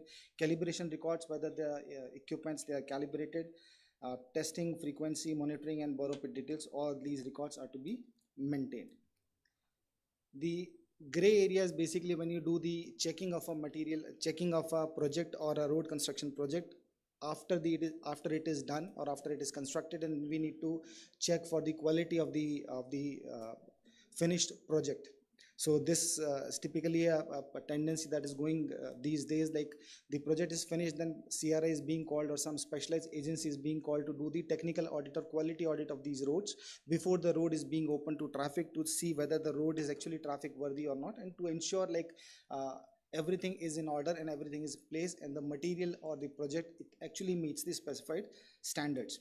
So the objectives of doing the quality audit after the construction is to determine whether the contractual obligations have been fully fulfilled. It also serves as an additional check if there is any problem with the design, construction, or quality, it can be rectified. It also to learn some lessons based on the experience that we do gain during this quality audit after the construction. So we have proposed a methodology wherein the quality methodology or this audit can be divided into 4 different phases. So phase 1 is basically the planning of the technical audit, like what test, at what frequency, everything is to be done. Then phase 2 is basically the field investigations. Phase 3 is to evaluate and report the results. And phase 4 is basically to check if there is any audit observations on the project. Then phase 4 is basically to see whether the observations have been fully complied by the contractor or the agency or not. So planning is basically we collect all the documents, obviously audit framework wherein work out the requirements for different payment layers and frequency of sampling. Obviously this becomes an issue when you are doing a destructive testing, because in a destructive testing only a limited number of sampling can be done, but obviously with non-destructive testing this is no issue because the frequency of sampling can be as per the requirements, or it can be done. In the phase 2, which is basically the field investigation, so we do many tests and many field investigations like the visual surface condition assessment. We do take out the core samples, obviously FWT testing to check the strength of the pavement, whether it is traffic worthy or not, to do the pit cutting to see the thickness of different layers, and we also do the roughness measurements to see what is the roughness of the final product. Phase 3 is to report the results, like whatever testing we do, and we report these results. So for visual surface condition assessment, we have the data on distresses per kilometer, test pits. We do the properties of materials which are collected from different layers, core cutting. We report the thickness and bitumen thickness and density values, and also the bitumen content values. And FWT testing is to be done as per IRC 115. Overlay requirements, if there are any, and roughness measurements, obviously we report the IRA values. Compliance, if there are any observations or anything the contractor needs to correct, so this is done after the final observations are given, and obviously a final audit checking of the post compliance can also be planned. Now I'll highlight some gray areas which are not very clear in the ministry specifications also, but we still follow the same standards, same procedure. So these areas, I'll throw some questions which you should think over it.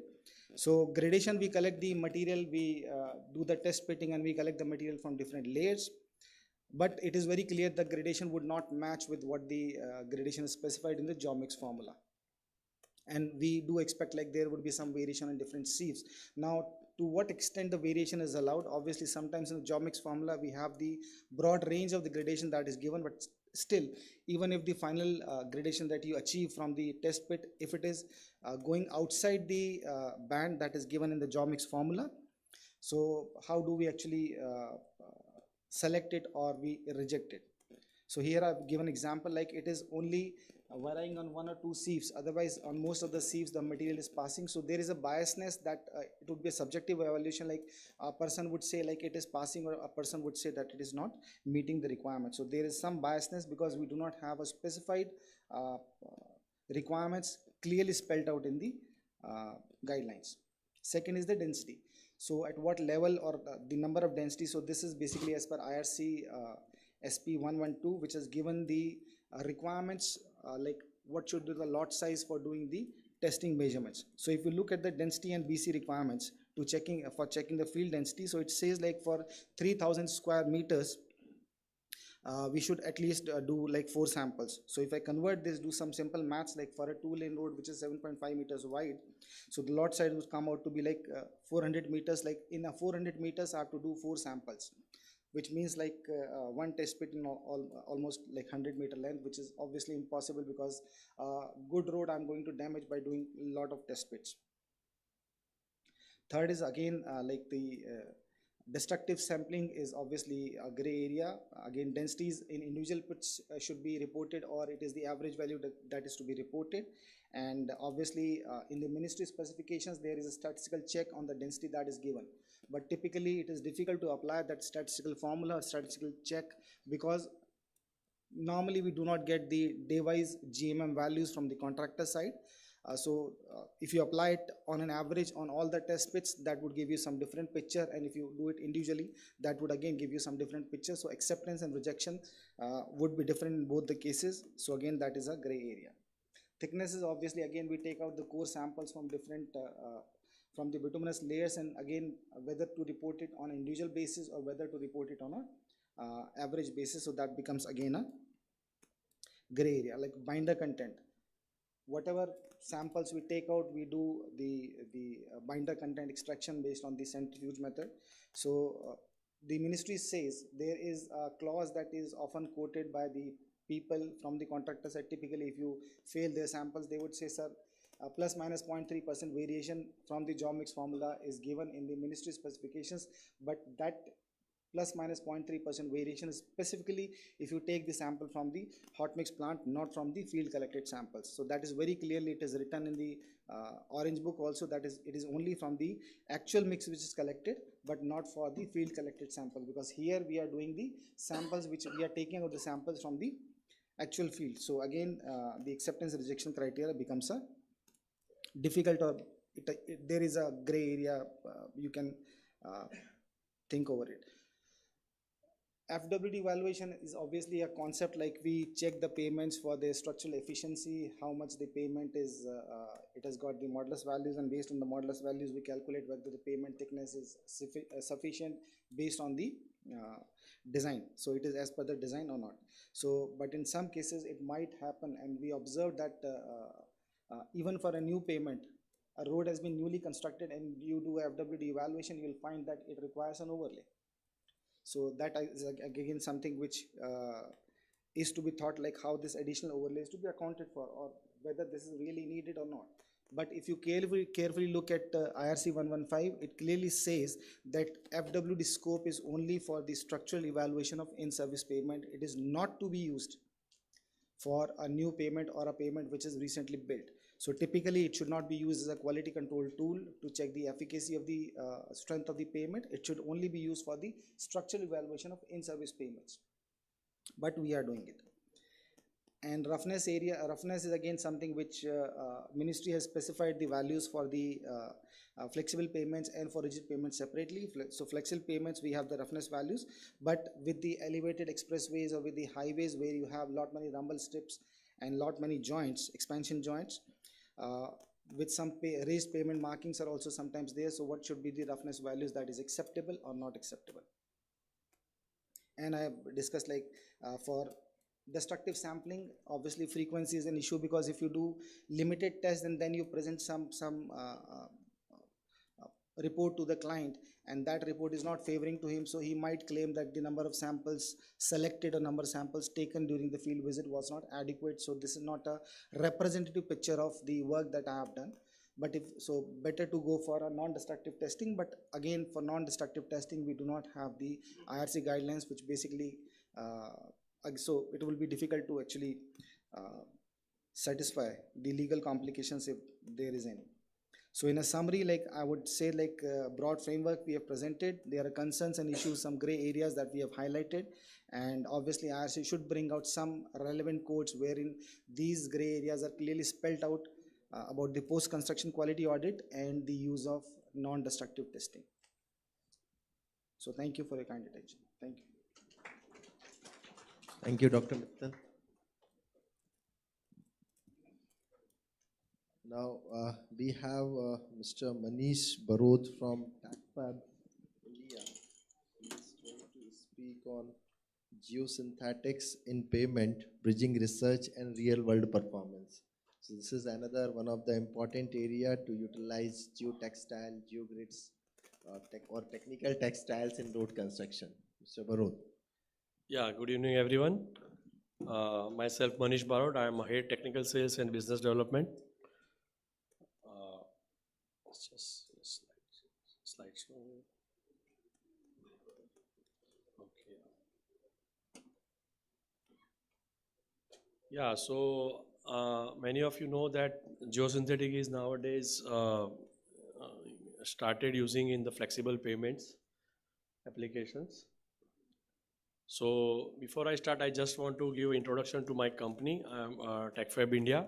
TACFAB India is actually Asia's largest manufacturer of geosynthetic with total 22 products. We started our journey from 2003 and up to 2025 we are manufacturing more than 20 products of geosynthetic. So we have manufacturing facilities, around 8 manufacturing facilities, Gujarat, Haridwar and in MP. We have also in-house testing facility in all our manufacturing units.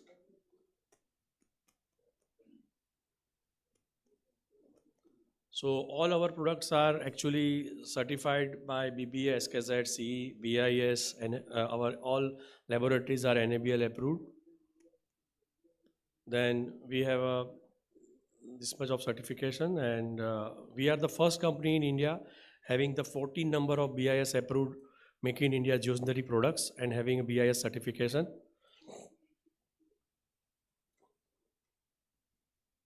So now come to the topic, the payment application, how we can use the geosynthetic in the payment application.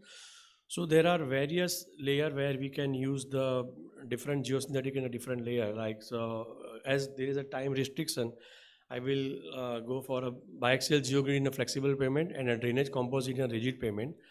Otherwise, you can use the asphalt interlayer composite for overlay stabilization, that is what between BC and DBM. Then you can use a non-woven geotextile for separation filtration layer. You can use the for ground improvement also. You can use the geogrid, geosoil, geotextile. And also for the embankment, you can use the slope erosion protection for a road embankment.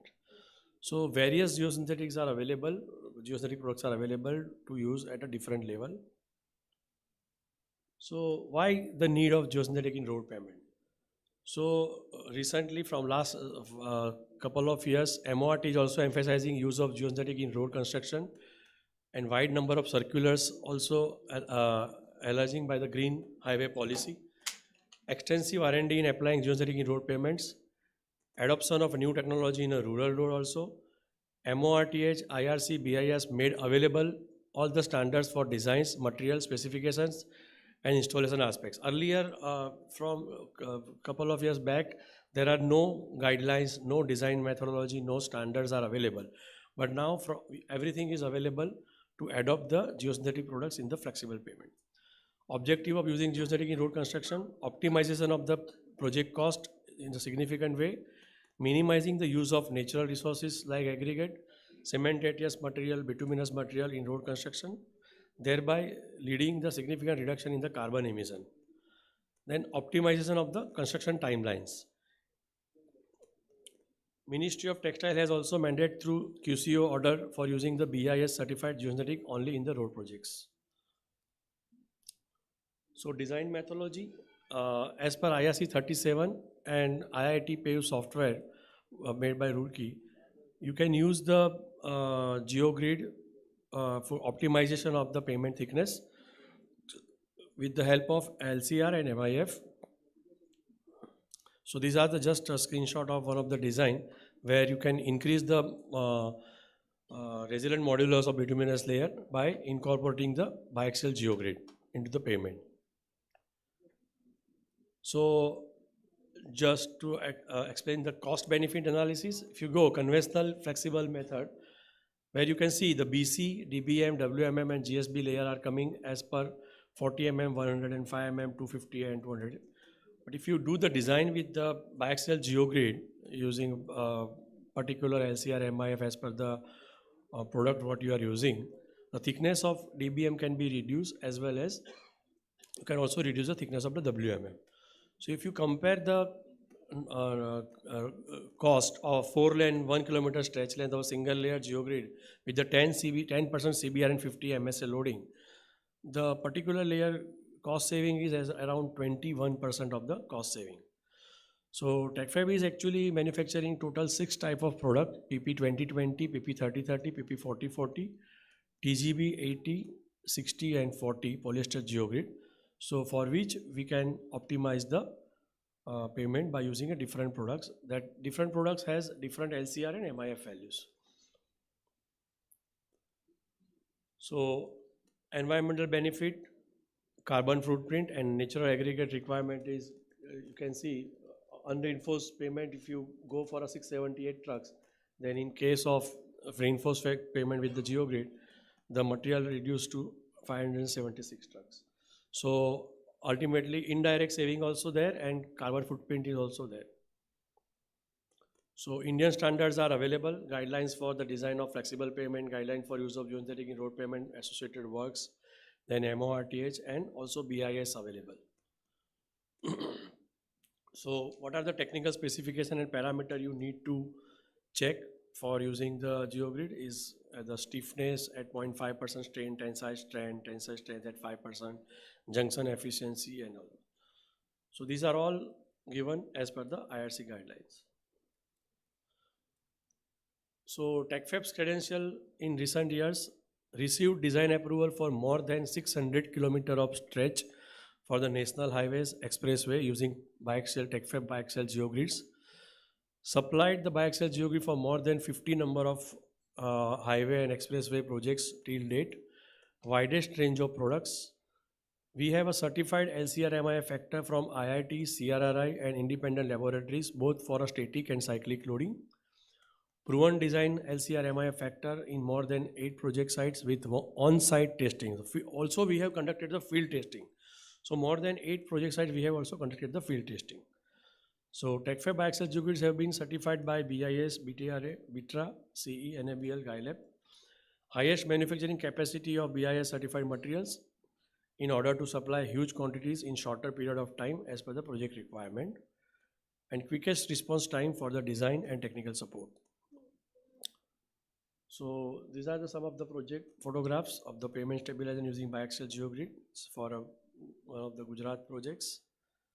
Then one in the Maharashtra, and also in Orissa biaxial geogrid. So another product is a drainage composite which can be now used for the rigid payment.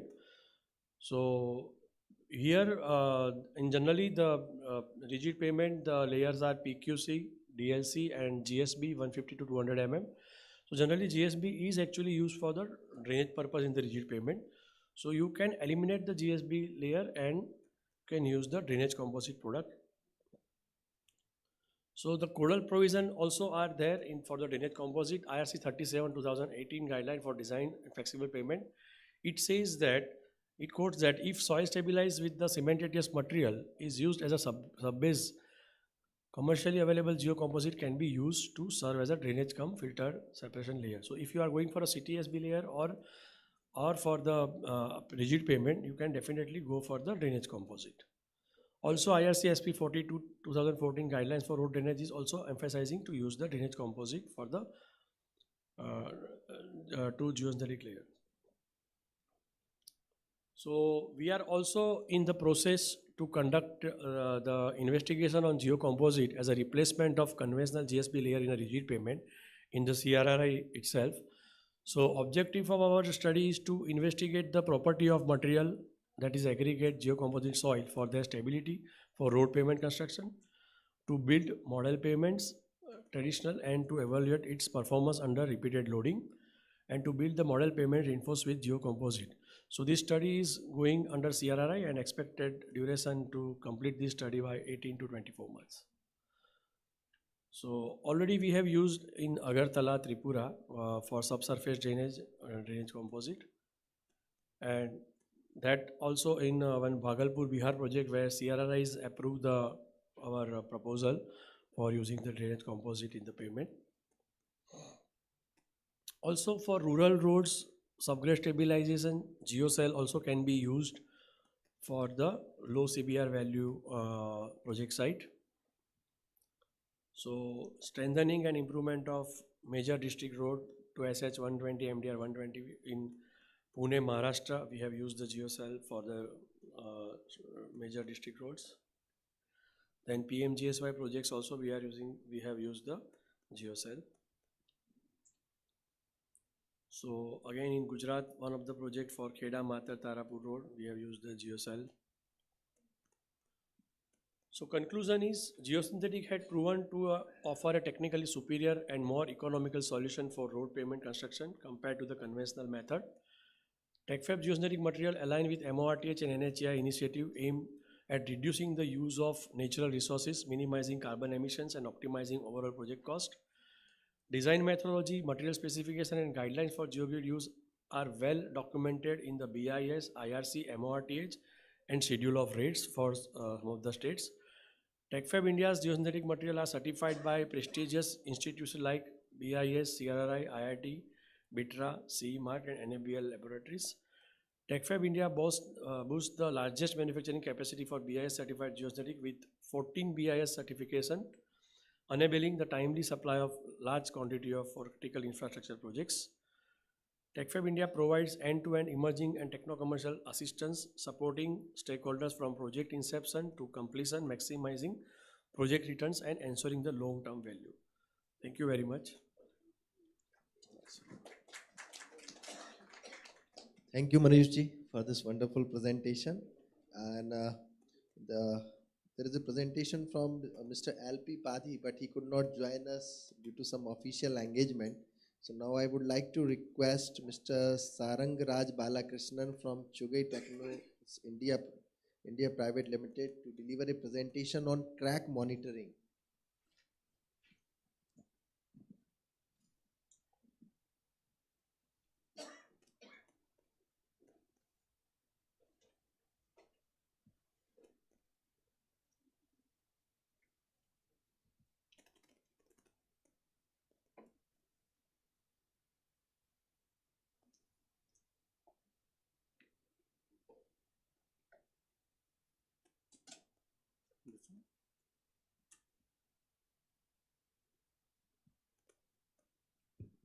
Okay. Yeah. Good evening, everybody. I'm Sarang Raja from Chugai Technos India Private Limited. First of all, I would like to thank CIDC and ICIC for giving opportunity, even though it's a short period of time. Thank you so much. And it's just it's not very scientific related presentation. It's just information sharing. Actually, it's our Japanese company. We are Japanese company.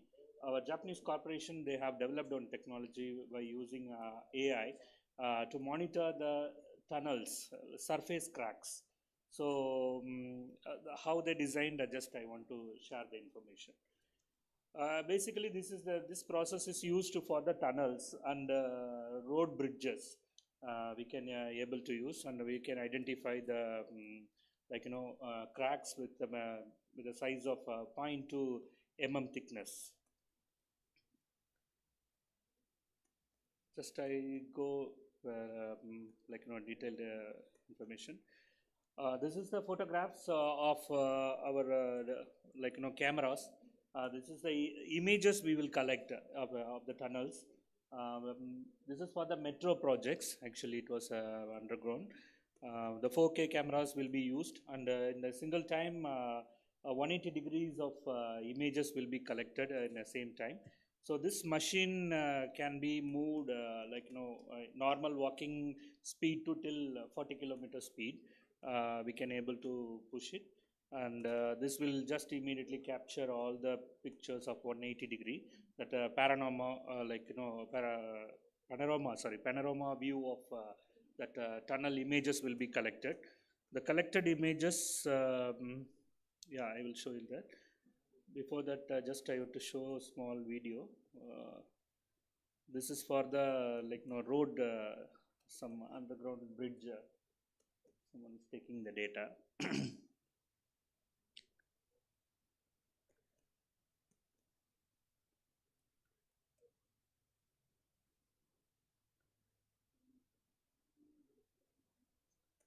Yeah, like that, he will go one side, collect the data. According to the size of that tunnel, we have to do multiple times.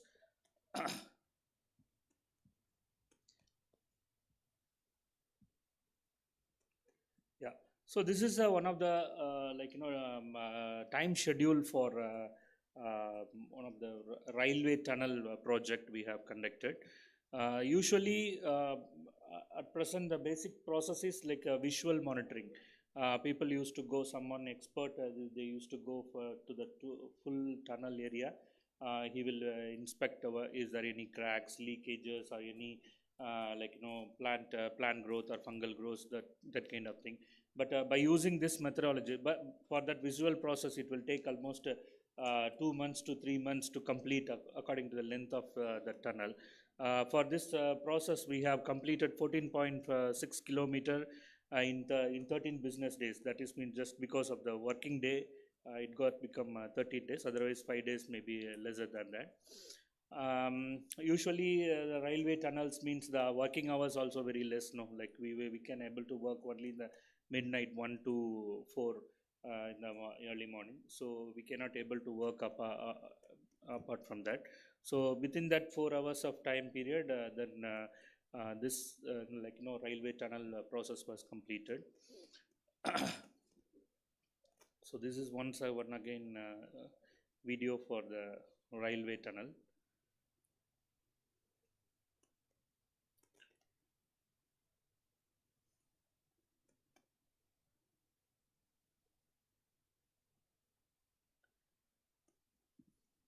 Oh, sorry.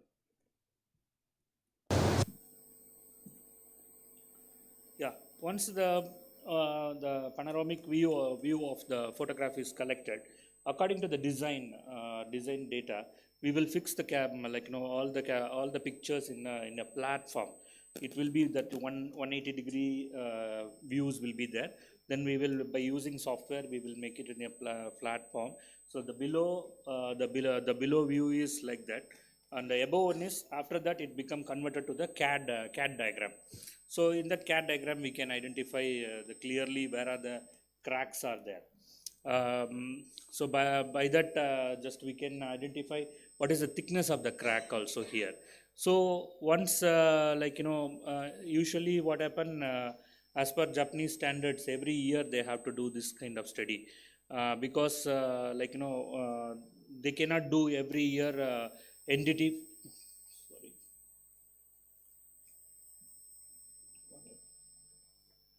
Yeah, they cannot do every year entity or activity for in-depth what are the activities are going on behind the concrete or something. So that's why they just monitor the surface cracks every year.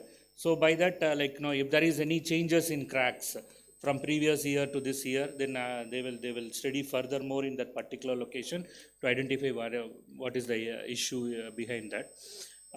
So this is one way, and after that, once this data is completed, means work is not completed. So we will go visual inspection. We will do some visual inspection also wherever the the cracks are a little bit bigger, and if there is some disturbance, like some bulges also happen.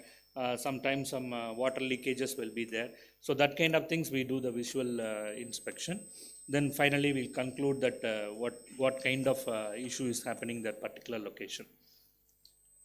So this is by using AI technology, the drone camera we will be using. So in previous session, Mr. Aro was discussing about AI technology must be used for this kind of monitoring services. Already we are using it. So by using drone, all the bridges and pillars that wherever that machine cannot able to approach that area, we can able to monitor the complete cracks over there. So in the below photograph, we can see the vehicle, the same camera type, it is fixed in the vehicle, and it can be moved up to 40 km speed.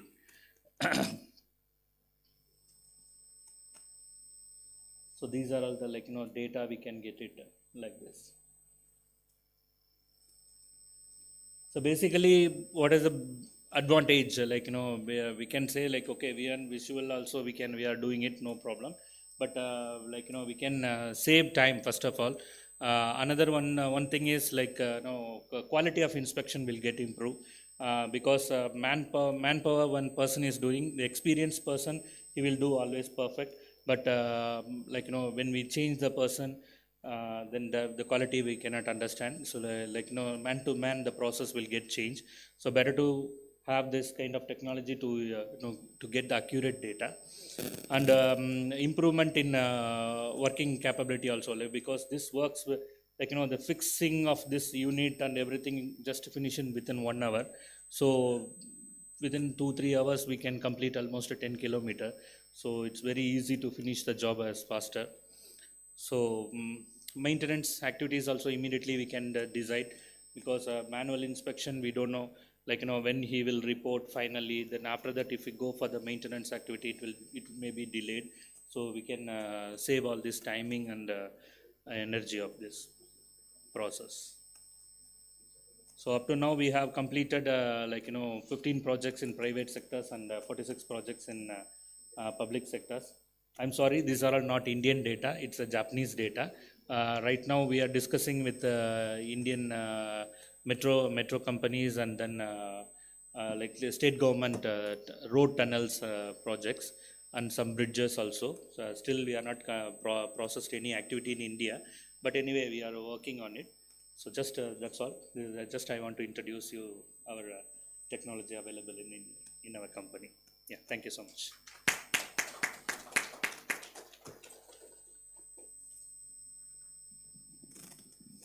Thank you, Mr. Sarang Raja.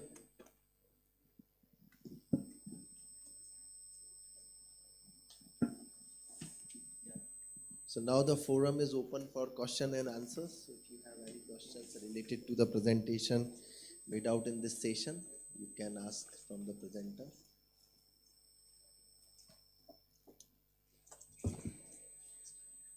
So I have one or two observations regarding the presentation since I am sitting in the session as a moderator, but I would like to have the opinions from our colleagues on the forum. Like first is from Mr. Shubham is not here, so let us leave that part apart. From Dr. Mittal, like Dr. Mittal has emphasized that the NDT testing is one of the important factor in order to control the quality of the road. So one of the NDT best measurement tool is the falling weight deflectometer. So FWD analysis give you an idea about the structural competency of the road. So whether it's an in-service road or the road constructed freshly, if you are carrying out the FWD analysis, it gives you a deflection values corresponding to the load. So if the deflection is higher, it is crossing 600, 900 microns, 1200 microns, it directly indicates that your road is not of the good quality or the requisite parameters. So it is just a tool, like, so it, with the help of this data, if we are getting the overlay requirement, it is giving us a clear-cut idea about the quality of road constructed there. Since you cannot cut the road every time, or you cannot extract, like limited test bed or core extraction can only be carried out. But if the deflection values corresponding to a standard falling weight of 40 kilonewton is very high, and 85th percentile value is also indicating this thing, then irrespective of the overlay requirement, you can comment easily like the quality of the road built there is not as per the expected requirement. Since whether it is a national highway, or say if the deflection value on national highways are that much high, then it's of no value, like it is bound to be deteriorated well within the time. So I would like to request Mr. Mittal to express his opinions. He has comprehensive experience in this regard. Yeah, thank you, Satish. So your point is valid, but the concern is only that new payment. When you have a new payment, your binder is not oxidized, it is a fresh binder. Also, the air voids could be like close to 6, 7, 8% voids. Typically, we like assume 92% of GMM. So typically 8% voids we compact, but in-service payment would have been compacted by the secondary compaction, and air voids would be close to your design air voids, and also the binder would have oxidized. So the behavior of two payments would not be same. So typically you cannot say that if I'm getting a deflection value, because that might affect the deflection values also. So typically it should not be used as a quality control tool for a new payment. New payment, like typically if you have provided thicknesses as per the requirements, as per the design standards, so we assume like the payment should be, or if we are going to use this as a quality control tool, we should have the models or the calibration done for those conditions also. This basically I asked Professor Reddy also from IIT Kharagpur, and he was also of the opinion like this should not be used as a quality control tool. It is only a tool to measure the evaluation for structural evaluation of in-service payments, and that's what he said, that we have given it very clearly in the scope that it is only for the in-service payments, not for a new payment. Yeah. So yeah, it's a good point, but I still differ from point of view of in this regard, since when we carried out the Marshall stability, it is 16 kilonewton, and in a fresh lead mix, if we are expecting the deformation of 400, 600 micron is only imparted by the bituminous layer, that it is then that particular layer is bound for rutting failure if the mixed design and the quantity content is not correct. In case of in-service payment, like 4 or 5 years, if you are telling that the road is supposed to be evaluated by falling weight deflectometer, and after that 4 or 5 years, if it is giving high deflection, then you can put overlay on it. Then as per this theory, like after 4 or 5 years, bitumen is already oxidized, and it is whatever the settlement, secondary compaction is supposed to happen, it is already done. But despite that, if it is giving the higher deflection, then it indicates that the deflection is right from the pre-junction stage, after the construction stage is high. So it can be one of the important quality control tool in order to identify the freshly constructed road using it. Since when we talk about the in-service payment, any road which is constructed, it is bound to be open in a short span of time, like after 3 months, 4 months, if the traffic is moving on it. So it's an in-service payment. But if in terms of the oxidation of the binder will impart hardness. But it does not mean that like it can impart 500, 600 micron deflection into it. So it's a good area to ponder upon. Like there is a difference of opinion, we should think on it. Like this is one of the important entity tool which is used across the globe for the performance and quality monitoring of the road. So we should incorporate these specifications in our guidelines also. Now, my second question is Mr. Manish Baroth. Yeah, Mr. Manish Baroth, you have made a very wonderful presentation on geosynthetic aspects. So, like you were proposing to use the geocomposites as a drainage layer, payments and all, like this is one of the important area, like where the good quality GSB is not available, like so it can support it. But when we talk about the GSB, like there is a certain thickness, so which impart the drainage characteristic like permittivity and permeability across the pavement. So it have the certain impact on the flow rate through the pavement also. But when we talk about the geocomposite, it's just a 5 mm to 10 mm layer, 7 mm to 10 mm layer. So when you are replacing a 300 mm GSB using a 7 mm geocomposite, it's not going to give you a same amount of flow rate at all.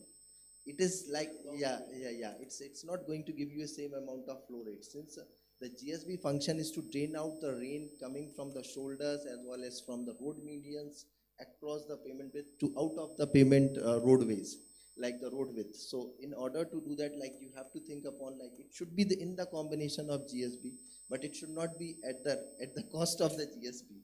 So it is it should be in the combination of GSB, but it should not be at the cost of the replacement of the GSB. Yeah, it's a good study, like testing. Yeah, and besides that, when we do the payment design, we also incorporate the GSB thickness. We take the GSB thickness as a part of the structural layer thickness in the modulus calculations and all. Yeah, in the GSB layer, like so why you put the GSB in the rigid pavement? The major point of failure of the rigid pavement is the mud pumping through the joints. So if you put any sort of rigid pavement on top of a subgrade which is having high amount of fine, then it is bound to fail. So if you are putting GSB there, like you are putting a cushion of 200 to 300 mm layer, which can drain out the material and reduce the plasticity, and on top of it you can put this particular thing. So this is my suggestion, you can have a look on it. Now on the third front, like Mr. Sangraja Balakrishnan, this is one of the wonderful method to monitor the cracks on the tunnels and all. So one of my suggestion is that like you are just identifying the type of cracks and all. So with the help of AI tools and all, please do suggest the method of treatment into it. Like what could be the possible method of treatment? Since nowadays when a person is trying to use the technology, he wants a complete solution. He wants a complete solution. This is not something I am telling you the problem. I am identifying the problem for you. So just based upon the type of crack observed through your system, you should also provide the information regarding what could be the possible method of treatment. So that's all from my side. Thank you. Thank you, Shri Satish Pandey. That was an insightful discussion. I would now request Shri Satish Pandey to present a memento to Dr. Abhishek Mittal.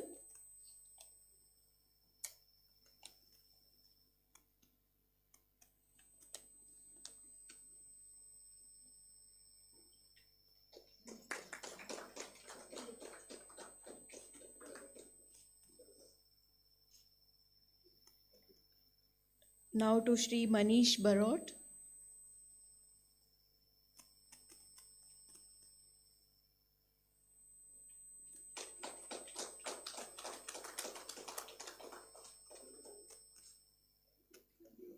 Mr. Sangraja Balakrishnan.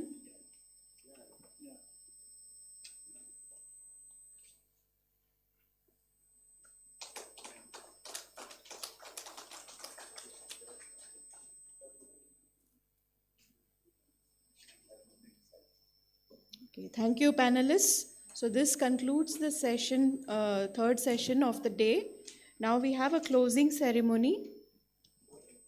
The closing ceremony, I would request Dr. Suchita Kumar, Director ICC, to come onto the dais and give us a short vote of thanks.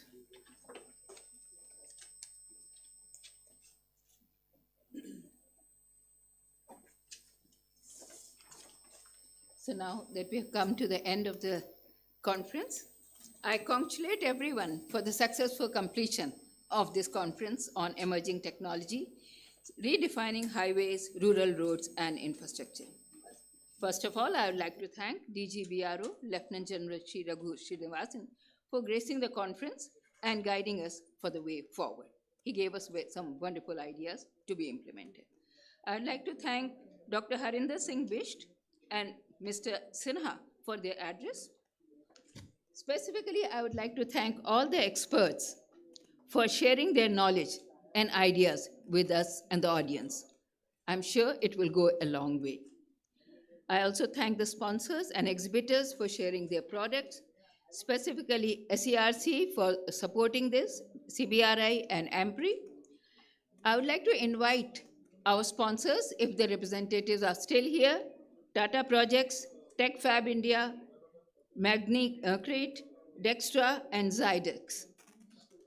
Are they here? Can we have a group photograph with them?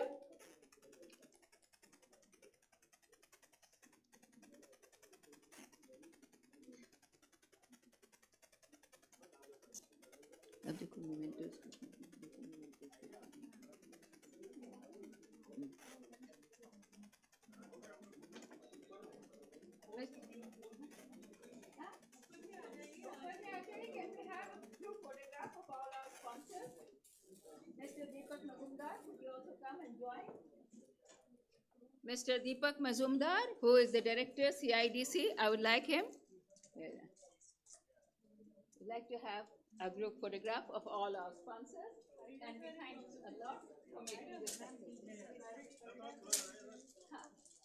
Oh, we have Dr. Farida and we have Dr. Suru.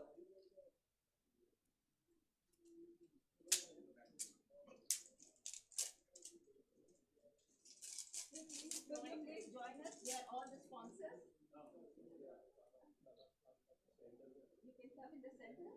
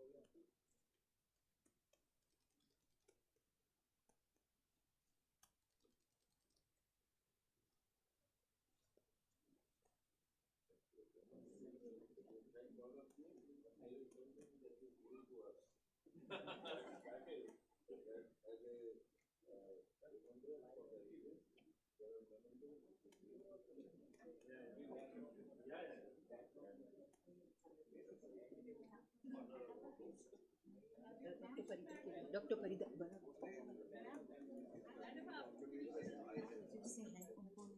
Tata Projects hai? Is there somebody from Tata Projects? These people are coming. Okay. We have one. Dr. Suru?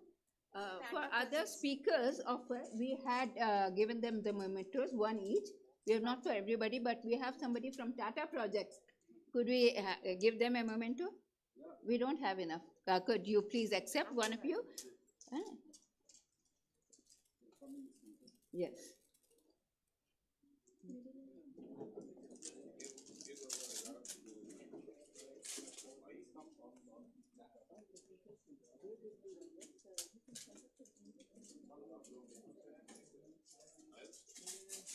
It is is CIDC and the one at Integrative. Do you have your card? Do you have a card? You just send it to us, we will send it.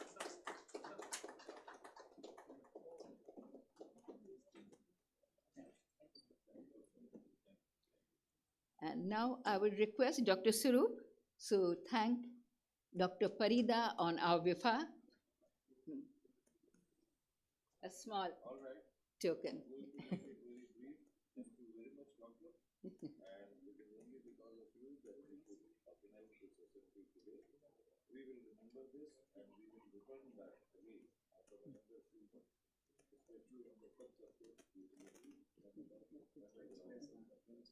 Thank you very much.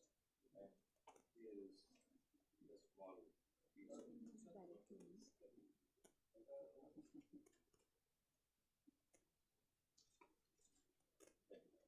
of Dr. Surup, if you have also have one for Dr. Raman.